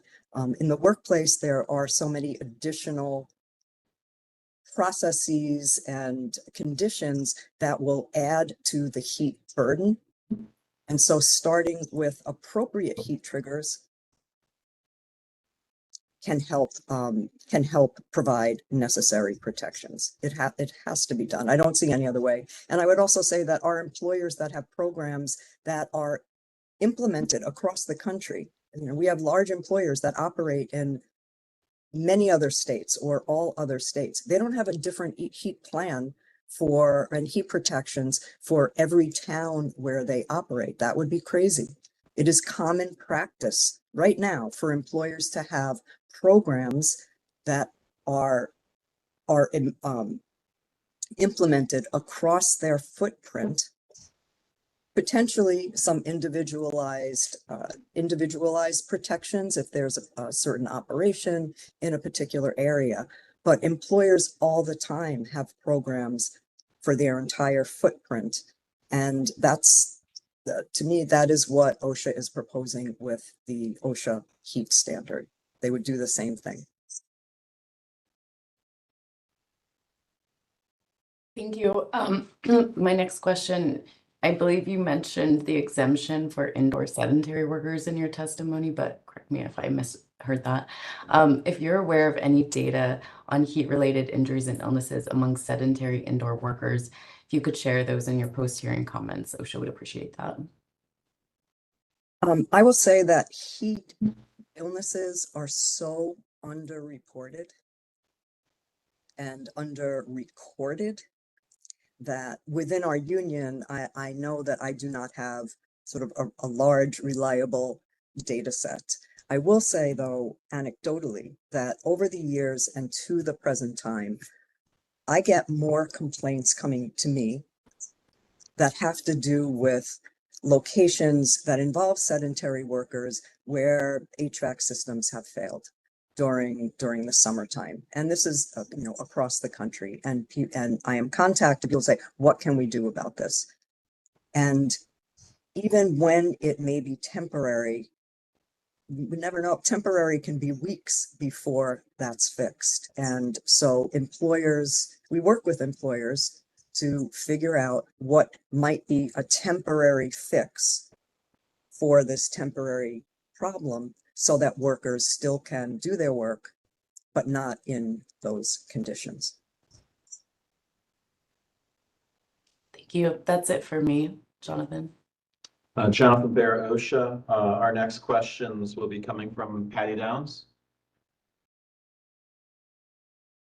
Hi, everyone. Patty Downs with the Directorate of Standards and Guidance. And you just partially answered one of the questions I was going to ask. So I'm just going to piggyback on that a little more.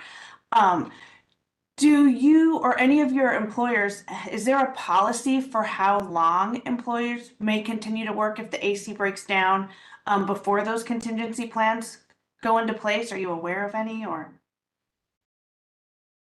I am not aware of any that specifically state that. I do know that there is great reluctance because there isn't a requirement out there.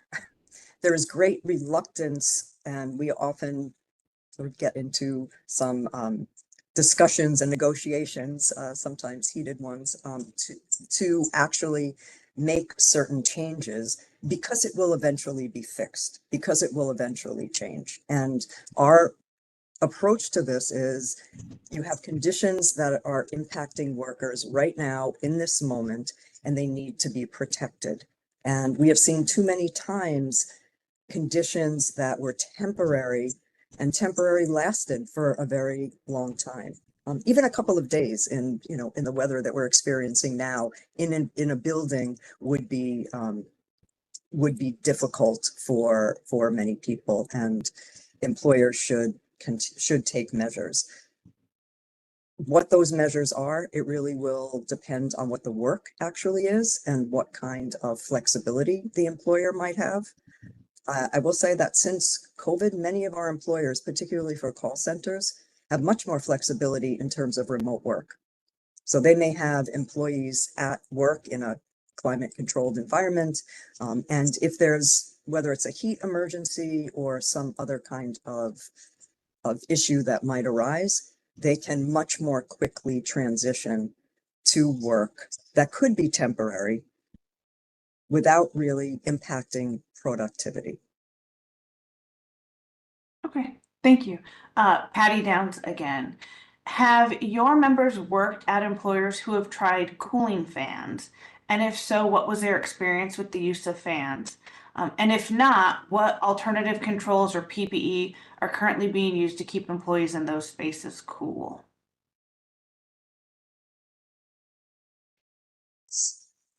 Again, in some locations, fans can be used or have been used. As has been noted many times, after a certain temperature, above 90 degrees or maybe even lower, just blowing hot air is not cooling anyone. And so not really an appropriate kind of control. We have seen, depending on the employer, a variety of devices that might be used to cool a site. I'd like to ask, I'm gonna, if it's okay, ask Randy or Danny about any cool. Well, we know Danny, we know Ted. There's no cooling in the planes that they're working on right now from fans. But if they have any examples, Randy works inside in some very hot environments. So I would just ask if he has anything to add to that. Yes, Randy Rodriguez. The fans that we do have available, just like you said, if you're in a hot environment, it's basically moving that hot air around. Although if you are sweating, it does help, with that cooling effect. But we don't use them as a permanent fix, I would also add, Nikki Siegel de Hernandez, I would also add that in some circumstances, fans would not be appropriate because of other hazards that are in the workplace. And fans would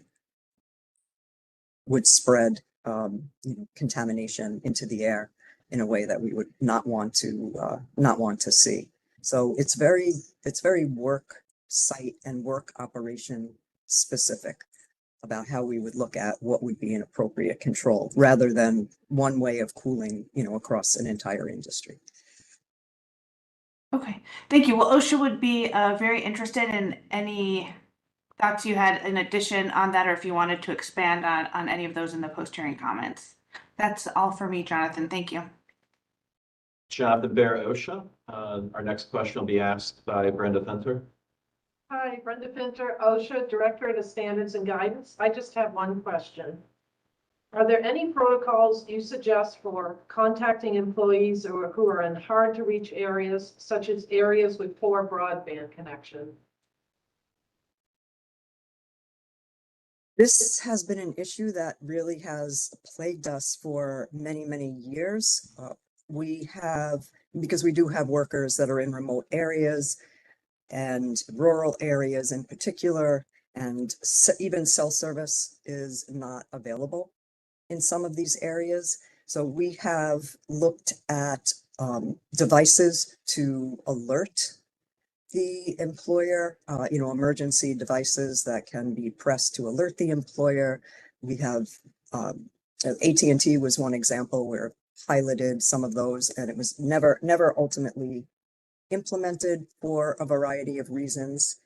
So I can't say that we have come up with a permanent solution for that. There are certainly devices that could be used, satellite related radios. Use one for hiking where you could make contact, but I don't see that as a viable alternative for most employers and work sites. Thank you. Jonathan Bear, OSHA. I will turn it over to Adriana Lopez. Adriana Lopez, OSHA Director of Standards and Guidance. Thank you for the testimony. As a union that covers workers across the United States, have you evaluated the impact of state level heat regulations on the employees? So we have not, sorry, is there more to your question? No, that's it. Thank you. So some of the heat standards have been around for a while. Some are new. We have certainly been involved in advocating for strong state heat standards. We have not yet instituted what I would call a more formal investigation of the impacts and the changes that may have occurred across many different employers as a result of those standards. But we are in the process of looking at a number of things that we would like to do internally around heat, above and beyond what has happened already, and to continue negotiations with employers. I do know that none of our employers have gone out of business. Nobody has shut down operations. This hasn't disrupted workflow in any significant way. Some employers that we are aware of have complied with the new regulations and may have updated plans that they already had in place to make that happen. So I will look into that further and see if we have any particular evidence that we can share to date. Thank you very much.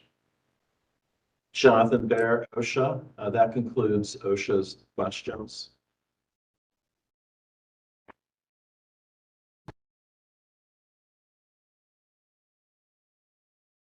This is Daniel Majula from the Solicitor's Office. We have no questions. Thank you very much for your time and testimony.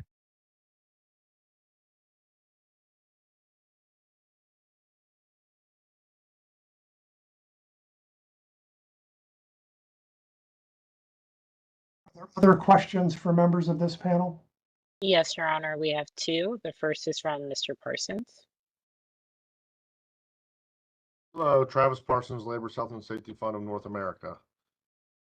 In your testimony, you mentioned training should also stress that workers can and should request relief if they feel heat illness related symptoms, even during critical operations. Sometimes that requires adequate staffing, maybe some extra staffing.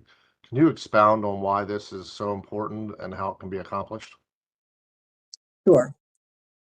Workers have to be able to get relief if they are experiencing symptoms. And there are many operations where workers can't just walk away from their jobs. And there are lots of different kinds of operations where it would be dangerous to just take a break, to reduce the crew size. And you can't just do that. So this is something that involves planning ahead of time. And usually that planning does involve having a relief staff who can take over the operations. It has to be decided on ahead of time. We had a serious heat incidents, I would say, plural, at a location. We represent workers in passenger service, and many of these workers work on the ramp, on the tarmac, doing lots of heavy physical labor, loading and unloading baggage, moving equipment around, and work on the tarmac is often 10 or more degrees higher than if you just measured the temperature in the air. So, stressful job, and it's also always under time pressures. So getting planes turned around from the point at which they arrive to when they can actually leave and all the work has done, there is always time pressure, always, and metrics for that. So people are moving quickly. And back in 2023, in July of 2023, in a station in Florida, Panama City, Florida, on one of the days, there was a crew of about 8 people. 3 of the employees suffered from heat exhaustion. 1 suffered from a heat stroke and had to be all 3 went to the hospital. The individual who was a supervisor who suffered from heat stroke was seriously harmed for quite some time afterwards. And probably about a week and a half after that, in the same month, same work location, a similar kind of thing happened where several employees suffered from heat-related illness, heat exhaustion, syncope, and they also had to be brought to the hospital. So this wasn't just one employee who was feeling, that's a concern always. Multiple employees, definitely related to the work and the inability of people to actually take a break if they need it. And I want to add that the temperatures at that time began at 76 degrees in the morning. Employees start early in the morning. They were, for most of the days, in the 80s. And for a period of both of those days during those incidents rose to 90. So hot, but not what one might think of as excessive, but something that is covered by the OSHA heat standard. So 80-degree days can be very, very dangerous. OSHA did an investigation. The employer was cited with a serious violation under the general duty clause, and the employer contested. It went through that whole process and finally settled that case. They still had the citation. The citation wasn't vacated, and we got some enhanced settlement language that should have enabled employees to request a break if they needed and were feeling symptoms. That has not been implemented yet. And so we are still working with this employer, and we have tried to negotiate language to do that. But to your question, Travis, is a long-winded answer, but to your question, had there been foresight where other employees could have stepped in before people collapsed on the ground and had to be brought to the hospital, had the employer also had a thorough training program so that employees understood the signs and symptoms, and did not feel fear of retaliation, which is another constant in this type of work, then those illnesses could have been prevented. But it would have required the employer to have people available and to make it okay to switch people out if they were feeling sick before they got hurt. All right, thank you for that very comprehensive answer. That's the only question I have. Thanks. All right, are there other questions for this panel? Yes, Your Honor, there is one more from Ms. Reindel. There. Good afternoon. I just want to thank the CWA panel for their great testimony. And I have two questions. Mickey, you had mentioned that you have employers who cover multiple work sites in different regions, in different areas across the US. And you kind of touched on it a little bit, but I was just wondering if you could expand on examples of employer plans where you do have them cover multiple work sites, multiple regions, and addressing heat exposure, but also any other safety and health exposures where they vary. And if not right now on the spot, maybe for the post-hearing record. That's my first question. Thank you. Sure. So Randy mentioned the heat program within one of our telecommunications companies. That is a good example. These programs are often created by the health and safety departments, the corporate health and safety departments that cover all health and safety within the employer, and also involves input from the union and input from operational managers to make sure that these programs actually can work and be implemented. So we have examples of heat programs already in place, always room for improvement, but they cover the entire footprint. That's the approach that some employers take for many different kinds of health and safety issues and for programs that may be required under health and safety standards. So for example, protection from lead in telecommunications. The telecom companies, not just one, but all of them have a lead plan. It's not different in every location. It covers work operations. And these plans include very specific protocols, procedures. They may have work aids for employees as well for very specific work operations. So it's very complete. And this is something that gets implemented across the country. And also following the establishment of any plan, of course, we're very strong on wanting comprehensive training.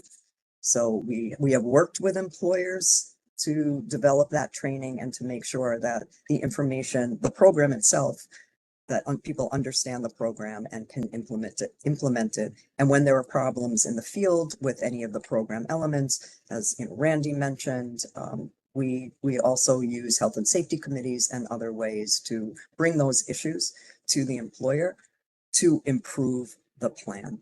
And so there is a constant improvement. I don't mean daily, but there is a process for improvement, providing input and also improving plans as they are implemented. Thank you for that answer. And I'm not sure if I said this at the front, but I'm Rebecca Reintel and I'm from the AFL-CIO. My second question is, you also touched upon employers not, tailoring heat plans to personal risk factors or personal health information. Could you explain a little bit more about why employers should not collect that kind of information, both the employee information about their personal risk factors, or anything that could make them more susceptible on the personal front, but also, and I guess it's a kind of a two-part question, could you provide any examples where OSHA has conducted an investigation involving heat in your workplaces, but they did not hold the employer accountable for employees' personal health information, if that makes sense. Thank you. Sure. Thank you for that long question, Rebecca. Nikki Siegel de Hernandez. So in answer to the first part, it is not the employer's business what people's personal health conditions are, whether physical health or mental health. There are many, many, many things that could make an individual more susceptible to heat-related illness, including pharmaceutical drugs. Most people are taking something at this point, or may have one or multiple heat issues. And employers, and I would say we don't collect that information. It's not really anybody's business except the individual for that kind of health information. Employers are not set up to evaluate any of it. Let's say they put out a questionnaire. What would an employer do with that list? There's no book to go to, and this means that you have a risk level of this or a risk level of that.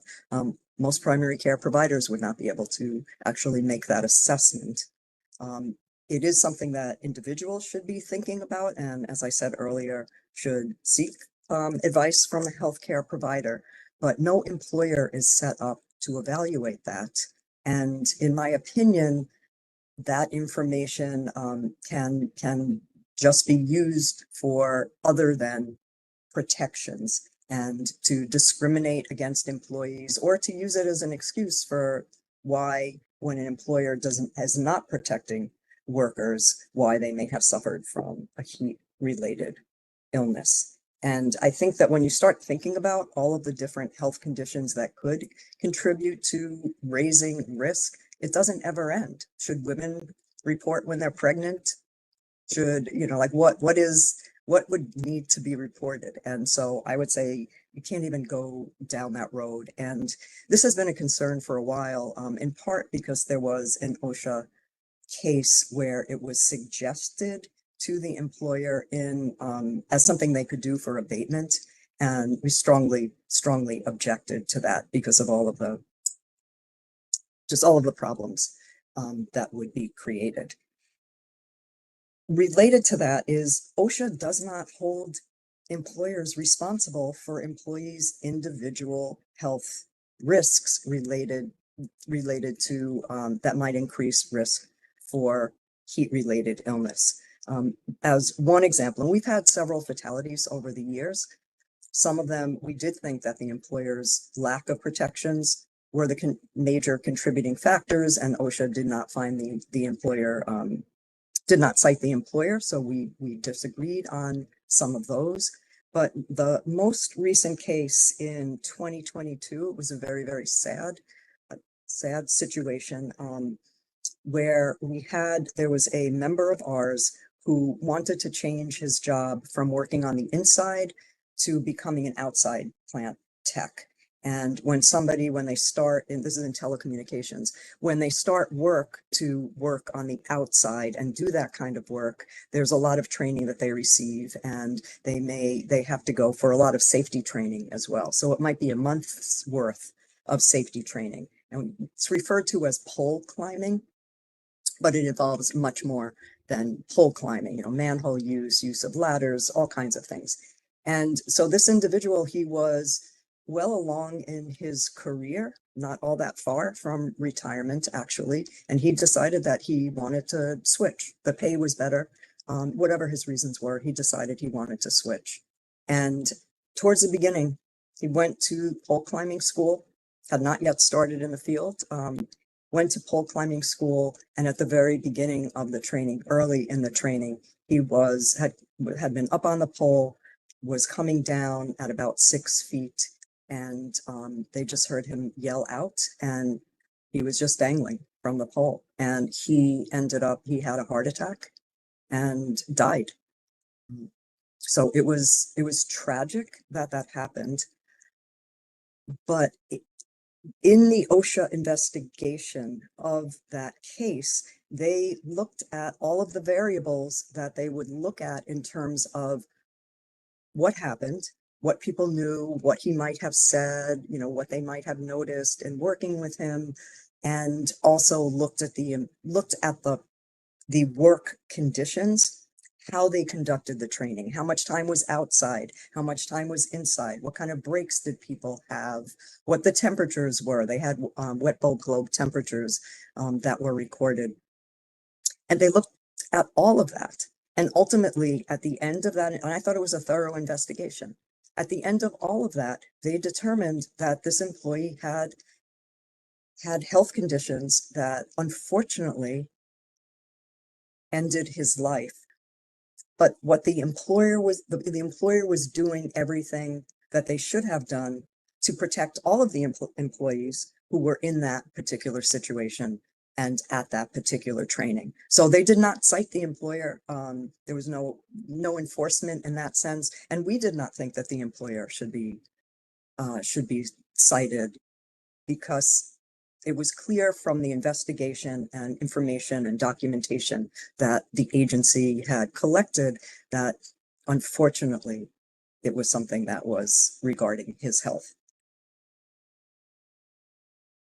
Okay, thank you very much. Those are all my questions. All right. Any other questions for this panel? There is one more, Your Honor, from Mr. Glucksman.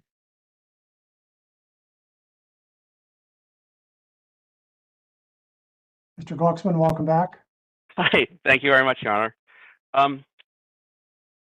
And to the panel, it's not really directed at any one person in particular, but I had a couple of questions about contacting lone workers, presuming that some communication workers might be out in the field alone, doing work.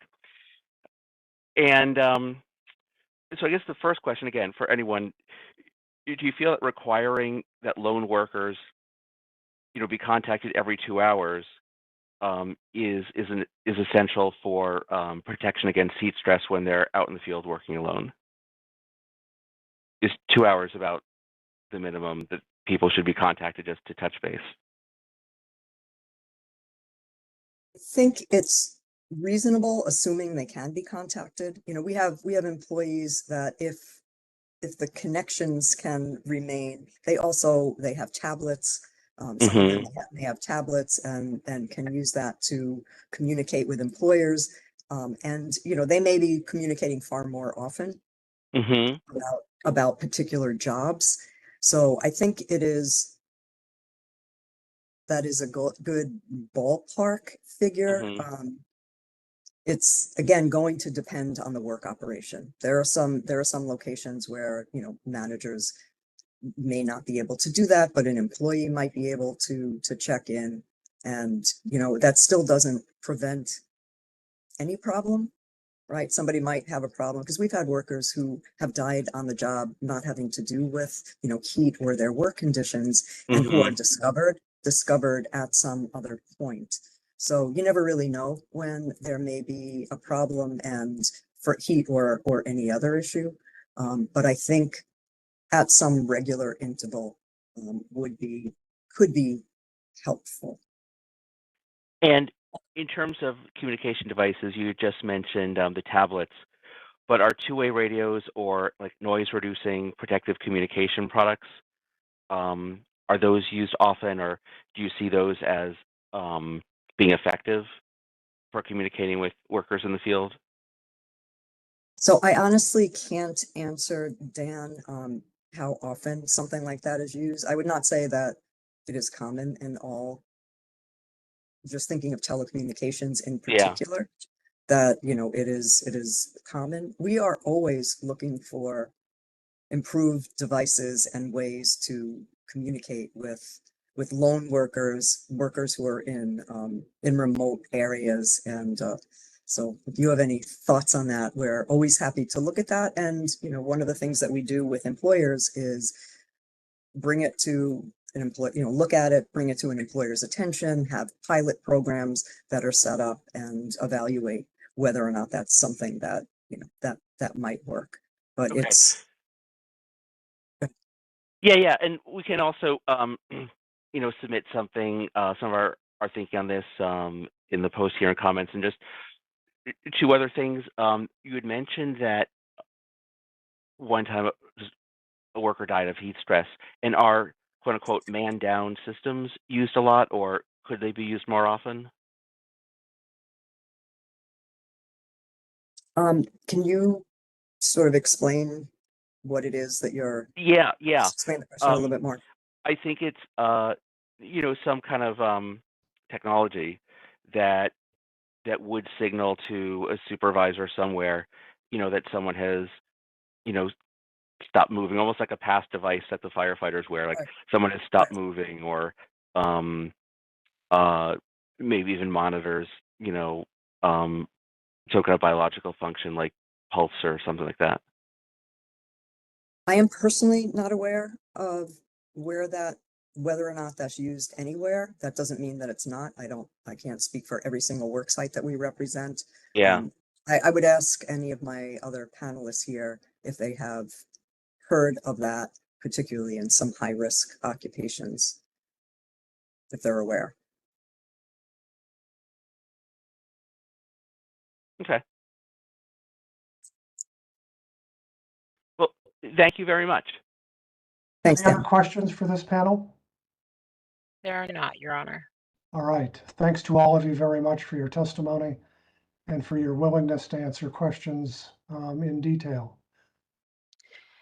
At Thank this you. time, Your Honor, the panel was asking for a 10-minute recess if time permits.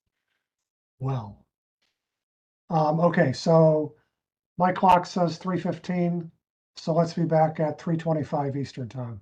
Sounds great. Thank you.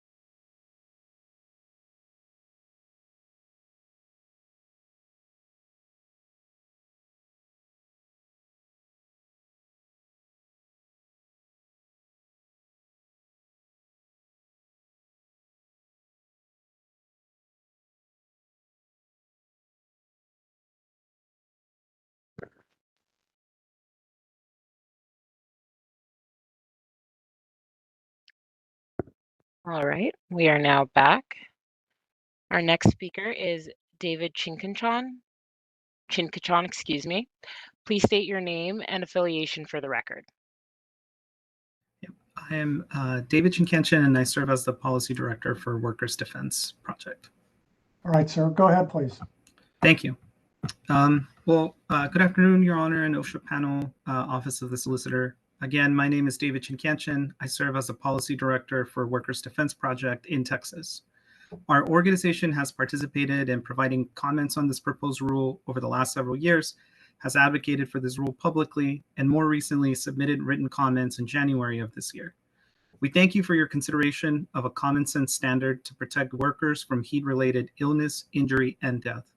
My goal today is to elaborate on our written comment and provide a perspective from Texas workers who are disproportionately impacted by this clear occupational hazard. Next slide, please. Workers' Defense Project is a member-led organization that organizes Latina immigrant workers in Texas to fight for dignity and respect. For over 2 decades, our members have worked alongside community partners and stakeholders from across our state to successfully develop, vet, and implement common sense policies that create safer jobs.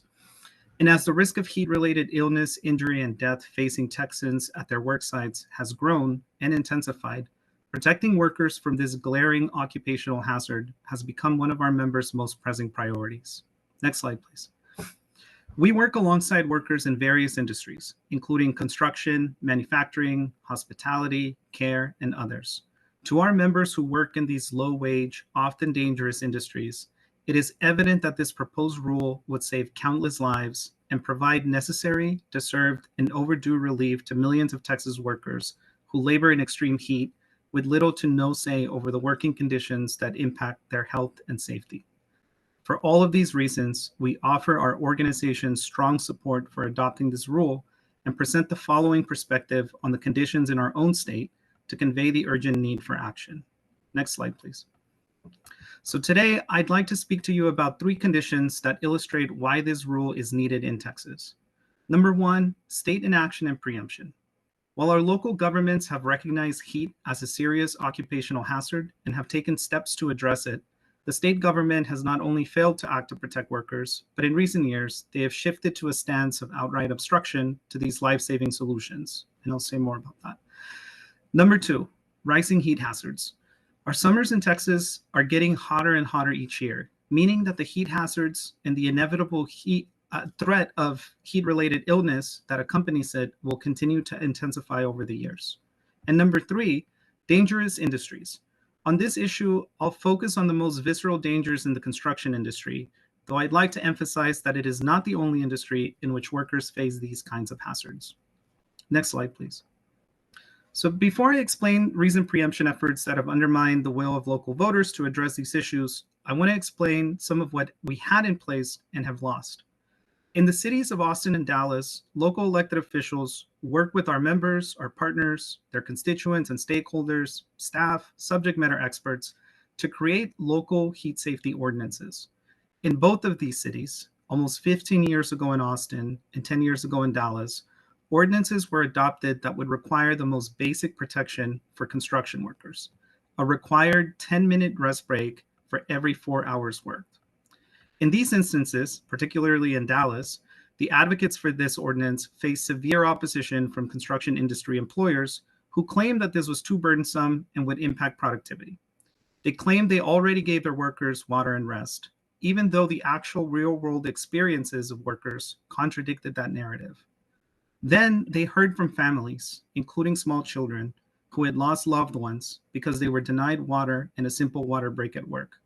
They posed the question, does 10 minutes of so-called productivity or profit really outweigh the value of a human life? Thankfully, those local elected officials, the ones working on the ground who heard directly from their constituents every day, approved these common sense policies. Next slide, please. On June 14, 2023, Governor Greg Abbott answered the same question through his actions. He signed House Bill 2127, the Texas Regulatory Consistency Act, also known as the Death Star Bill, into law.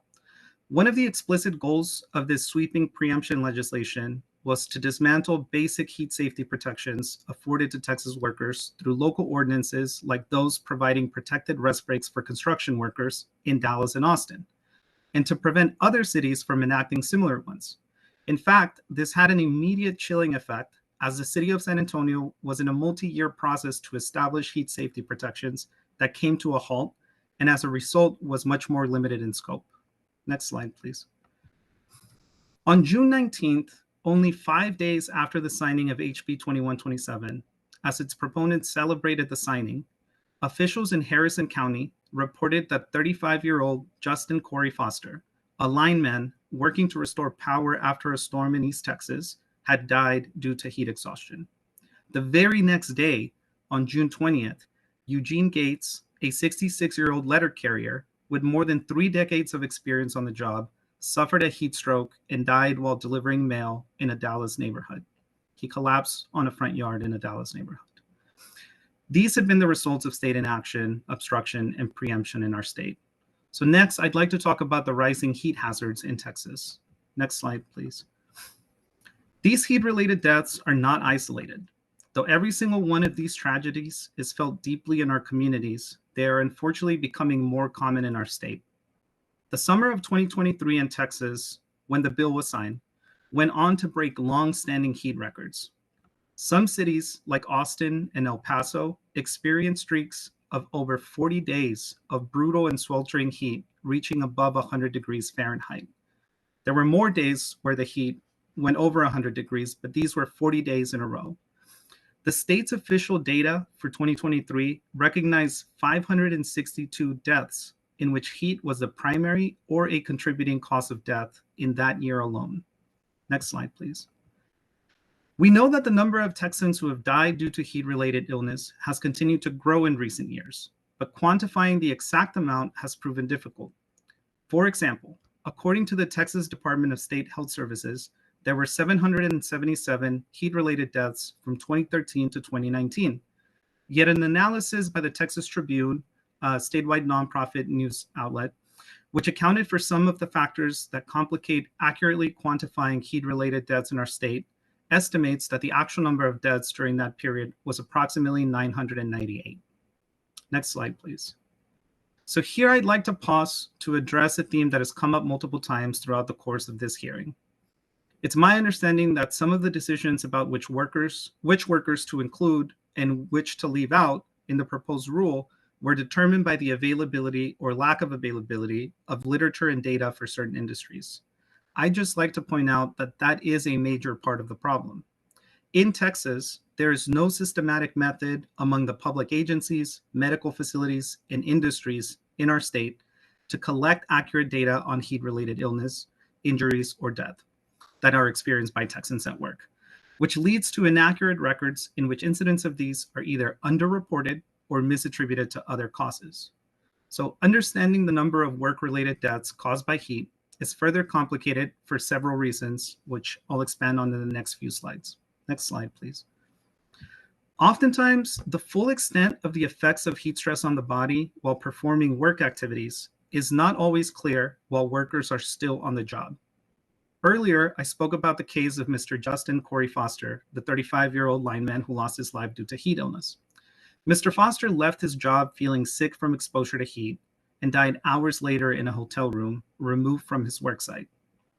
We hear stories from the members of our organization all the time about the short-term and long-term effects of heat exposure. One of our members has told us she required multiple surgical procedures in her eye at the risk of losing her vision, and her doctors have told her that it is a result of long-term exposure to direct sunlight and heat at her work. So next slide, please. Heat illnesses like heat stroke can also lead to organ failure, including heart failure, which may be declared by officials as the cause of death without accounting for heat exposure as the actual underlying cause.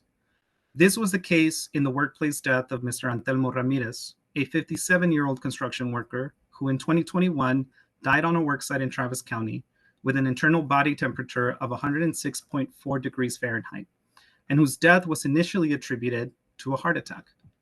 Mr. Ramirez's death prompted OSHA to launch an investigation, which according to the Texas Observer, resulted in a citation being issued to the employer for exposing workers to, quote, the recognized hazard of ambient heat with a heat index of 98 degrees Fahrenheit in direct sun.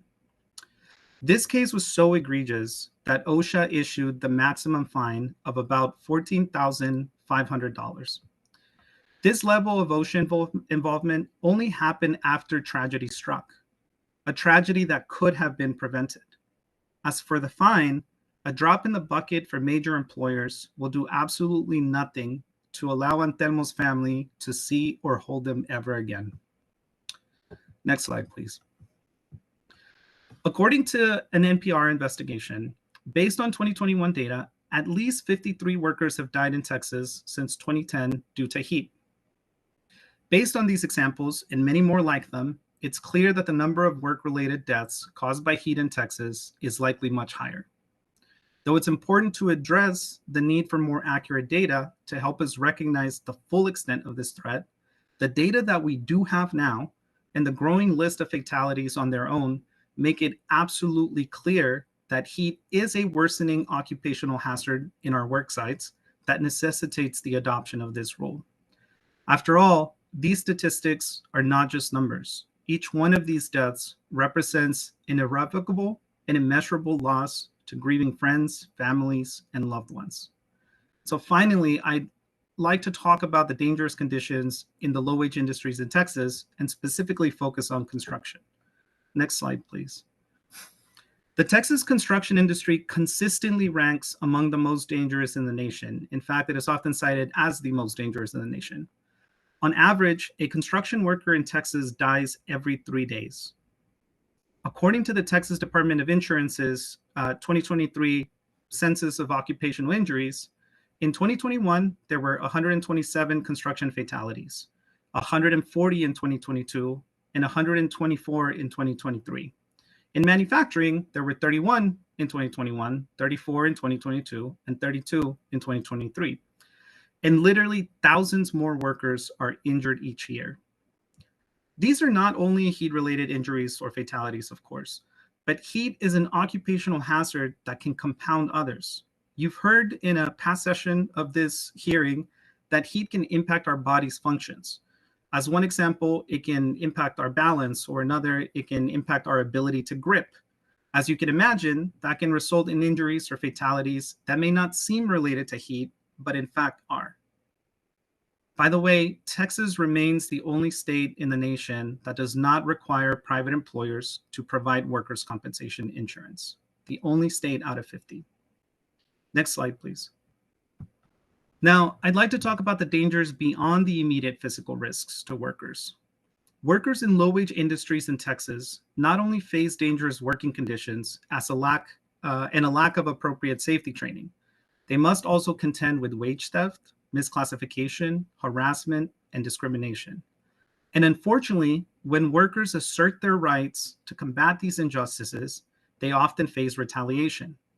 For immigrant workers in Texas, that retaliation may be amplified by taking the form of immigration-based threats or actions. All of this illustrates the need to have clear standards for both workers and employers to have an understanding of clear rules, responsibilities, and obligations. And so I'd like to conclude with some recommendations, and most of these are in support of what already is proposed in the rule, with some exceptions. Next slide, please. First, the NPRM asked if it would be reasonable to require the Heat Illness and Injury Prevention Plan, or HIP, and the related heat safety training and materials to be made available in a language that each employee, supervisor, and heat and safety coordinator understands. We would argue that not only would it be reasonable, but that failing to do so would undermine the entire purpose of this requirement, because making sure this is accessible to everyone in a way they can understand is what will equip folks on a work site to keep themselves and others safe. Next slide, please. We also ask that you set the triggers at levels supported by science and best practices.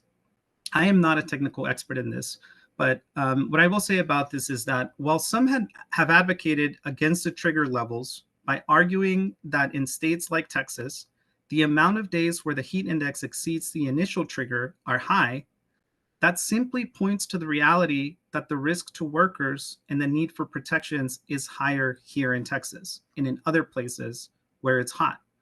It's absolutely illogical to say that some places don't need protections because it's hot there, when obviously it is the places where extreme heat is most common that require the most protections. Their arguments do not account for the many traveling workers that come to Texas for employment, or workers entering new fields in which they have no experience or limited experience. They also don't account for heat exposure levels in different occupations. And most frustratingly, some of these arguments equate everyday life activities in hot places to the kind of strenuous manual labor that requires acclimatization. I read in one of the written comments, it basically argued that because people can get hot and get injured during an outing to the beach, heat is a more generalized hazard, and therefore it's not something that we should address at the workplace. The problem with that is that everyday life activities, when performing everyday life activities, access to rest, shade, and water are a given. And there aren't the employment and financial pressures present that workers have at work. So it seems somewhat flippant to ignore all of the dangers and conditions that are present in our industries, in our workplaces. Next slide, please. We also recommend that you extend protections to indoor workers who perform sedentary work. This one has been spoken about a lot today, but all I will say on this is that while one can reasonably expect that some factors like the shade provided by a structure that indoor workers occupy can mitigate the risk, there are other hazards that come with that, such as lack of ventilation, heat trapping, or the presence of materials that radiate heat, which all can exacerbate the hazard. The rule should extend protections to indoor workers who perform sedentary work if they are exposed to the same heat trigger levels as other workers. Next slide, please. We recommend that you require paid rest breaks to prevent heat illness, injury, and death. For workers who labor in extreme heat conditions, rest breaks should be understood to be an essential requirement for the performance of their job and a necessary tool to keep them safe, and not be seen as a benefit or a privilege or a luxury. As such, rest breaks must be mandatory, scheduled, and paid for by the employer. Employers should also be required to provide paid rest breaks at the initial trigger of 80 to 89 degrees, and not just be asked to allow and encourage workers to take them. To illustrate this, there is a well-documented case of a construction worker, Roendi Granillo. Mr. Granillo was a 25-year-old construction worker who in 2015, while working on installing flooring in a Dallas-Fort Worth area residence, began to feel ill due to heat exposure. Mr. Granillo asked his supervisor for a chance to take a break to drink water, but was denied. He experienced a heat stroke and organ failure, and he was pronounced dead at a nearby hospital just hours later. Next slide, please. We recommend that you require paid rest breaks or leave to workers who experience heat illness in an emergency situation. So many workers in industries with high risk of heat exposure face financial hardships. So they may be reluctant or unwilling to inform supervisors if they are experiencing heat illness symptoms, so that they may seek the necessary medical attention because of fear of losing even a few hours' wages. One thing that I think there was a slide lost in the presentation, but another recommendation would be just strong support for acclimatization. As you know, according to OSHA's own findings, almost half of heat-related deaths occur on a worker's first day on the job or a worker's first day back after an extended absence. And over 70% of heat-related deaths occur during a worker's first week. So for these reasons, it's clear that acclimatization is a vital tool in protecting workers from heat illness, injury, and death, and must be included in the rule. Next slide, please. So to conclude, in light of the grim reality of the hundreds of deaths and thousands of injuries in workplaces across Texas each year, the arguments made by opponents of heat safety requirements, claiming that an OSHA standard isn't necessary, ring hollow. Their claims that employers already voluntarily provide rest, shade, and water simply do not align with the real-world experiences shared by many workers in Texas. While some employers certainly take responsible precautions to protect workers, many do not and will not unless they are required to. Ultimately, the health, safety, and lives of workers should not be dependent on the uncertain charity or decency or lack thereof of employers and supervisors. Next slide, please. So to close, workers in Texas need this rule. Our local elected officials' hands are tied. Our state elected officials refuse to recognize the problem. Our summers continue to get hotter and our industries more dangerous. Please adopt this rule as soon as possible. It may be the only relief Texas workers can hope to receive. Thank you very much for your time. Thank you. Questions from the OSHA room? Yes, Your Honor, we do have a few questions, and thank you for your testimony, Mr. Chikanchin. I guess, we've heard many groups that have testified during this hearing that the proposed standard is too prescriptive and that OSHA should adopt a more flexible, performance-oriented standard. Do you have any recommendations on how OSHA could structure a more performance-based standard, yet that ensures it is sufficiently protective and provides enough clarity for employers to be able to ensure that they are in compliance? Yeah, absolutely. Well, something that we've been really grateful for is the emphasis programs and the hazard alerts and everything that OSHA has been working on in the last few years. I would say that similar to a previous panelist is that that is what, in my mind, the HIP is for. I think we've heard a lot of folks be concerned with kind of a one-size-fits-all approach, which to me seems to be kind of a no-size-fits-none approach.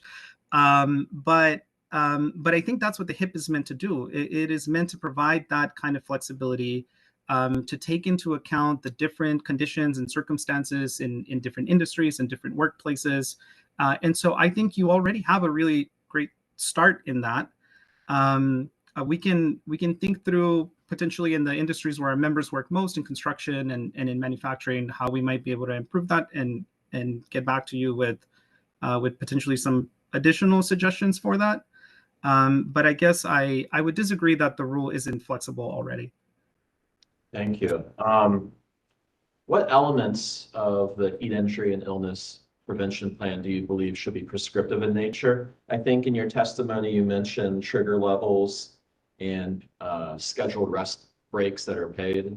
Yeah. Are there any other aspects that you would think need to be prescriptive, and which do you think could be more performance-based?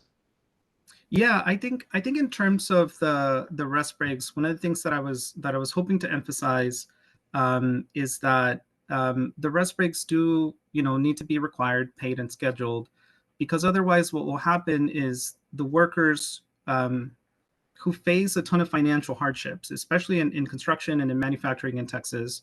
There are a lot of studies on this, which I'd be glad to share, including some that we have conducted ourselves, that talk about the pressures that workers face and the financial hardships. And so for both rest breaks as well as informing employers about heat illness symptoms, there's this enormous pressure on workers basically not to do that, not to take the rest breaks, not to inform supervisors or employers about their heat illness symptoms, because honestly, even just a few hours of wages that could potentially be lost to them could mean, not being able to pay your rent, not being able to pay for groceries. And so I think that's why that part definitely has to be very prescriptive. And of course, through the HIP, like there can be some flexibility in there. But in general, I think that's in our mind why the rest breaks have to be that way. As for the trigger levels, I guess the big question that has come up is about whether there should be geographic trigger levels, whether there should be differences. And I think that the previous panelist also, I think, provided a really great response to that, which is that the trigger levels really set a bar. If you are in a location where there is an extreme heat, where those trigger levels aren't being reached, then you, as an employer, you have nothing to worry about, right? Because the things that would be triggered by those levels wouldn't be in effect. But in places like Texas or other southern states where we have extreme heat, like I mentioned, we had 40 days, a 40-day streak of 100-degree weather. That does need to be in place. That's when workers need help the most.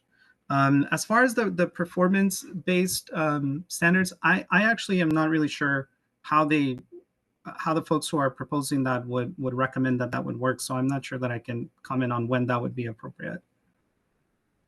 Thank you. Yeah, if you could submit those studies that you're talking about in your post-hearing comments, that would be wonderful. I'm going to hand it over to Tiffany Defoe. She's on the line. Hi, for the record, this is Tiffany Defoe with the Directorate of Standards and Guidance. Thank you very much for your testimony and for your written comments as well. I wanted to follow up. This is actually follows on a little bit with Jonathan's questions just now. During the course of this hearing, we've received a variety of comments that the proposed requirements for mandatory rest breaks every 2 hours are too inflexible for some workplaces. And the suggestions that we have been receiving from folks who have made these comments, which are largely employer associations, is that the standard, if it moves forward, should provide more flexibility on how frequently rest breaks, sorry, it's been a long day, how frequently rest breaks must be scheduled, or alternatively, that the final rule should require employers to allow workers breaks as needed to prevent overheating, but should not include any mandatory rest breaks. And so yeah, I've been asking during the course of the hearing for the thoughts of people who have both expressed interest in exploring flexibilities in the rest break situation, and the thoughts of worker organizations on the suggestions that have been brought forward. And so I'd like to ask if you would provide commentary from your organization on the suggestion. Yeah, thank you. And in both aspects of the suggestion, certainly, I think that in your written comments, and your testimony, you've been very clear about your position and reasoning for the mandatory nature of breaks. But if you could also provide comments on whether you see any need for additional flexibility in the way that timing is structured, and any thoughts you have on that aspect of the suggestion we've received. Yeah, absolutely. I think we can definitely put some information on that together and send it your way. I think the reason that we kind of omitted really weighing in on that more technical aspect of it is because even though we've worked in the past with some academic partners who have done studies on heat stress, including someone from the University of Texas, those studies are somewhat dated. I think, they're from a long time ago, but I'd still be happy to share that. But the reason we didn't weigh in on it necessarily is because we really do think it should be determined by experts, by folks who can have a really deep understanding of the effects of heat on the human body at those varying levels of temperature. And I think that periodic break that you're talking about, I think in that frequency really only kicks in at the higher trigger levels, if I remember correctly. And so, I can imagine how an employer, I guess, would argue that may not be necessary at some of the lower trigger levels, and they may be right about that. But I think that, as y'all obviously continue to work on this rule, I think our only recommendation on this is that you consult with your own experts or other folks who have a more kind of scientific or medical background to be able to determine what would be most appropriate. I think what we don't want is for it to simply be like a matter of convenience rather than a matter of science or, physical reality. Thank you very much. And we definitely are doing our due diligence on the scientific front, but it's extraordinarily helpful to us if organizations like yours also supply. You've obviously been reading a lot yourself, and if you could also just provide us any studies that you want to make sure that we pay attention to. Of course. Thank you. Thanks. That's all I have. Jonathan Bear, OSHA. Our next question will be asked by Adriana Lopez. Hello, Adriana Lopez, OSHA Directorate of Standards and Guidance. Thank you for your testimony. Some employers and their representatives have expressed concerns about OSHA's proposed break requirement, arguing that it may lead to excessive use of break privileges and lost productivity. Does the Workers' Defense Project believe that this will occur? Why or why not?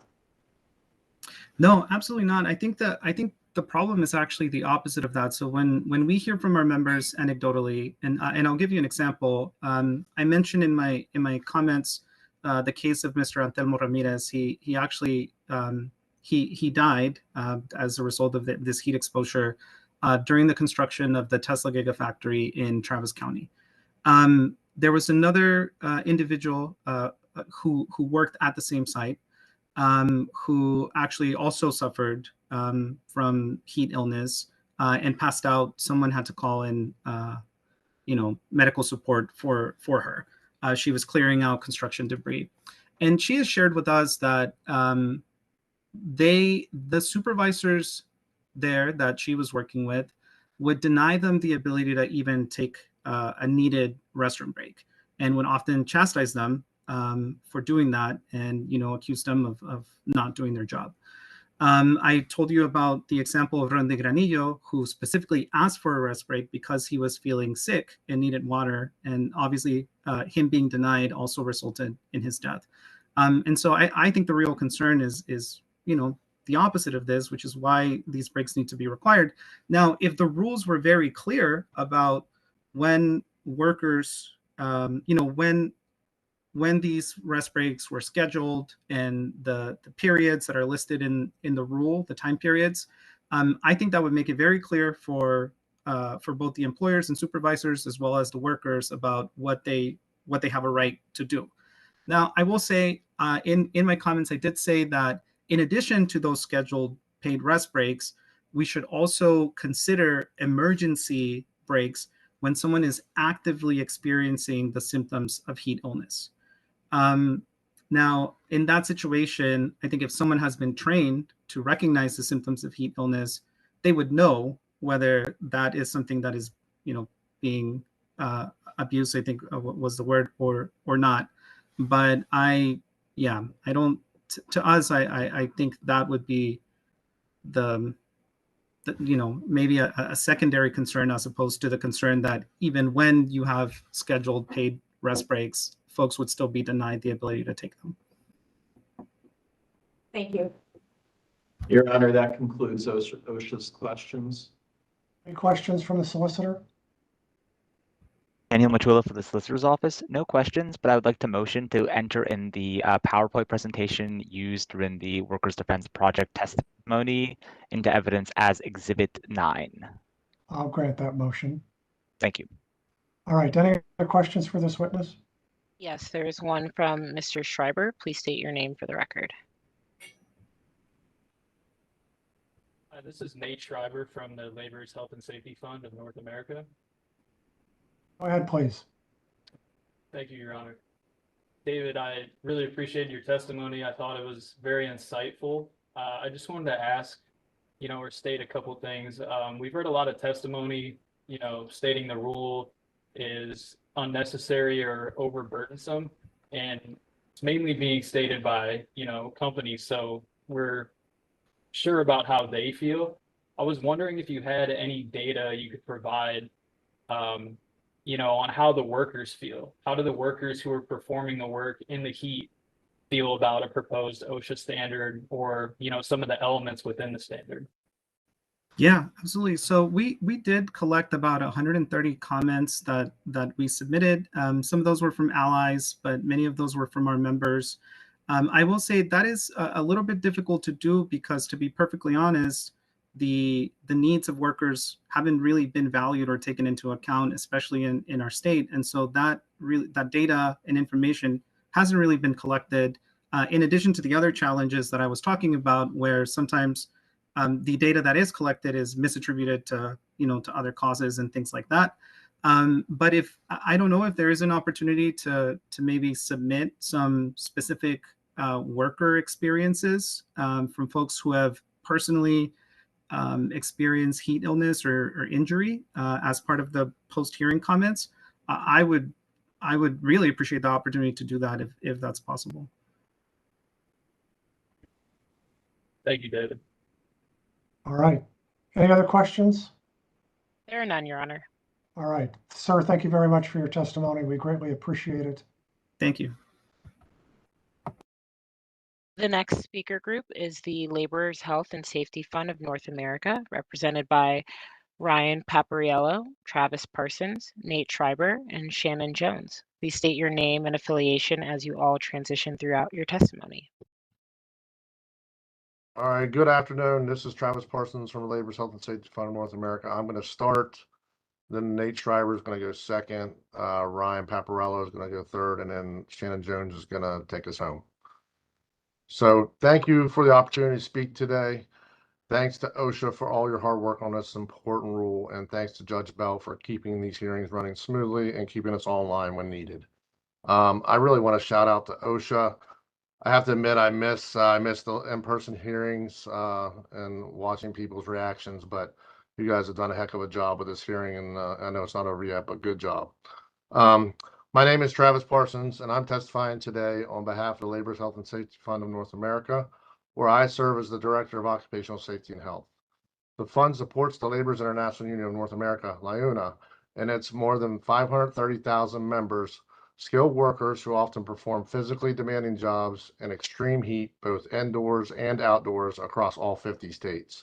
LIUNA members build our nation's infrastructure, including roads, bridges, water systems, and schools, and work across every segment of the energy sector as well. We also represent more than 70,000 public employees who provide essential services, and we represent over 47,000 mail handlers through our affiliate, the National Postal Mail Handlers Union. We strongly support OSHA's effort to establish a national heat standard. With rising temperatures and longer summers, heat has become one of the most pressing workplace hazards facing our workers and our members today. Hundreds of workers suffer heat stroke, kidney failure, and even death each year simply for doing their jobs. These tragedies are not inevitable, they are completely preventable. Without an enforceable OSHA standard, many workers will continue working under tight production deadlines with little to no access to basic protections like water, shade, rest breaks, or adequate training. These are not luxuries, they are essential safeguards and basic human rights. Relying on voluntary measures in the General Duty Clause has proven inadequate for protecting workers from heat stress. In fact, a 2022 GAO Government Accountability Office report outlined the major challenges OSHA faces in investigating and citing heat-related violations without a specific standard for heat illness.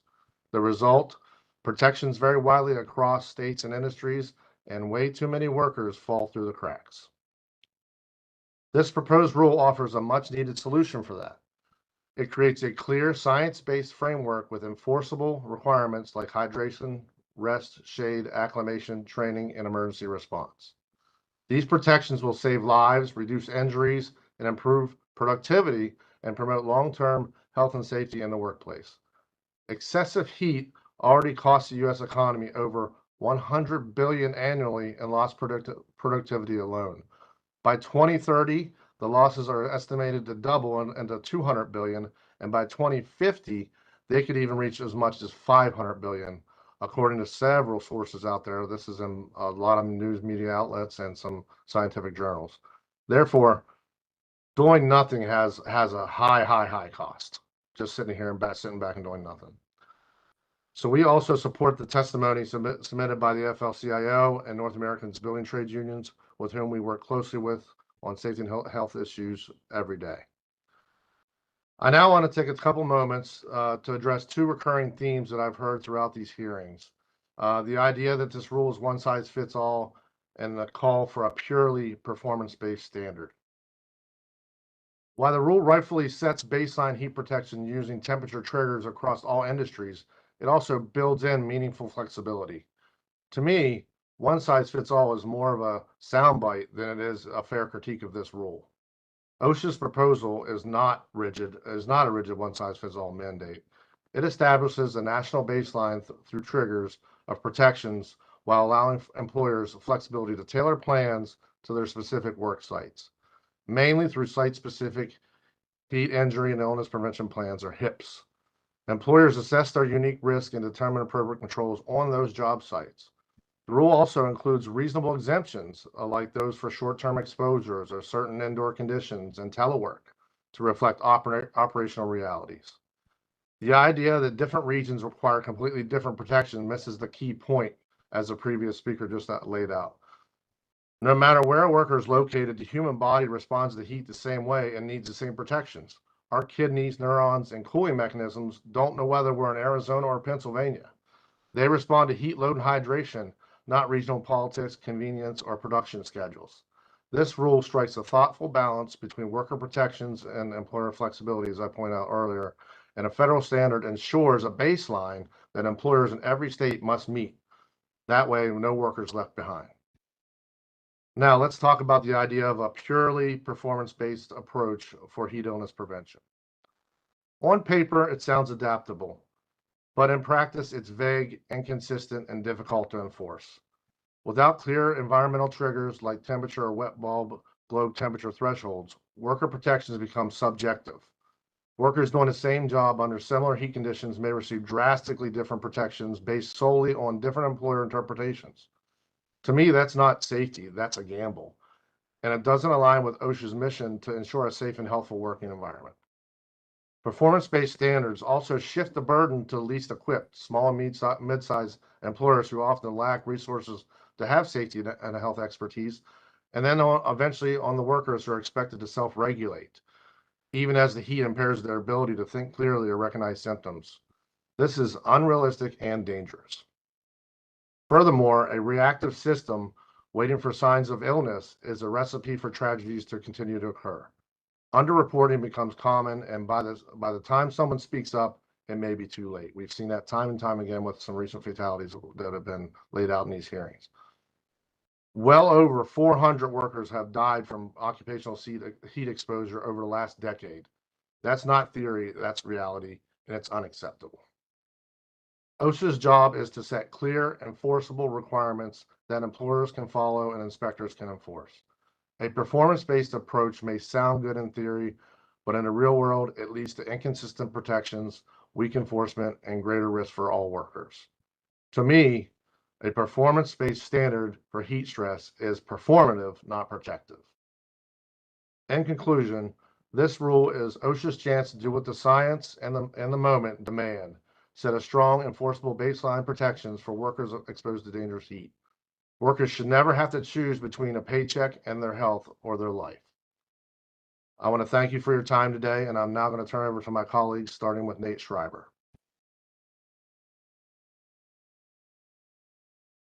Nate Schreiber, Labor's Health and Safety Fund of North America. Can everyone hear me okay? Yes. Thank you, Your Honor, and thank you to OSHA for the opportunity to testify on this critical proposed rule. My name is Nate Schreiber. I serve as an industrial hygienist for the Labor's Health and Safety Fund of North America. I'll focus my testimony on the health impacts of heat exposure, including the long-term and cumulative effects it can have on the human body. Across the United States, construction workers represent only 6% of the workforce, but account for 36% of all heat-related workplace fatalities. This is a stat that is alarmingly disproportionate. As evidenced by this metric, addressing heat exposure is a crucial task that deserves our time, attention, and resources. Looking to the future, this problem is not going away. The planet is getting hotter, and 2024 proved to be the hottest year on record since the National Weather Service's inception. On behalf of our organization's members, I would like to touch on a topic that is not discussed nearly enough and considerations that OSHA should keep in mind when weighing the need for a heat rule. Outside of countless examples that have been discussed throughout these testimonies, I have a personal story that inspired me to give this testimony today. My brother is a welder and a track laborer for a large railroad company. He has shared with me countless safety concerns that he experiences on a day-to-day basis, such as trains derailing, chemical exposures, heavy manual labor, and of course, heat exposure. He's often in remote locations doing heavy manual labor in sweltering heat. As his brother and a safety professional, I take particular interest in listening and trying to advise the best course of action for him to take. Early in his career, he said something that stuck out to me. It was simply put, but it was profound. He said, "I don't mess around with the heat. It's no joke." A little surprised by this, I asked why that is. In my mind, you're a really tough guy. Something as simple as heat wouldn't faze you. He said, "If you get overheated once, you're never quite the same afterwards." He went on to say that many of his fellow coworkers had fallen victim to heat exhaustion over the years. They shared with him that ever since this experience, they just aren't the same when it comes to their heat tolerance. They can no longer stay in direct sunlight for extended periods of time. They can't keep up the same pace they could prior to experiencing heat illness, and they never quite seemed able to handle high temperatures the same. I've listened to testimonials for the last few weeks, and the heat keeps getting referenced as a temporary burden that prevents companies from meeting their project deadlines. I understand the importance of project deadlines and profit streams, but the workers that fulfill those metrics are the most valuable asset of this equation. Heat stress is a serious cumulative occupational hazard that should be given consideration on how to best should be given thoughtful consideration on how to best manage and mitigate its exposure. While many appear to treat heat illness as a momentary condition, the physiological consequences can actually last a lifetime. An often overlooked fact is that even one severe episode of heat stroke can cause permanent physiological change to occur, particularly to the body's ability to thermoregulate itself. Because of the way the body's thermoregulatory system works, repeated exposures that are perceived as low-level exposures may also cause cumulative internal damage. A dramatic heat stroke is not always necessary for damage to occur. This impairment means that single episodes of heat stroke should not be considered isolated incidents in time. That damage can make recovery and return to work in hot conditions exceptionally risky without proper controls or guidance. Furthermore, research shows that individuals who have experienced heat stroke often fail heat tolerance tests and are twice as likely to experience recurrent exertional heat illness, even with moderate exposures. This cumulative damage is not speculation either. It's well documented in clinical and occupational medical literature. Survivors of heat stroke often suffer from increased susceptibility to future heat illnesses, long-term renal impairment, neurological damage, and just chronic issues with thermoregulatory dysfunction. The human body's resilience to heat deteriorates and these damages accumulate, particularly when heat exposure is chronic, as it often is in construction, agriculture, and manufacturer settings. In the sense of this proposed rule, OSHA is not only preventing acute injuries, it's also defending against a long-term occupational disease process. The current regulatory structure allows everything to go unchecked. Each unreported or untreated heat incident has the potential to build towards a chronic injury. Any standard developed by OSHA must reflect this reality. Heat illness is cumulative. Workers who experience an overexposure do not instantly return to baseline after their perceived recovery. They become vulnerable, and without enforcement of acclimatization, monitoring, and work rest protocols, these workers risk unmanaged exposures and preventable harm. I'll conclude by saying, failing to act on heat hazards is a decision to allow irreversible damage to accumulate in the bodies of working people. People like our members at LIUNA and people like my brother. OSHA's proposed rule recognizes heat as the life-altering hazard that it is, and it rightly emphasizes prevention through acclimatization, hydration, engineering controls, and rest. States like California, Maryland, Washington State, and Oregon have implemented heat illness prevention standards with demonstrable success. California's system, which has been in place since 2006, has shown reduced fatalities where enforcement is consistent. OSHA can build on this foundation with their proposed rule and set the bar for the entire country on how to manage heat stress. I'd like to thank everyone for their time, and now I'll turn things over to Ryan Paparillo.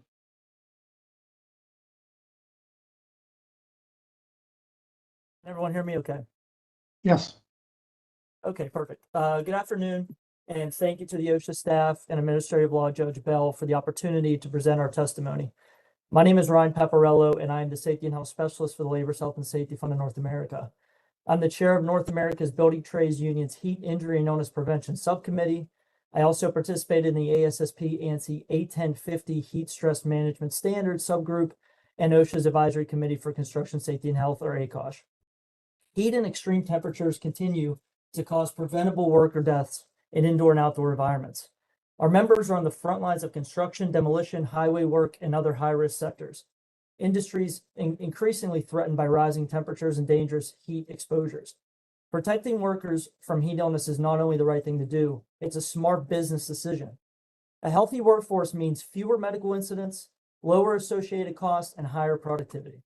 The proposed rule identifies key factors essential to protecting workers from heat hazards. One critical factor includes implementing a comprehensive heat injury and illness prevention plan, or HIP.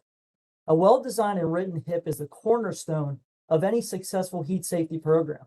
It serves as a proactive guide to protect workers from the dangers of heat exposure. An effective prevention plan must include the following elements with a few recommendations: water, rest, and shade provisions, clear employer and employee responsibilities, gradual acclimatization plan, emergency response plan, monitoring, heat hazard assessments, high heat procedures, buddy system procedures, training requirements and record keeping, and site-specific hazards and hierarchy of controls planning as well.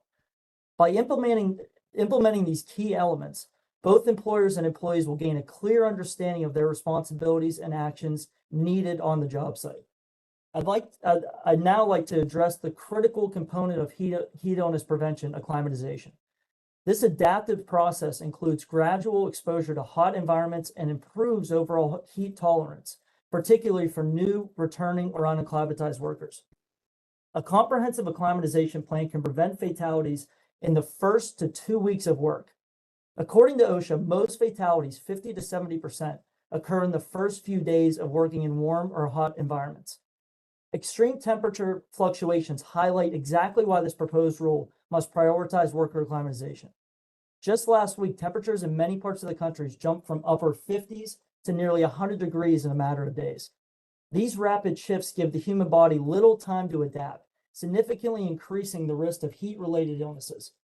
Lack of acclimatization is one of the most well-documented risk factors for serious injury and fatal outcomes on the job. Unacclimatized workers do not sweat efficiently. Their sweat contains more salt. Their body temperature and heart rate increase more quickly when working, and their blood flow is not optimized for heat dissipation. Versus acclimatized workers, their sweating rate is higher, which helps dissipate heat through evaporative cooling. Their sweat contains less salt, which prevents development of electrolyte imbalances. They maintain lower body temperature and heart rate. And lastly, they experience increased blood flow to the skin to help to cool the body. When workers travel to hot, humid locations, similar to how professional athletes must quickly adapt to unfamiliar environments, they often have little time to adjust before beginning strenuous job tasks. Without proper preparation, this sudden exposure can increase the risk of heat-related illnesses. Acclimatization is the body's natural way of getting used to extreme conditions. Over time, it can improve performance and greatly reduce the risk of heat-related illnesses, like heat exhaustion and heat stroke. This process is essential for keeping workers safe and productive in hot environments. I want to share the story of Tim Barber, a 35-year-old Lyona member who tragically lost his life due to heat exposure while working on the Genesee River Bridge construction project in upstate New York. It was only his second day on the job. According to OSHA's investigation, he was not giving its essential protections, including water, rest, shade, training, or being acclimated to the conditions. After his first day, his parents noticed that he didn't look well. He went to work the next day, collapsed at the end of his shift, and never returned home. Tim succumbed to hyperthermia caused by heat exhaustion and heat stress. He lacked the proven safeguards that could have saved his life because it wasn't required. Tim was more than a worker. He was an artist. He loved country music. He was a devoted Buffalo Bills fan, and his death was 100% preventable. Stories like this happen far too often. We must shift from a reactive to a proactive strategy that focuses on protecting workers from extreme temperatures. In closing, heat is not just a weather event. It's a workplace hazard, and this rule is long overdue. We urge OSHA to move swiftly and decisively to finalize a strong, enforceable heat injury and illness prevention standard. Thank you for your time, and I'll turn it over to Shannon Jones. Hello, everyone. My name is Shannon Jones. I am the Tri-Fund Field Coordinator for Health and Safety Fund of North America. I cover the Mid-Atlantic region, which consists of 40,000 members. My area is Virginia, West Virginia, Maryland, and North Carolina, DC, and Pennsylvania. So some of my live experiences has been, I've worked the construction trade for about, I would say 15 years. I have poured concrete, for 40,000 yards of concrete within the week. I have passed out on the job site, just a lack of not knowing that I need to drink water every day. But when I woke up, I was just, you know, I was out, you know. So once I became an instructor in 2002, I got educated, and I realized that, you know, drinking water nowadays is a plus on the job site. So as I go out to job sites, like asphalt sites, when they're pouring asphalt is 190 degrees and 300 degrees coming off the truck, you know, I make sure that the members are staying hydrated. I make sure that they have the proper clothes for, you know, so they can sweat. I talk to the safety officers to make sure that they have the proper tents, uh, make sure that, you know, they have shade, the tents, make sure that they have water and all that good stuff. So my testimony is that heat standard is definitely needed, by being a construction worker and being out there in the field and, you know, just doing the job. It's definitely needed. And that's my testimony. All right. Thank you very much. Questions for this panel from the OSHA room? Yes, Your Honor, we do have a few questions. This is Jonathan Bear, OSHA. I'm going to hand it over to Eduardo Hernandez.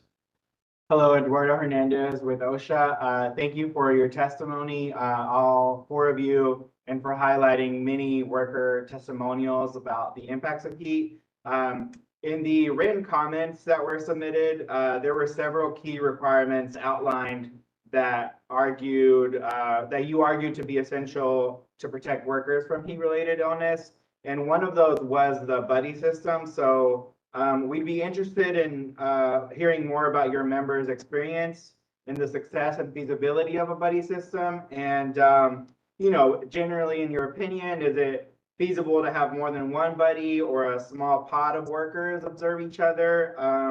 And yeah, if you have any recommendations on how to fulfill an observation requirement in the case of lone workers, and happy to, you know, if you want time to think about it in post-hearing comments as well. Yeah, this is Travis. I'll start out and then I'll probably kick it to Ryan Paparello, who's our buddy system pro. But in general, I have to go on the record and say this. I don't think there should be lone workers. I know they happen out there, but being a lone worker just isn't safe, and especially when it comes to heat illness. How are you supposed to recognize signs and symptoms without a buddy? So with that on the record that I don't like lone workers and I don't think they should be out there, I know they happen. I'm going to kick it to Ryan to talk about the buddy system. Can everyone hear me? Just making sure. Yes. Okay, perfect.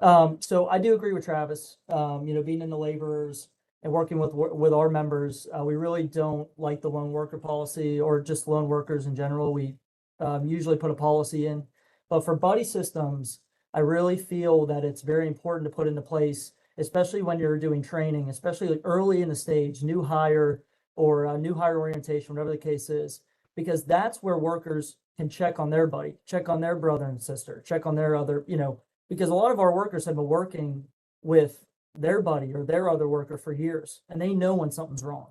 Especially when you're far out, they might be kind of remote, away from the job trailer, away from where home base is. And I feel like the buddy system that's where it's most important. Thank you. For our next questions, I will hand it over to Zoe Petropoulos. She's on the line. I actually have one question for you. I think we'll see. We've heard from other witnesses during the hearing that OSHA has failed to account for what they describe as the natural acclimatization that workers develop from living in the same locale as where they work. Does your panel agree with this? Why or why not? Sorry. Well, as acclimatization occurs, we've heard about fatalities with workers that probably were acclimatized.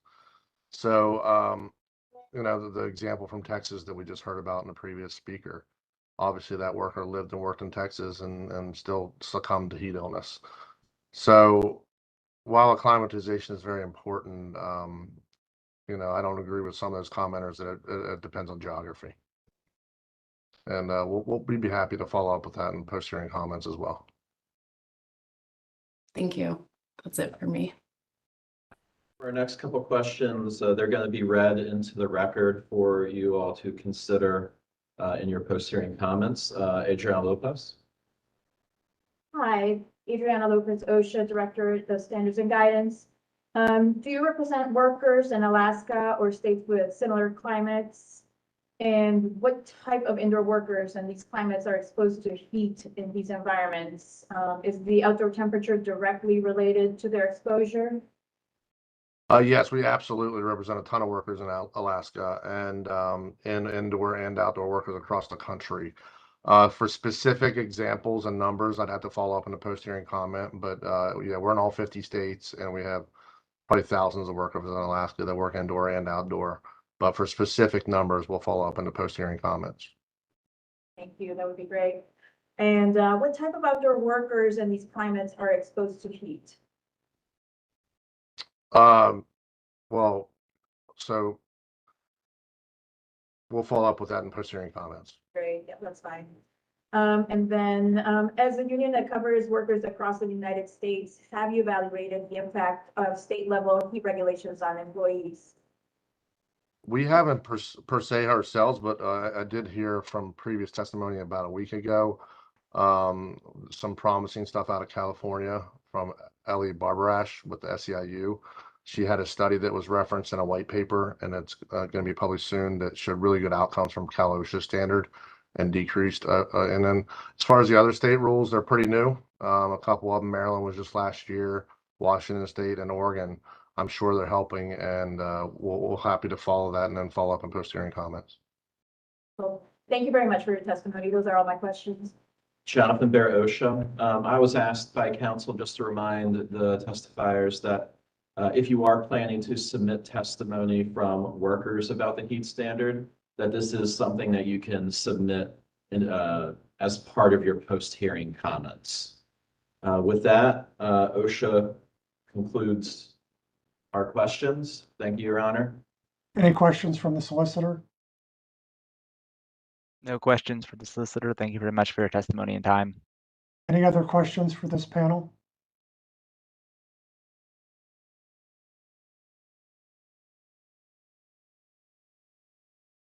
Are there other questions for this panel? There are. I'm not sure if Miriam is still on. Is that the case? Has she dropped off? Okay. Well, I'm going to assume that there aren't. There are. We're having some issues on our end, so let me figure this out. All right. Sorry, can you hear me? Yes. Oh, hi, Yeah, this yeah. is Jason Hammer from OSHA. We have 3 questions from 3 different participants, Your Honor. I see 4. Oh, 4 now. Okay, well, We can- you're seeing a lot more than I am. Who are we going to say has the first question? Scott Schneider, let me promote you. I believe you can go off mute now. Yeah, thank you very much. My name's Scott Schneider, and I had 2 questions. I wanted you to elaborate on some stuff I heard in your testimony. Some of the stakeholders have expressed concerns about the economic impact of the standard. In your view, how does protecting workers from heat stress actually benefit employers and the broader economy? Yeah, this is Travis Parsons. I'll take that. Investing in heat protection isn't just the right thing to do. I think it's smart economics, to answer your question, Scott. It pays off in higher productivity, fewer injuries, fewer disruptions, and just overall a healthier, more stable workforce. As I testified, doing nothing is a cost, and it gets really expensive really quick for society as a whole. So, all those things I talked about, productivity, increased productivity, fewer injuries, it is an investment instead of a cost. Okay, thank you. The other question I had was, there's been a lot of discussion about performance-based standards, and you said that they can lead to inconsistent protections. So could you explain that a little bit more, or give an example of how this would put great workers at greater risk? Yeah, this is Travis Parsons again, and I'll take that one again. Scott, thank you for that. I think that was in part of my testimony, and part of CWA's testimony also covered some of this. I'll try to keep it quick. But imagine two different construction sites, both operating in the same city, in the same temperature, in the same, let's just say, same city, same county, with 95 degrees Fahrenheit or something like that heat index or WBGT measurement. At Site A, the employer has a really proactive heat safety plan. They do everything with monitoring. They provide breaks with shade. They schedule their breaks. They supply cool water, and they ensure workers are acclimatized. In the same city, same county, we have Site B. The employer takes a performance-based approach and leaves it up to the supervisors on the job who don't believe in heat safety as a problem, thinks it's a personal responsibility. And, they may or may not offer water. They don't necessarily have shade or breaks. And there's no monitoring going on.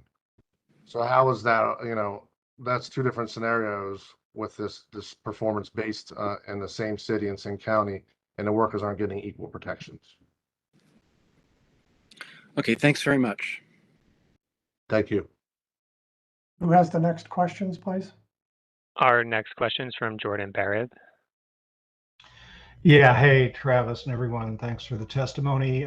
It's quite interesting. I had two questions. You mentioned, and actually many witnesses have mentioned that we don't need a standard. All we need is the OSHA continue using the general duty clause. In your view, why is the proposed standard preferable to just relying on the general duty clause? Yeah, this is Travis Parsons. I'll take that one again. Thank you, Jordan, for that question.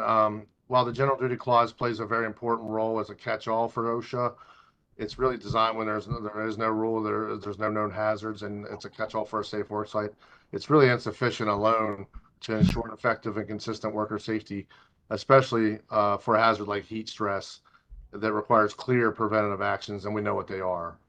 Also, there's several notable cases and legal outcomes that have demonstrated the limitations and inconsistencies of relying on the general duty clause for heat-related hazards. One high-profile case is the Secretary of Labor versus A.H. Sturgill Roofing in 2019. In that case, there was a roofing situation where the worker succumbed, and the citation was thrown out, and there was a very big bias at the end of it. The decision from the OSHA Review Commission that they said without specific enforceable OSHA heat standard, it's extremely difficult to hold employers accountable to prevent heat-related incidents.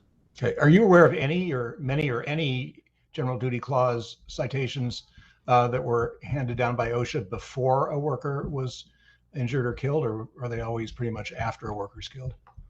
All the ones I know of are reactive. I'd love to research that and find one that wasn't, but I'm happy to look into that and provide that out to post-hearing comments. Okay. All right, one more question. That is reactive.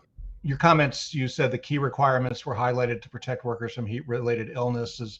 Can you expand on the use of measurement tools and what should be used? Yeah, there's a lot of different ones out there, and I'm going to kick this one to Ryan Paparello to answer that. He researched this for us on our panel. Thank you, Jordan. Thank you for the question. Ryan Pepperell with the Laborers. So there's many different options that are available to employers, such as the heat index, AIHAs, and OSHA NIOSH's heat apps, wet bulb globe temperature instrument, and even OSHA's wet bulb globe temperature calculator that's on their website. So these technologies make it very easy and inexpensive for employers to measure and monitor heat throughout the workday. And really, we commend OSHA and NIOSH and AIHA for having free apps to use, and then including in the proposed rule the flexibility to employers to choose an instrument or app that they want to use. So thank you for the question. Thank you. That's all I have. Who has the next question, please? Our next question is from Rebecca Randall. Hi there. Good afternoon. This is Rebecca Reindell. My question is for anyone on the panel who is best to answer this. The OSHA proposal doesn't have any requirements to use the hierarchy of controls or mentions any engineering controls for outdoor workers. But I know that other recommendations have required this. Would you be able to provide us some examples of engineering controls that your outdoor workers, use or the workplaces could use? Thank you. Yes, obviously, this is Travis Parsons. I'll take this, and then I'll let my colleagues fill in any gaps that I miss. Obviously, indoors, it's a lot easier for engineering controls, but there are engineering controls out there for outdoor workers. Anytime you can increase general ventilation, fans, air blowing on the workers to cool them down, help cooling fans throughout the work site. There is sometimes you can actually have some air conditioning units out there, not just fans moving air, but actual air conditioning on job sites. We have seen that. Any kind of reflective shields that can redirect radiant heat from heavy machinery or anything that's producing ambient heat, insulating hot surfaces, anything you can do to reduce moisture from and keeping maintenance on heavy equipment out there in the outdoors. And then a bigger one too is when it comes to rest breaks. There's a lot of stuff out there like cooled seats or benches for rest break areas where you're providing shade. And like misting fans, I think is the one I missed too. We've seen some really cool things recently as the heat goes on and on with misting fans on construction sites. Even Shannon, I think, might have an example of that from a work site he was on. Yeah, this is Shannon Jones, Labor's Health and Safety. Yeah, so I was on a asphalt job, and it was, extremely hot, similar to today in Washington, D.C. It's like 100 degrees. And they use like the misting fans that you would see at the amusement parks, and they work great. It actually cools the body down. They was rotating the guys, like every 15 minutes. Like I said earlier, the temperatures get up to like 300 degrees in the area where the asphalt is being poured. So yeah, misting fans really work very, very well. The pop-up tents work great also. They put the little shades down on the side of the tent, and that works phenomenal just to block the sun and get a little air going and get a little mist going just to cool the body. All right. Who has our next question? Our next question is from Chris Kane. Hi there, Chris Kane with North America's Building Trades Unions. One of the things that's been brought up a lot during the hearing is that Ms. Kane, we've lost you. Can't hear you anymore. I was muted somehow. I'll start from the beginning of my question. Some of the arguments that we've heard is that worker behaviors like coming to work dehydrated or being on medicine make managing heat not feasible. I was wondering if you could respond to those arguments. Yeah, I'm gonna have Nate respond to that. He did whenever he was doing all his research on cumulative exposures. I think he looked into this. So Nate, we want to respond to that? Sure. Nate Schreiber, Labor's Health and Safety Fund. So in terms of worker behavior, I think that's, a factor in any evaluation of like a safety system, for example. But when we look at the reality of workers, they're not going to be able to give themselves a medical diagnosis, for example, if they're experiencing heat exhaustion. Ultimately, it's up to the employer to control the structure of a workday. Things like break times, water access, shade availability, as Shannon just provided. If a worker arrives maybe slightly dehydrated to the job site and then they work for 8 hours on top of that with no kind of formal rest schedule or shaded area, I think that goes beyond a behavioral issue, and you move into like a systemic kind of risk. So I think a heat illness prevention program would account for that kind of human variability. If you want to relate it to fall protection, we don't assume workers are going to tie off.